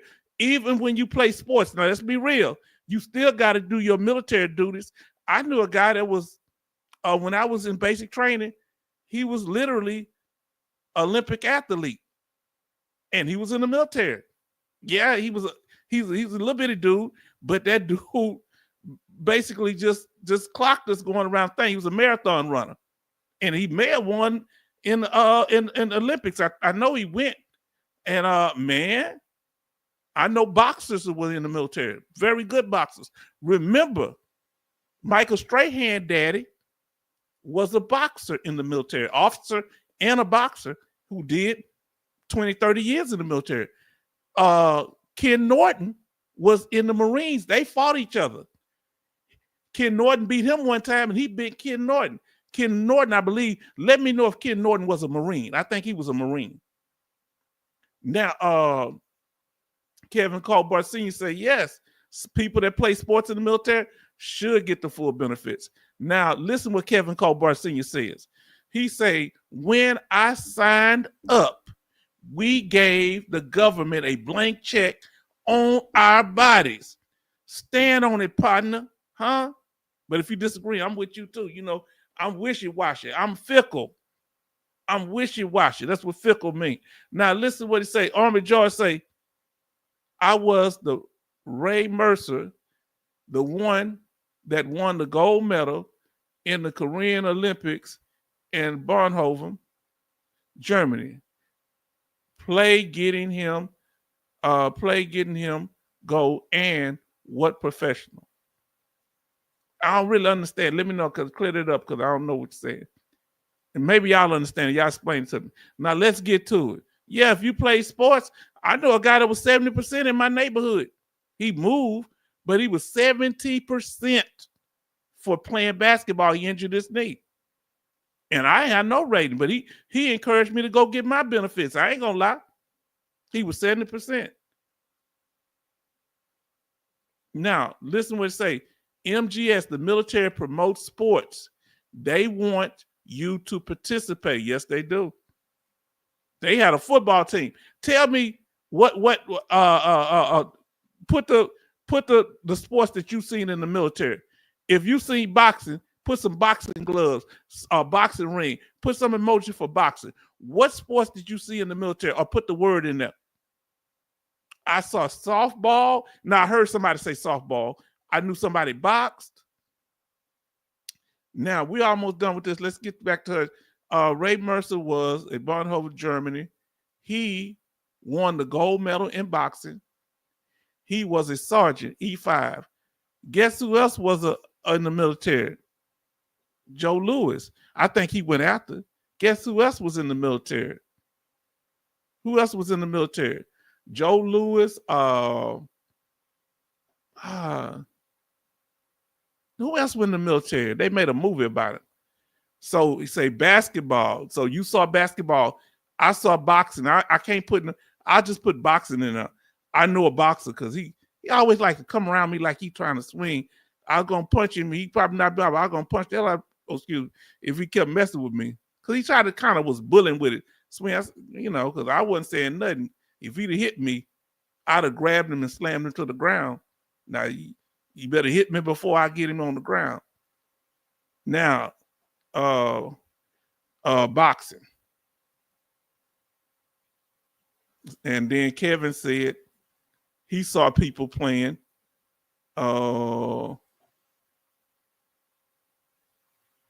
basketball. Now look, let's see what this is. Combat said he saw him playing. What is that? What is that? Football? Is that football? What? That's a good one. Now he saw him playing football. And then now remember, Elvis Presley was in the military. He was in the 1st Armored Division. I think he was 1st Armor. Then I saw something. I think he was another Armored Division. But he was stationed in Germany. I forget where was he stationed? Was it Nuremberg, Bamberg? I was in Bamberg. Now MGS say boxing, and then Brother Charleston said, well, Brother Combat says I think that's football.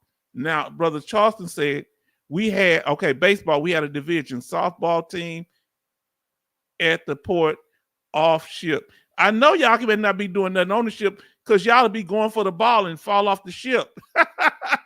No, because people be going after them balls. Oh, I heard of wrestling. I heard of that too. Okay, he said wrestling. He said Shaquille O'Neal daddy in the Army. Remember, let's be real. Remember, one of the greatest players that ever played basketball, they called him the Admiral. What was his name? Out of San Antonio. What was his name? He did his time in the military, then went into the military. Then he did his time in the military, then played professional sports. What was his name? See if you know it. Okay, he was in Fredericksburg. Okay. He was in tanks too. His name was David Robertson, the Admiral back in the 90s. He did his time. Now, his best years, now listen to what I'm saying. This man was so committed to his service to his country. Some of his best years playing, he was in the military. Now think about that. Same thing with another man that played for the Dallas Cowboys. He was a quarterback back in the 70s. What was his name? I think he went to the Naval Academy, Army Academy. Which one? What was his name? He played quarterback for the Dallas Cowboys. Huh? See if y'all can think of him. Come on now, Roger Staubach. Roger Staubach did 4 years in the military. Then when it played and was one of the greats in the NFL. Come on now. That's sacrifice. And they talk about veterans not being committed. Let's say another. Rest in peace to my brother. What was his name? He was in the new Iraq War. He left the military and went and fought for his country. Rest in peace. He passed over there in one of the countries. What was his name? They made a whatchamacallit. He went and left the military, went and served his country doing right after 9/11. Do you remember his name? Come on now, respect. Come on now. I really respect to my brother, his family. He went, his brother was over there too. And he just happened to be walking and the people misidentified and he got his own people fratricide, friendly fire. But they tried to hide the whole story. Go look it up. I had the whole documentary, man. And I hate that happened to him, Now, Rose City D say David Robertson. Kevin Cobar Sr. say David Robertson. And then when I asked about the Dallas player, Roger Staubach, Now, Rose City D say start back, and then Army George say start back, and then when I asked about the young man that was playing, tell me what team Pat Tillman played for. I forget. Was it not the Redskins? Was it it was one of them? Who was it? He played for Kansas City. Who he played for? Tillman. That's right, Tillman. But that impacted all us. He was in the U.S. Army. Okay. He played for the Cardinals. I knew it was something red. He played for the Cardinals, the Arizona Cardinals. Rest in peace, respect to his family. And, you know, because he didn't make no whole bunch of noise. He just sacrificed for his country. Respect, you know, and those that don't go, I respect them too, you know, but I respect the sacrifice. He's making good money. He could have been making good money for a long time, but he stopped what he was doing. Come on now. Now, Army George say Pat Tillman left the Cardinals in the NFL and went in the Army. Okay. Cardinals for Kevin. Now let's finish up this here family. In my opinion, no. What if it was like from a car crash? Would they deserve 100% disability? Once again, that's not for my. What if they company. just made it up and lied to get? So she don't think that people that get in a car crash, my cousin was in a car crash. My cousin was, let me tell you something what kind of bothers me about her saying that, but she's entitled to her opinion because first thing she said is she got all these people in her family serving the military. My cousin was in a car coming from Fort Hood. I forget he was going or coming. I think he was coming back to Houston. And the guy was driving, got his life taken because my cousin and him was on drugs. Yes. Because he had just got back from Vietnam. My cousin had just got back from Vietnam, had did the tour, and he had got hooked over there. So yeah, he wasn't driving. So they gave him a dishonorable discharge or something like that. But he came back later and he got his full benefits, got it reinstated because he was self-medicating. I don't think she understands that even if you're in a car coming from work, look, our brother Charles say nasty Congresswoman. We got this National Women's Month, so this is Women's Month. So we're gonna have to be nice to her this month. Get their 100% disability, and they only attended college and academy for a year or two. What if they just completely 100% made it up and lied? That would be a fraudulent claim. If there was a fraudulent claim and there was an investigation, would you work with whoever's investigating it to ensure it doesn't happen again and to reverse the claim? Would you, I mean. Absolutely. Mm-hmm. All right, I have some ethics questions. So I understand your CEO, Scott Greenblatt, has a degree in criminal justice. Is that right? I believe so, yes. What's your company position on rape? We are fundamentally against it. What's your company position on voyeurism, women who are filmed illegally without their knowledge, permission, or consent? Completely against it. What's your company position on women who come forward to report rape We fully support that. or voyeurism? We fully support that. Would you work with anyone, would you work with a veteran who's accused of doing those things or something like it? Would your company ever want to affiliate with an individual like that? We would not.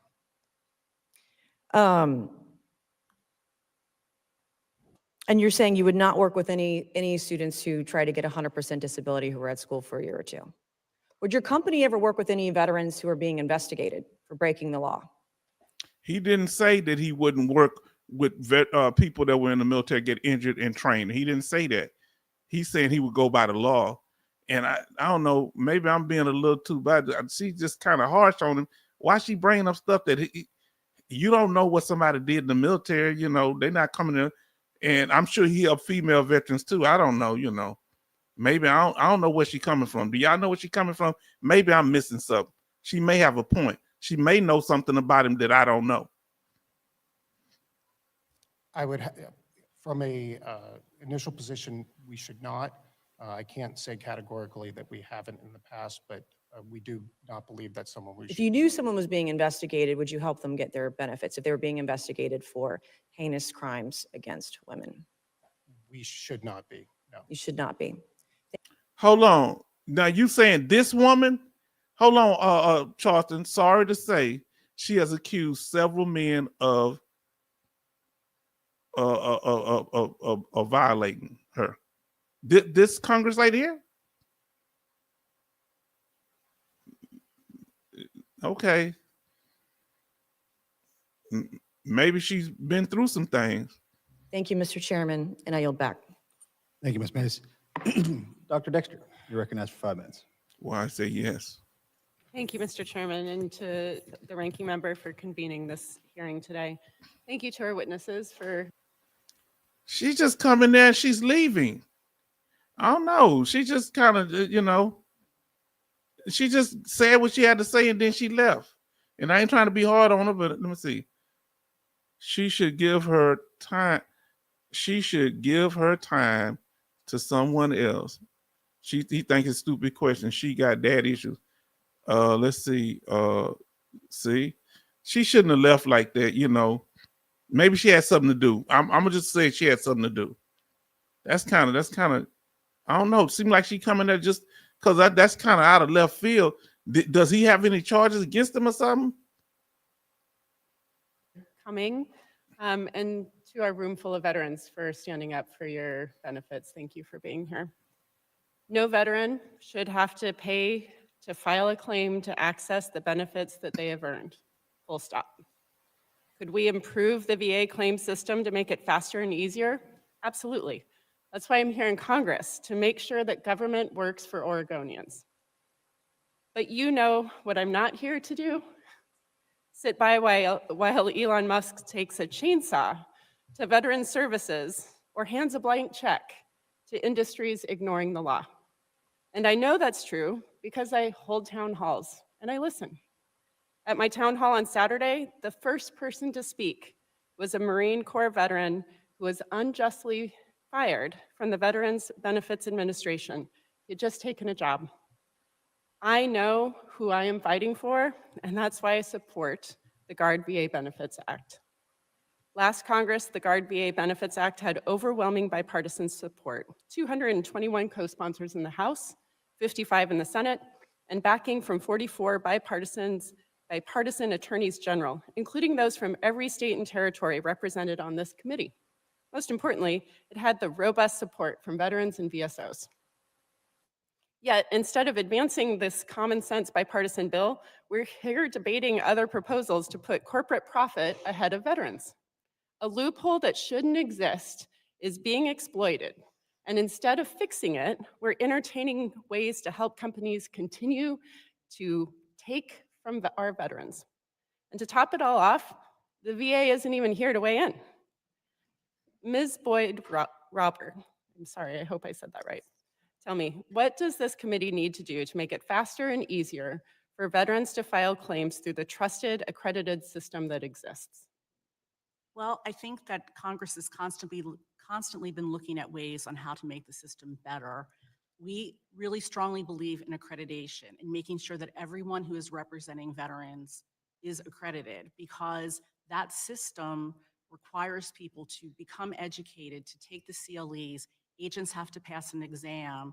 VA has to oversee all of these things. And in addition, for people who are charging fees currently under the system, they must submit every fee agreement that they sign with a veteran to the Department of Veterans Affairs, who always has the right to look at a fee and determine whether or not it's reasonable. So we really think that those safeguards are very critical to, protecting the system, protecting veterans. Great. And Ms. Boyd-Robert, what risks do veterans face when they file a claim with an unaccredited company? Well, again, because someone's not accredited, and to their points, they are standing in the shadows, coaching a veteran, consulting, but they're not the person who's going to put their name on a power of attorney and represent themselves to VA and say, I stand for this veteran. I'm the person you can contact when there's something wrong. I'm the person who's going to reach out to VA and say, this particular veteran needs to be advanced on the docket. So we just see it as accountability to stand up and say, I am representing this person. Very good. So this administration claims it's tackling waste, fraud, and abuse. But again, they are showing their true colors, taking money from veterans to pad the profits of unaccredited, potentially predatory companies, quite literally writes waste, fraud, and abuse into the law. I will not entertain bills that seem more interested in protecting a so-called free market than ensuring veterans can access the benefits they have earned. Thank you. I yield back, Mr. Chair. Thank you, Ms. Exter. Mr. Self, sir, you're recognized for 5 minutes. Thank you, Mr. Chairman. Um, I'm actually delighted to hear that we're making progress toward the PLUS Act or the discussion draft. And I want to go back to a different situation, and it is the case that we have in VA that we've debated now for 2 years because it's veteran suicide. The VA wants to keep veterans in the big VA. There are veterans who want to go to a local clinic. There are veterans who want to go to. Now, family, I want to tell you why it's hard for me to criticize it, you know, because unless somebody's acting real crazy, criticize, because I'm okay. Let me put it like this here. It's hard for me to just criticize women because I'm not a woman. So I try to be objective with people. I don't know where she's coming from. I don't know her. You told me she has some accusations, so I don't know what she's been through. So like me as a black man, I might tell you I've experienced this as a black man, blah, blah, blah. But and still, when I say that, I tell y'all entitled to your opinion. You know, this is just my experience. And I don't get mad at you and say, hey, listen, you don't believe me? What happened? I ain't gonna do that to you. And I'm not gonna sit up and attack people because they're because they not in my skin. But I'm a speak vocal what I experienced. And I just don't, unless he was the one, he did some chicanery. I don't know why she attacking him like that. That's out of left field of me. But she may have her reasons, you know. I don't know. Now he say he said I'm too nice. Yeah, man, I got all these females in my family. Look, I can't talk to. Look, you know, if I had sons, I'd be saying, hey, go sit down somewhere, folks. I can't. I start fussing about, you know, I get on their case, but when I start fussing at them, man, you got females, you know, I can tell the dude, get out of my house. Where I'm gonna tell my daughters to go? You can't put no daughters out. I hope they ain't listening because I will put you out. I just slipped up and said that. Yeah, you can't put no daughters out, man. You know, dude, go on, get out there and get them streets. That's what you want to do. So maybe I'm biased, maybe I'm wrong. I don't know. You know, it's just that, you know, he said, I like this lady. She's a little shy. Dr. Dexter. Is that her real name, Dr. Dexter? I hope she ain't like talking about like Dexter, the guy from the serial killer show. Now let us continue, family.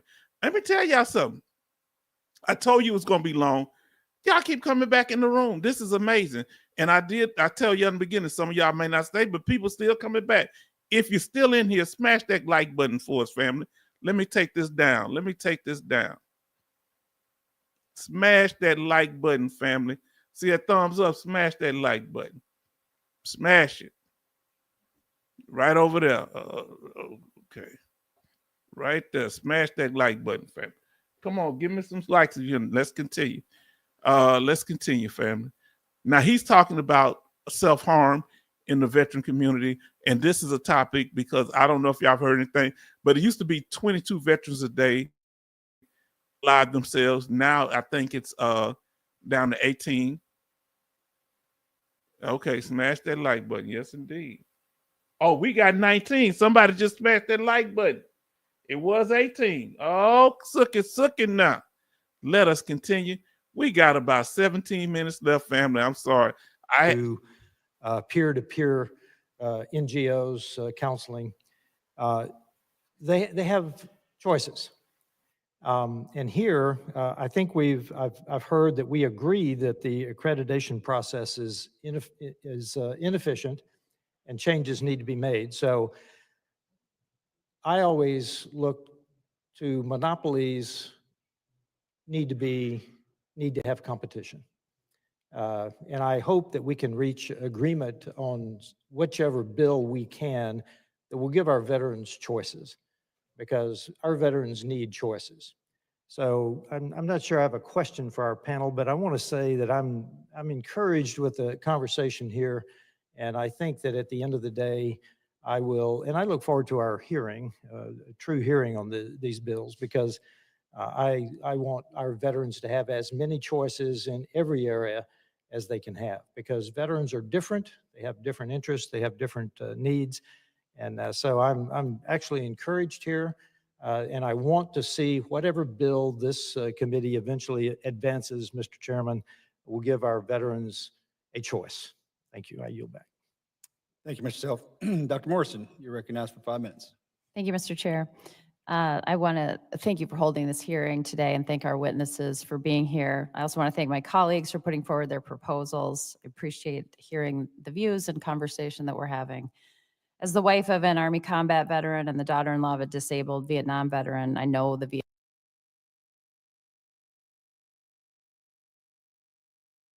This doctor, I think I've heard her before. And I think I've heard of a lot of doctors in here, and I appreciate that. Especially, it's a lot of women, because women bring a different perspective, and I really appreciate them. And I want everybody's opinion to matter here. And whether they Democrat, Republican, I appreciate all of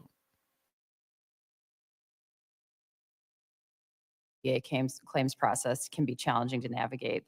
Since we're talking about benefits that veterans have earned, I think we need to make sure that we're helping them avoid paying out of pocket for what they're owed.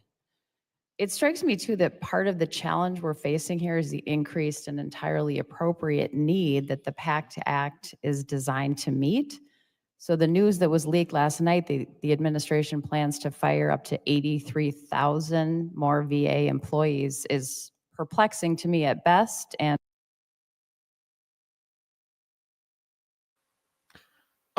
you were wrong, Rollin. It wasn't 80,000, it was 83. You missed it by that much. I'm just messing with you, bro. 80. When you told me that, I almost fell out my chair. 80,000, but 83. Update. Oh Lord, brother, you how you find out this news? You keep track of it? You watch who you watch it? How do you keep up with this news like this? Because Brother Lawson know exactly what's going on. and designed to gut the VA at worst. My question is for Ms. Rauber. In your testimony, you described the patchwork of state laws that have passed because of congressional inaction, frankly, on the issue. And it seems like it's not for lack of support. I believe last Congress, the Guard VA Benefits Act was co-sponsored by the majority of members in both the House and the Senate. So my question for you is, what are some of the other consequences that might result from further congressional inaction on these issues? Well, I think that there's just more growth of these companies. They perceive that they are outside the bounds of the law, which we don't agree with, because it would seem perplexing that Congress over all these years would have said, we don't want veterans to be paying for initial claims, and that by saying that they were somehow allowing for a loophole that would be this big. So we really think that there has to be some kind of action to sort of get a grip on what has become a growing industry. Thank you. And this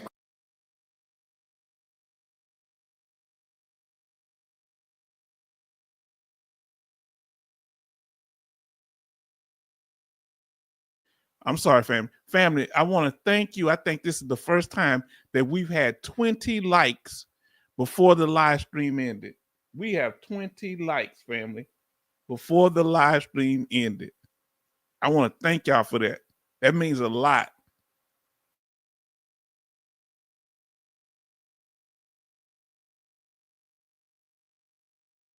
question has sort of been asked, but I'm hoping, Mr. Murray and Ms. Rauber, that you could share some recommendations that you might have on how what could VA be doing to make this process more efficient, besides firing 83,000 people?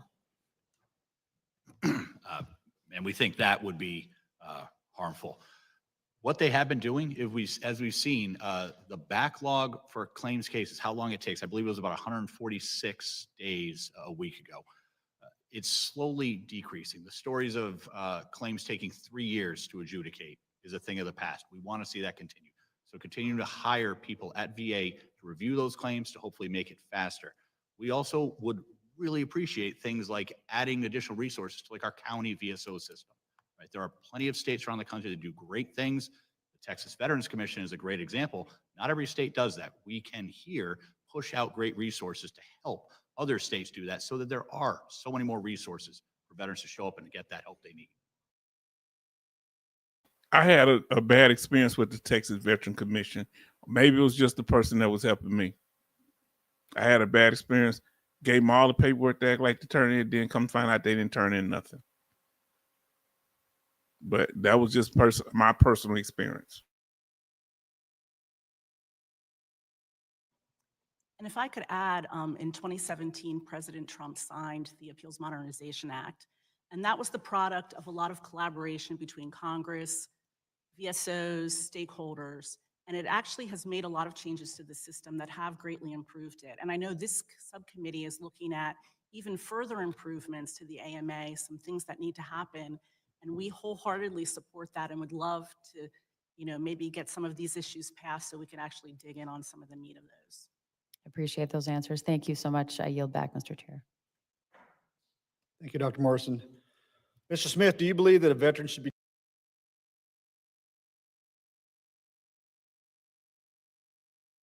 Before he get into him, because this congressman, I think he was special forces. He be kind of rough sometimes. Let's see what they say here. Brother Lawson say they are going to limit non-accredited companies to a maximum fee that they can charge.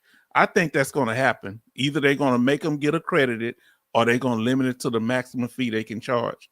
Now, Brother Lawson, so they're not going to be making $200 or $300 million a year, huh? Brother Lawson says, my wife is a VSO. She talks to a lot of VA consultants. Okay, you giving us that inside scoop. They're scared for the veterans. Okay, who are they that are scared? The consultants. Now let's see what Brother Love says. When Congress opened the doors for attorneys, that opened the doors for consultants also. I just don't see Congress ruling against consultants. Just my take. And Brother Love say everybody helped him. Lawyers, accredited and unaccredited, claims agents, accredited claims agents, VSOs, the federal, the local, and the county, the state and the county reps, and unaccredited. He'd been helped by everybody. He like one of them guys that he was in the Crips and the Bloods. He's in all the gangs. Oh Lord. Shout out to to the OGs. Now let's see. Let's get back to it. Now listen to the questions he asked. be charged a fee for helping filing an initial claim for a presumptive disability that VA assumes is related to their military service? Thank you, Chairman Luttrell, for that question. We do not believe that veterans should be paying for any presumptive claims. These are in the spectrum of complicated cases for VA claims. Presumptives tend to be relatively simple and Relatively simple. Don't ever say that again out loud. regarding what it takes to be service connected versus a non-presumptive claim. And the scope of that, there's not as many prongs that need to be met in order for a presumptive condition to be met, and is fairly automatic when you compare it to a disability you're claiming for military service. So for presumptive claims, we do refer them to veteran service organizations. Yeah, because the presumptive is pretty straightforward. I know he says simple, but I respect what Mr. Smith said on this. And we refer all of our clients to any. But I agree with the congressman. Nothing's ever simple with the VA. That there are free services. The majority of our clients have used them, such as myself. Ms. Roberts, a trade association of law firms assisting veterans at no cost on initial claims, what guardrails do you think should be in place if Congress passes legislation that would allow charging fees on initial claims? Meaning for accredited claims agents. So that's what they're talking about there. Well, if you lawyers, accredited lawyers, are able to do what the unaccredited are doing, how would that work? Well, we think that the current guardrails that are in place would be adequate. If Congress decides that they're going to allow for some charging system, then what is under the accreditation system currently is adequate. Everyone has to file a POA on every veteran they represent. Again, to my earlier answer, because then you're showing that you are the person that is representing the veteran. You have to do CLEs, you have to, if you're an agent and you're not an attorney, you have to pass an exam. You have to submit all your fee agreements to the department so they can look at them. And the department has the right to decide whether or not that fee is reasonable. So we think that the guardrails that are in place are solid ones. It's the determination that you all have to make as to whether or not you want to take that next step and allow for veterans to pay for assistance with filing their initial claims. Mr. Murray, you were asked the question, is the accreditation process, does it need to be changed, advanced, or moved forward? You said absolutely yes. And then you were asked, what do you think about it? Actually, you're like, it's not good enough. So my question to that is, if it's not good enough, is it worthwhile at all? You have members on this, you have members in the hearing right now that don't have the accreditation. And Mr. Smith, your answer was absolutely out in left field. You're in the people's house and we want answers. And that was not one, sir. So Colonel Taylor, I'm going to ask you, because if the other companies are getting accreditation for accountability, responsibility, and to be held accountable, I seem to think that that's what the accreditation means. But do you have one?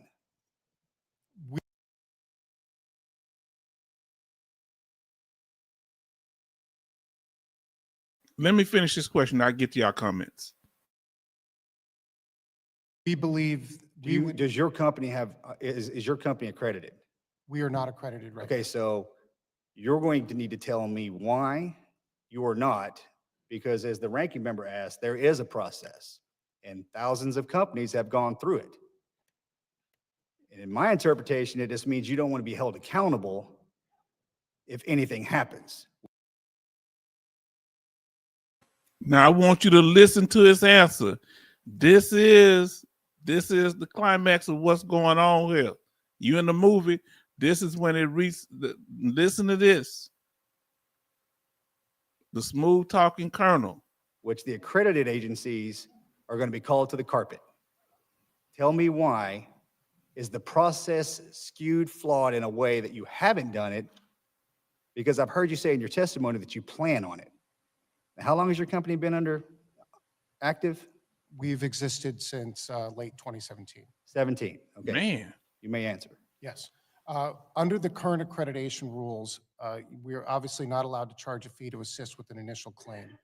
Our entire assistance model is focused on helping veterans with initial claims. When I look at a veteran, I'm looking at 3 pillars. I heard you speak on the triad, which I think you're kind of skirting the line there a little bit, but go ahead. Okay, well, aside from the triad, I want to look for things that a veteran should have claimed that they didn't. That's an initial claim. Are you telling these veterans to collect this information for you, or are you actively doing it yourself?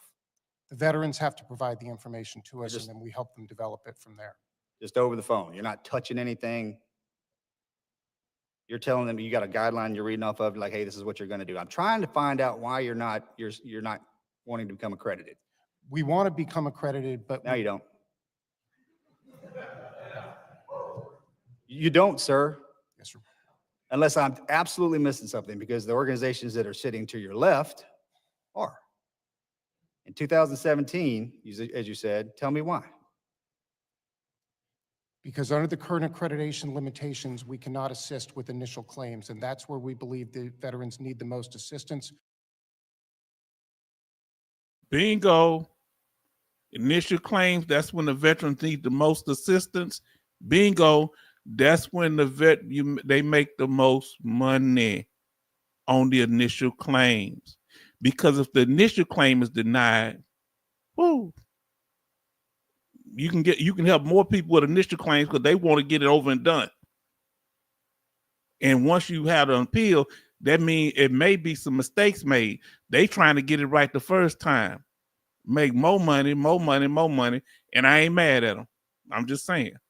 for us to most effectively help our veterans and look at them holistically, I need to be able to assist them across the entire process, both of what accredited agents are allowed to do. So right now. legislatively, there's a problem apparently.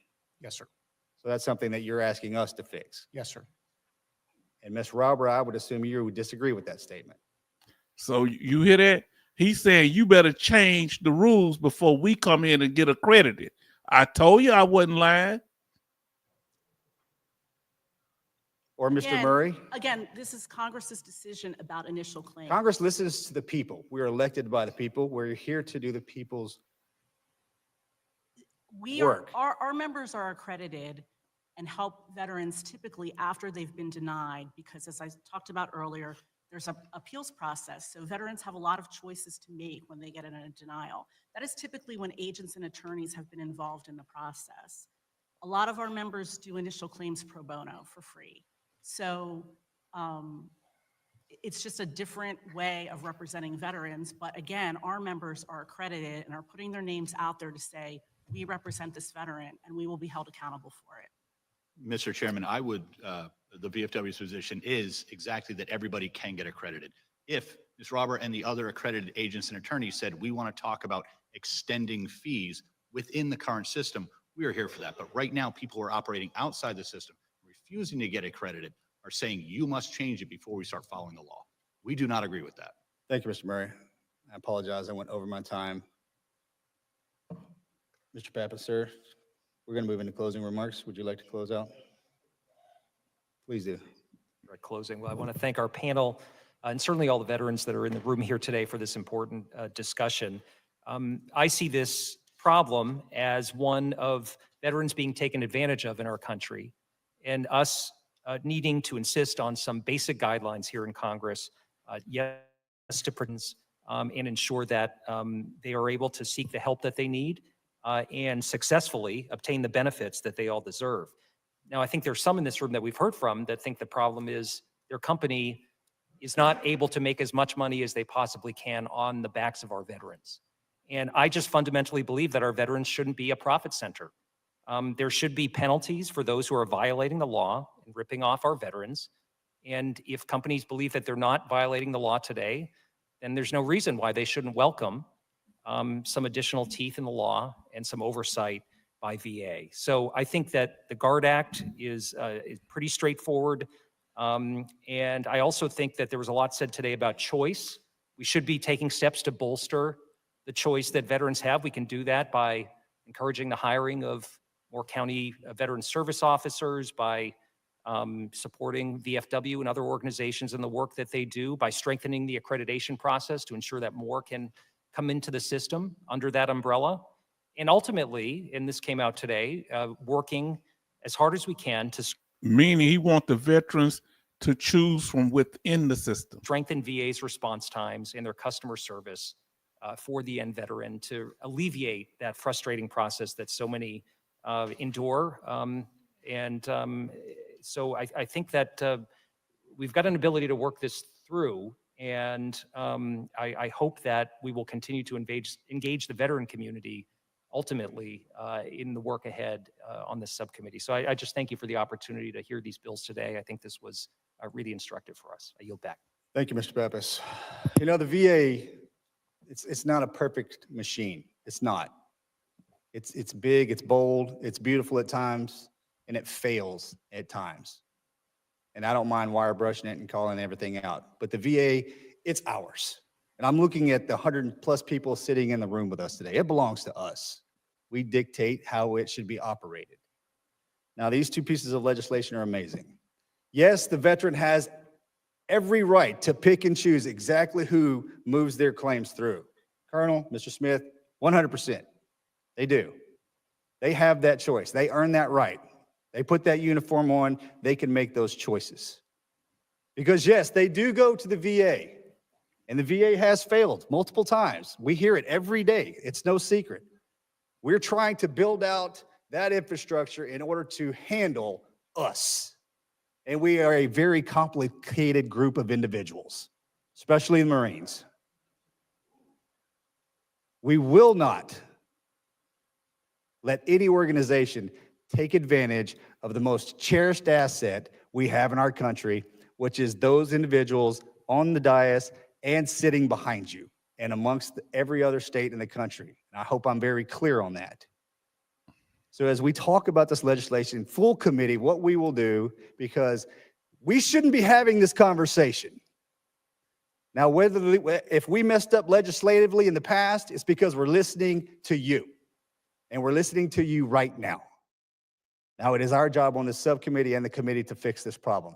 Because what we want at the end of the day is for our veterans to be taken care of, their quality of life increased, so they can be happy until the day we have to lay them down. And I want you to know, yeah, if I'll get aggressive with you, because sometimes you deserve it. I can assure you I get my ass handed to me every day, because I'm voted in by the people. And that's who I'm speaking for, the 40,000 veterans in my counties, okay? I'd like to thank the ranking member again for this hearing and the other members of this committee.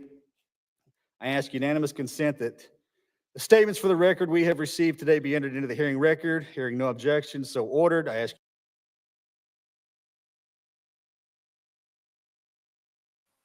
Okay, family.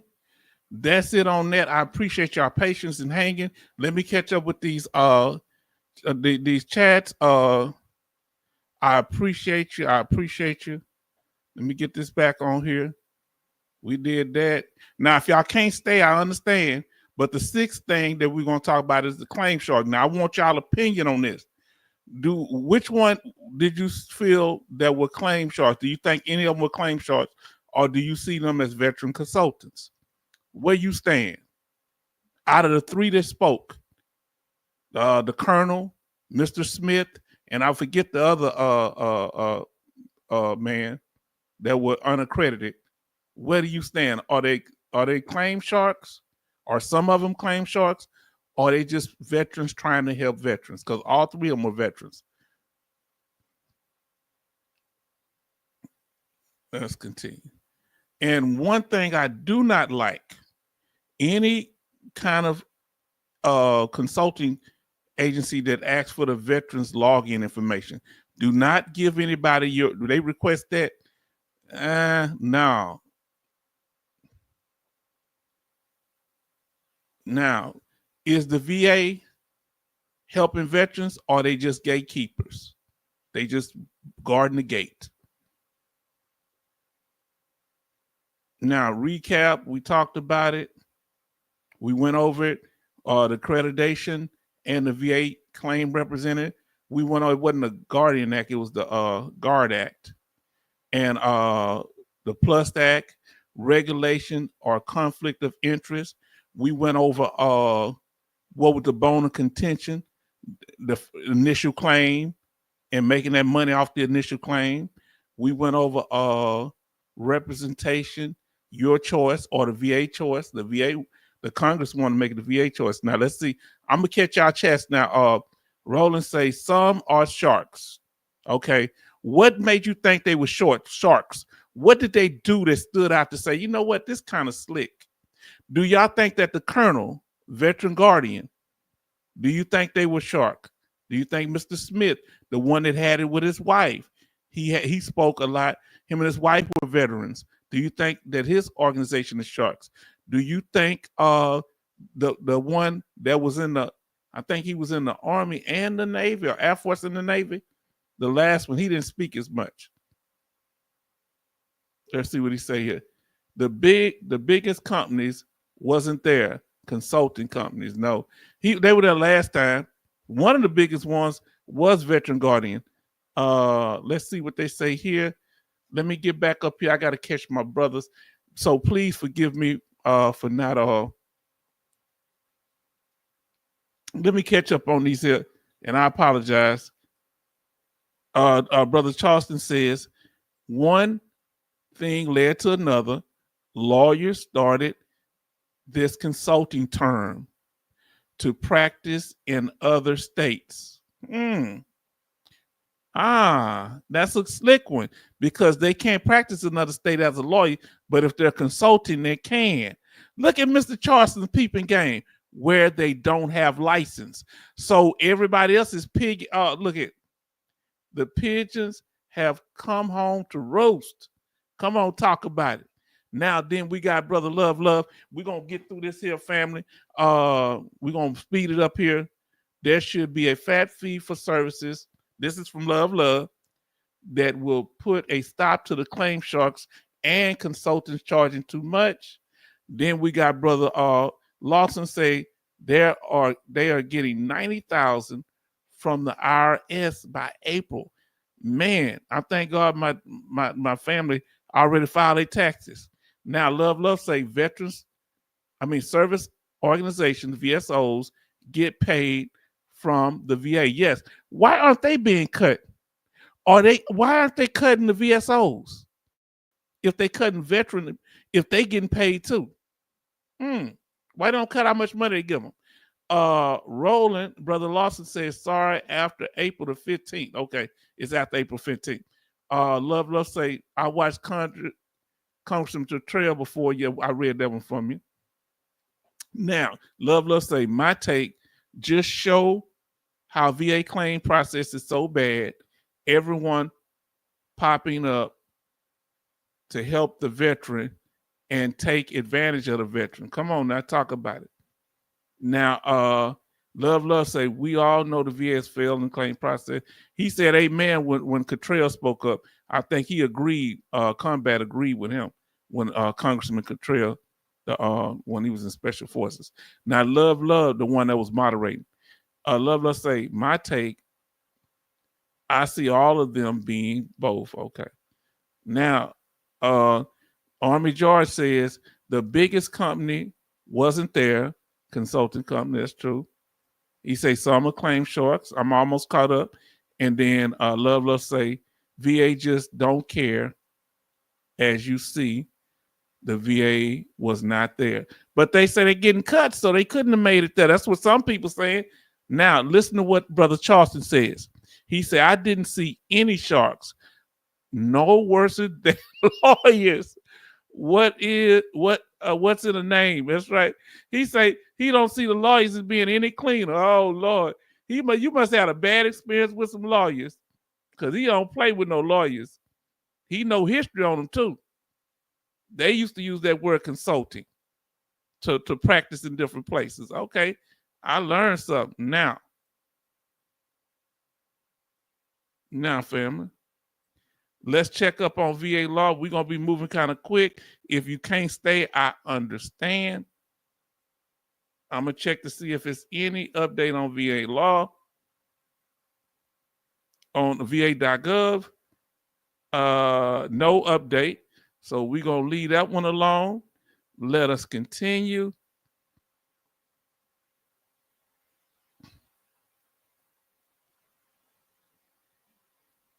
Let us continue. Okay. Now, no update on VA law. Now, remember, 3 major changes coming in 2025 to VA benefits, compensation benefits. If you already locked in, already got your claim in, you're under the old law for now, unless the VA change it. They're going to be changing mental health ratings where there's no 0% anymore. If you have job, they used to do job and social impairment, not anymore. Now it's going to be the level of functioning. They're not measuring it based on how it affects your ability to work or social impairment. It's going to be based on your level of functioning, whatever that means. We'll find out as it come along.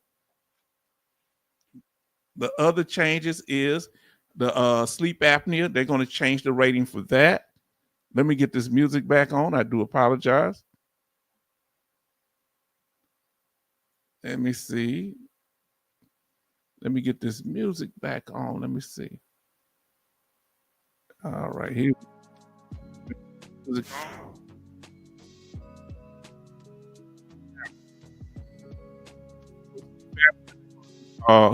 Doing some changes on that. Love say my favorite is new VA law. There used to be a whole bunch of them all the time. Our sister say, good night, family, H-Town. Thank you for all the knowledge. Let me come up on the screen, sister. I appreciate you hanging in this much. But I had to go over this because this was very important. And I'm sorry that, I would have started earlier, but I didn't want to go earlier than the time. But everybody say good night to Betty Bops. And if you're leaving, let us know you're leaving too. Because I'm going to finish. Hey, Betty Bops, wait around a few seconds, Betty Bops. Betty Bops, promise, please say good night, Betty Bops. Betty Bops, hang around a few seconds. I want to show you something. Can you wait a few seconds? Let me know if you can wait a few seconds, Betty Bops.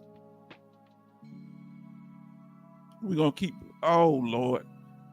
Oh, shoot.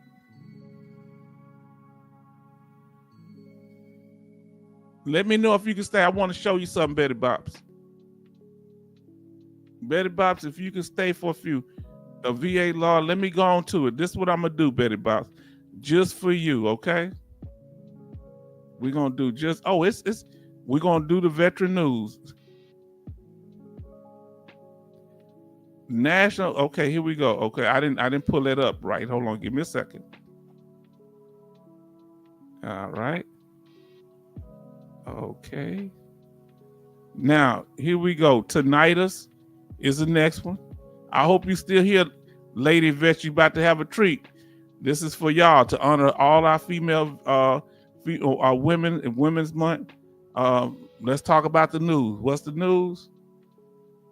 Women's Heritage Month, March. We thank you to all females, women. That includes Frog Princess and all the women that have served in the military. We thank you. We appreciate you. All the women of our great country. We appreciate you. Those that served in the Navy, we appreciate you. That served in the Marines, we appreciate our female veterans. Served in the Coast Guard, thank you to our female veterans, our women veterans, and the Air Force. We appreciate y'all and we value you. And the Army, you can't miss the Army. And this is from back in World War II. Many of the female veterans, they were in New York getting ready to go off into World War II. And then our brother said, everybody show the ladies love. They might watch this on the replay if they gone. Show them, salute the ladies here tonight for their service. All the guys, if you know how to put a salute in the chat, put a salute in the chat to all the female National Women's Month. I hope I said it right. Women's Heritage Month. Thank you. MGS says salute. Now let's continue. We've been on here almost 5 hours. They're doing a job freeze and they are hiring freeze. They're cutting jobs with the Doge program. And then our brother salute, Brother Charleston salute. Charleston, I got something for you too. Brother Charles, they putting a freeze on the spending cards that they have. Oh, here we go. You might be upset, Brother Charles, and some of y'all might be upset. It's about to happen. Salute to all the women. Salute. Say it with our whole chest. We appreciate y'all. Y'all make the channel better too, and I ain't patronizing. We appreciate y'all. How y'all hold it down for us. We appreciate you. Keep us straight. Huh? Oh, doggone. What you think about to happen, Brother Charleston? Brother Charleston. Why the baby upset? Why you upset, man? Let's see. Why the baby upset? Oh, it's time for it. It's about to happen. Huh?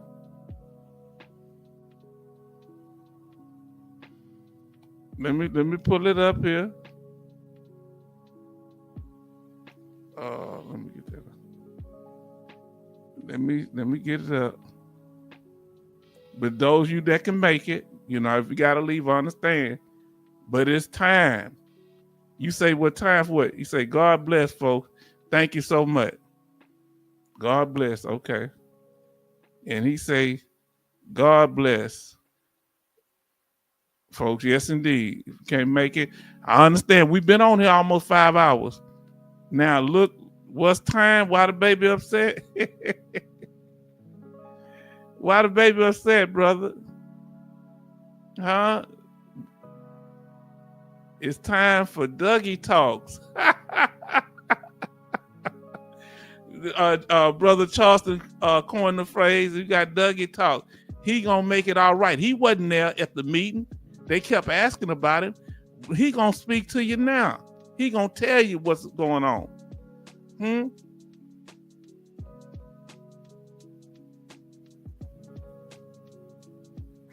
Hey, everybody, it's Doug. I've always promised you. Oh, let me see what you say.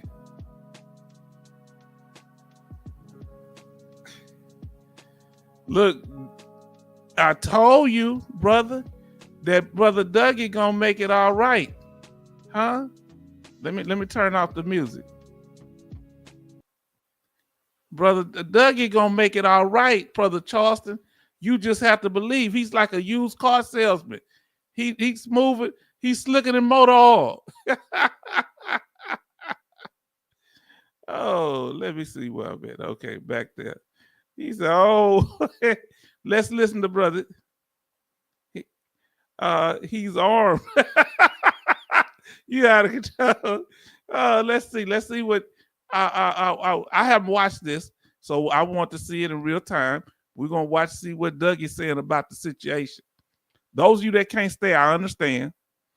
And I've been saying that because I know we've been on over 4 hours. So don't feel, bad leaving. You good. Now let's listen to Dougie. Everybody, it's Doug. I've always promised you I was going to shoot straight with you, and you're going to always hear it from me. Well, I got a bit longer message for you today, so just bear with me because you'll want to hear what I'm going to say. The VA has been a punching bag among veterans, Congress, and the media for decades. Things need to change. We owe America's veterans and the hundreds and thousands of excellent VA employees solutions. For many years, veterans have been asking for a more efficient, accountable, and transparent VA. This administration is finally going to give the veterans what they want. President Trump has a mandate for generational change in Washington, and that's exactly what we're going to deliver at the VA. We're going to make the department work better for the veterans, families, caregivers, and survivors we are charged with serving. And here's how we're going to do it. In response to President Trump's Department of Government Efficiency and Workforce Optimization Initiative, VA is conducting a department-wide review of its organization, operations, and structure. Central to these efforts is a pragmatic and disciplined approach to eliminating waste and bureaucracy, increasing efficiency, and improving healthcare, benefits, and services to veterans. This will be a thorough and thoughtful review based on input from career VA employees, senior executives, as well as the top VA leaders. Our goal is to reduce VA employment levels to 2019 in-strength numbers, roughly 398,000 employees, from our current level of approximately 470,000 employees. Now that's a 15% decrease. We're going to accomplish this without making cuts to health care or benefits to veterans and VA beneficiaries. VA will always fulfill its duty to provide veterans, families, caregivers, and survivors the health care and benefits they have earned. That's a promise. And while we conduct our review, VA will continue to hire for more than 300,000 mission-critical positions to ensure healthcare and benefits for VA beneficiaries are not impacted. There are many people complaining about the changes we're making at the VA. But what most of them are really saying is, let's just keep doing the same thing at the VA has always done. No, not going to happen. The days of kicking the can down the road and measuring VA's progress by how much money it spends and how many people it employs rather than how many veterans it helps are over. Here's just one example. We're conducting a comprehensive review of the VA's 90,000 contracts, which are worth more than $67 billion. After reviewing roughly 2% of those contracts, we were able to cancel nearly 600 non-mission critical or duplicative agreements that will save the department roughly $900 million. Just imagine how much more we'll be able to save after we review the rest of VA contracts. The money we're saving by eliminating non-mission critical and duplicative contracts is money we're going to redirect to veteran-facing healthcare, benefits, and services, resulting in massive improvements in customer service and convenience. Improving services to the veterans is exactly why the VA exists. That is what everyone, Congress, the media, and VA employees should be focused on. There have been a lot of news coverage regarding recent layoffs at the VA. Now, we regret anyone who loses their job. And it's extraordinarily difficult for me, especially as a VA leader and your secretary, to make these types of decisions. But the federal government does not exist to employ people. It exists to serve people. At the VA, we are focused on serving veterans better than ever before. And doing so requires changing and improving the organization. Look, the VA was never perfect, and it will never be perfect. But we can and will make it better. When we find problems, we will fix them. We will communicate what we are doing to the public. That's what I'm doing right now. But we'll be making major changes, so get used to it. Right now, VA's biggest problem is that its bureaucracy and inefficiencies are getting in the way of customer convenience and service to veterans. As I have said before, we owe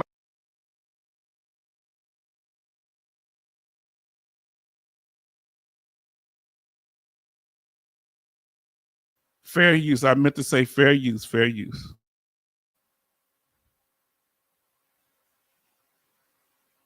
American veterans and hundreds of thousands of amazing employees solutions. And mark my words, that is what we will deliver. That was Dougie Talks. Do y'all believe in the country again? Dougie wasn't there at the Congress hearing because Dougie was, Dougie says, lumpy.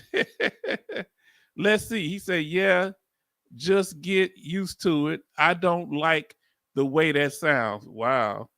Now let's see what everybody say about it. He said, MGS said, I'm not a fan of Doug. Okay.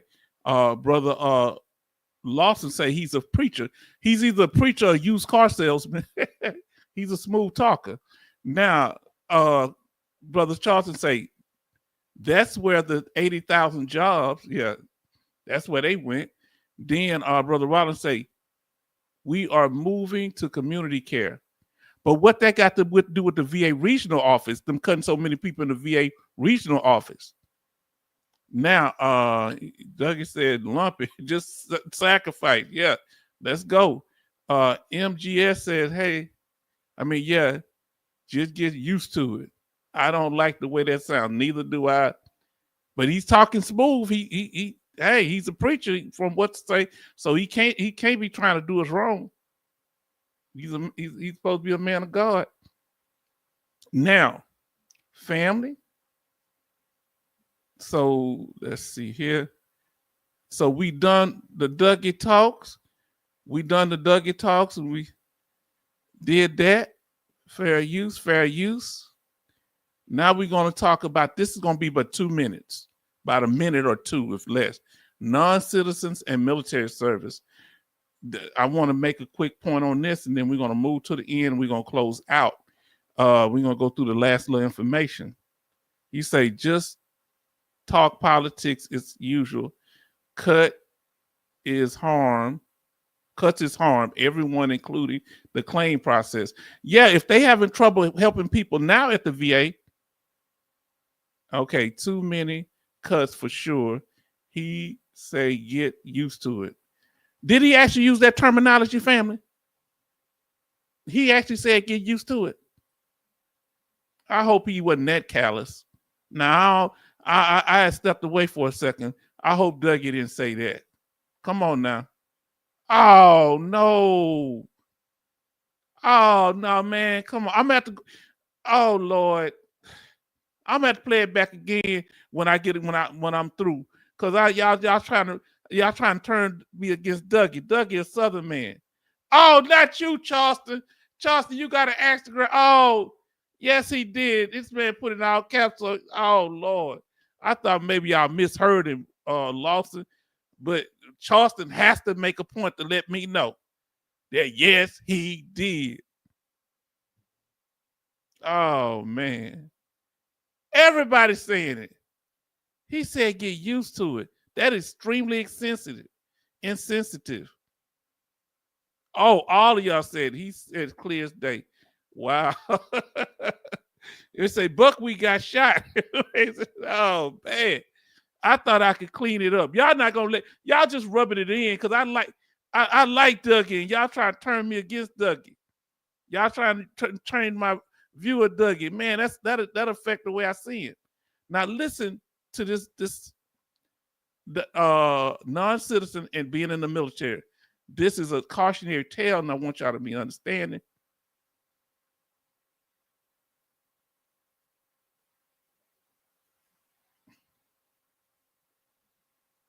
All right. Give me a second here. I didn't mean to do that.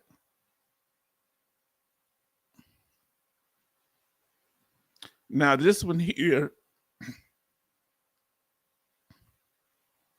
give me a second. All right.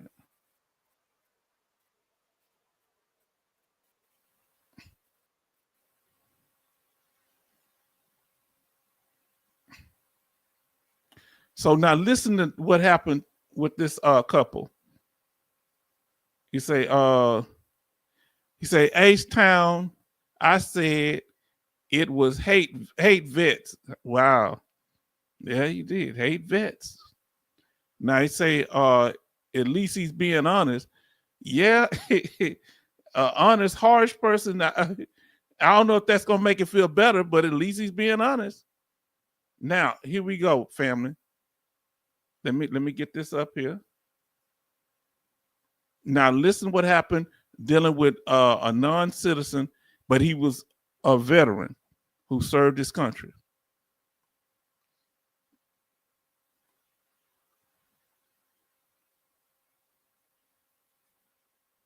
Non-traditional Valentine's Day for a Levine couple spending their day in a Florence courtroom after husband Marlon was detained nearly a month ago for simply, as his wife was told, being on a list.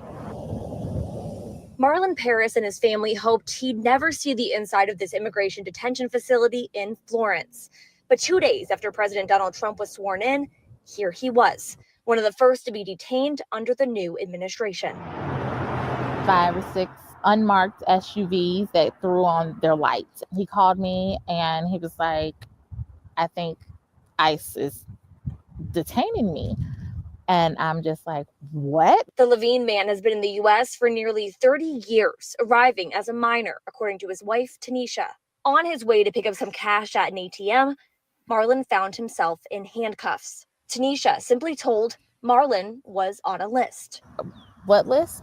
Don't know. Marlon has a drug offense he served 5 years for in the 2010s, but he doesn't fit the description of the immigrants Trump promised to target during his campaign. And we will put these vicious and bloodthirsty criminals in jail. His drug offense was nonviolent, and he's an Iraq war veteran. You have to be a very selfless person to fight for a country that's not even yours. After he served his time in prison, the family says ICE visited Marlon, telling him he would not be targeted for deportation. We are awarding you this opportunity to stay in the United States. But they say that wasn't honored under the new administration. That's the hardest part that he suffers with, because it's kind of, in a sense, I did everything right and I'm still in this facility away from my family. Marlon's experience in the military has made his case unique, leading to veteran groups and elected. Now he looked like he was actually in our Desert Storm, like on me and Army George, because that looked like our uniforms. Maybe, maybe not.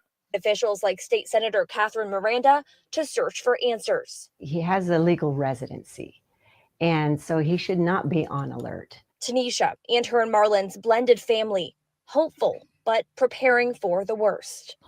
This is part of our vows, through thick and thin, for richer or for poorer, it will truly be to death do us part. For ABC 15's political team, I'm Rachel Louise Just. If you're unsure or unaware. Okay, family. Now let's see what you got here. He must be in the Old Testament. He talking about Dougie. He say, good old Phoenix, Arizona. Now, here's the problem, family. Here's the problem that I have. I don't like to see that happen to him, but if you get any kind of criminal charge, what happens. But veterans, what happened with us. We get in a situation. This man served his country. This the problem I got. I want all y'all to listen. Okay, let me pull this up on the screen. If you know anybody, let them listen to us. Let me pull this up. If you know anybody that's a non-citizen that's actually in the military, I ain't talking about no resident, while they're in there, they need to get their citizenship. They need to be fighting for it. This young man seemed like he'd been in the military. He'd been here for a long time, since he was a little child, from what they're saying. So my concern is, and he's married to an American woman in the United States, and he got children here. So my concern is that you need to make sure you getting your status right, because sometimes you're going to get into legal trouble. I'm not saying people are not responsible, but they let him stay under the old administration, or since whoever he was under before then, but now they got him. Let's see. He say, at least the wife is a good American. Yes, indeed. So hopefully they can work that out. And because they let him stay, I'm going to tell you why they let him stay the first time, in my opinion. They let him stay the first time because he was, he had served his country, you know. That's why they let him stay. And then they just changed the rules, you know. They changed the rules, and, you know, we got to go with the rule. That's why you always want to cover yourself. He should have been working on that. Now, let's get through the rest of this stuff, because I kept y'all here too long, 5 hours, and we ain't going to do no 6 hours. Now, so we fair use that already. We want to say thank you about our channel. And let me get into y'all chats while they doing that. All right. Now, any other statements, anything y'all want to say? I'm just going to let all this play through. I ain't stopping it. For those that are watching recorded, y'all done good. Jay gave me 20 likes. I want to appreciate y'all, family, for being here, for the kindness, the support. I appreciate you. What y'all think about Dougie? Okay, let's see. You say, at least he's not eating the dogs and cats for other people who live. Oh, Lord. We ain't going to say, oh, Lord. Hope not. But I want to give a special thanks, family, okay, to Mrs. Colbert. She gave $10. Kevin Colbert Sr., the husband, gave $10 while they was on their anniversary in Tennessee. Madre gave $25. I'm doing it because I didn't put it up last time. So let's see. Let's continue, family.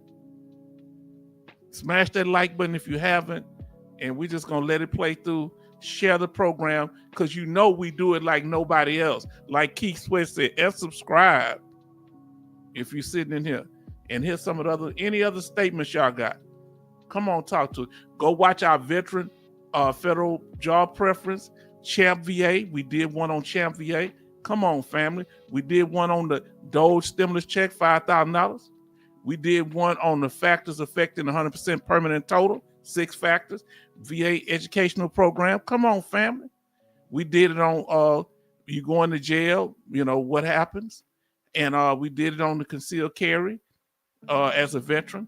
PTSD triggers. Come on, family. Disabled veteran license plate here in Texas.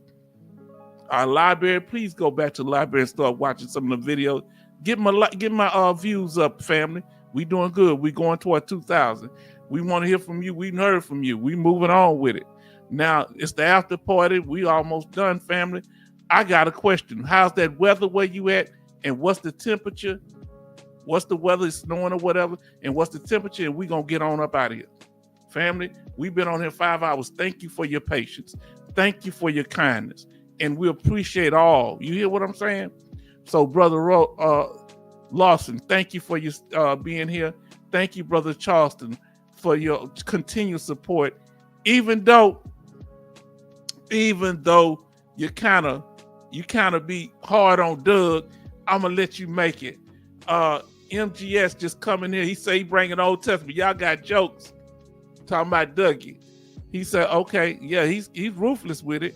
Love. Thank you. You better not been a fell asleep. Love. Thank you for being here. We want to thank our family. If I miss you, charge it to my head, not to my heart. We want to thank Betty Bob. She called it a night. You get a chance to rewatch this. We honored the women. I'm sorry that I did it so late. I should have did it earlier in the program. We got Army George. Thank you for being here tonight. We want to thank Combat VT for being here, Combat Veteran. And then we want to thank, let me make sure I don't miss nobody. Kevin Colbert Sr. for the donation from him and his wife and for him being here. Rose City D, thank you for being here, family. We got to shout all the family out because we got love for you. You're the reason, huh? Combat Veteran, I forgot to put you up there. I'm putting your face up there. And Brother Charleston, thank you. And if I missed y'all, I'm putting y'all face. Thank y'all for joining. I know I said your names, but I don't know if I clicked you on. Then let's see what else we got. Make sure we don't miss nobody. MGS, you just come in, you just like family. Of course, Betty Bops, thank you so much. Betty Bops, we appreciate you. Coasty for bringing it on home. We glad we got a Coast Guard member up in here. You hear what I said? We got all branches, but I want to I almost thank myself. You know they're going to put me in the loony bin for that. I'm going to let that go. Family, we making sure we don't miss nobody. We thank y'all for y'all participation. Y'all chatted away tonight. Y'all got that. I think y'all did more chatting tonight than any time. Huh? Come on, family. We want to thank Fog Princess, and we want to pray for our father, Major Boomer, and Chaplain Davis. We pray for him, his friend, them down there in Alabama, near Mobile. We want to thank all of them. We want to appreciate all of you for being here, family. Did I miss somebody? Bionic Woman, thank you for being and giving your commitment and consistency. And thank you for everything. We pray that y'all do good. Brother Billy in here, we appreciate him. He keeps showing up when he got the time. And we thank you, Brother Billy. You hear what I say? I mean that. Billy, thank you, Billy C. Then Crimson Alumni showed up. We thank you, Crimson Alumni 04. We thank you. Oh, family, we trying not to miss nobody. We appreciate you. We value you for who you are. Now, we did the whole thing. I'm going to check and see if we got any comments right now. Let's see. We're going to end on Love, Love. Love, Love say, so true, H-Town. I watched the Immigrant Attorney podcast, and so many immigrants been in the U.S. for years and never applied for citizenship. I want them to start doing that. Any of our immigrant brothers and sisters, start applying for your citizenship. I know it may cost money, but if you're in the military, make sure you definitely do it. Under Trump, their status is in jeopardy now. Some will be deported. And that's rough. All right. Now, family, I want to say thank you. And can y'all say y'all final goodbyes? Let's say good night, everybody. And I apologize for holding y'all, but I told you I was going to be long, didn't I? And family, I hope y'all enjoyed yourself, and I hope I wasn't too overbearing. Good night from H-Town. Thank you, family. Oh, Lord, hold on. I missed a whole bunch of stuff. Look. It wasn't, okay, so 40 is, let me tell you what it is where I'm at. Here in Houston, it's 56 degrees. Brother Charleston say up in Pennsylvania, it's 34 degrees. Brother Lawson say in Los Angeles, it's 49 degrees. It's colder in Los Angeles than it is here in Houston, Texas area. MGS say cold and Cookerville, Tennessee. Love say still here, H-Town. Okay. I didn't realize. Okay, so Brother Lawson, sometimes the chat don't pop up. It kind of gets stuck. Getting ready to get on this cruise ship. Another cruise ship. Lawson, I'm getting jealous of you now. I ain't been on cruise. I'm hating. So, but brother Charleston say, brother Lawson, another cruise. He questioning him too. Why you get so many cruises? Don't nobody take me on no cruise. I'm hating, huh? Big head hating. Then Lawson say, I cruise so much that I should have been in the Navy. He got more sea hours than you, brother Charleston. Good night, family. Good night, MGS. You just come in. You just came. You know, MGS just become part of the family. Family, we making history up in here because this channel is going to set the standard for how others operate. I can joke. I can have my Southern fun, and we can get down to the business at the same time. Come on now. Brother Lawson say good night, everyone. Love, rainy here tonight. Sounds like a old country song or a blues song. Come on, family. Now, I want to say good night to y'all, family. And like I said, we talked. Good night, family. And I want to say I appreciate you. And it was the GUARD Act, not the Guardian. I apologize. And the Plus Act. Hopefully we gave you the information that you needed. And we thank you for being here, family. And we want to say good night. It's been 5 hours and 20 minutes. And thank you for your patience. We're going to have a short one next time, okay? Good night, family. And see you next time.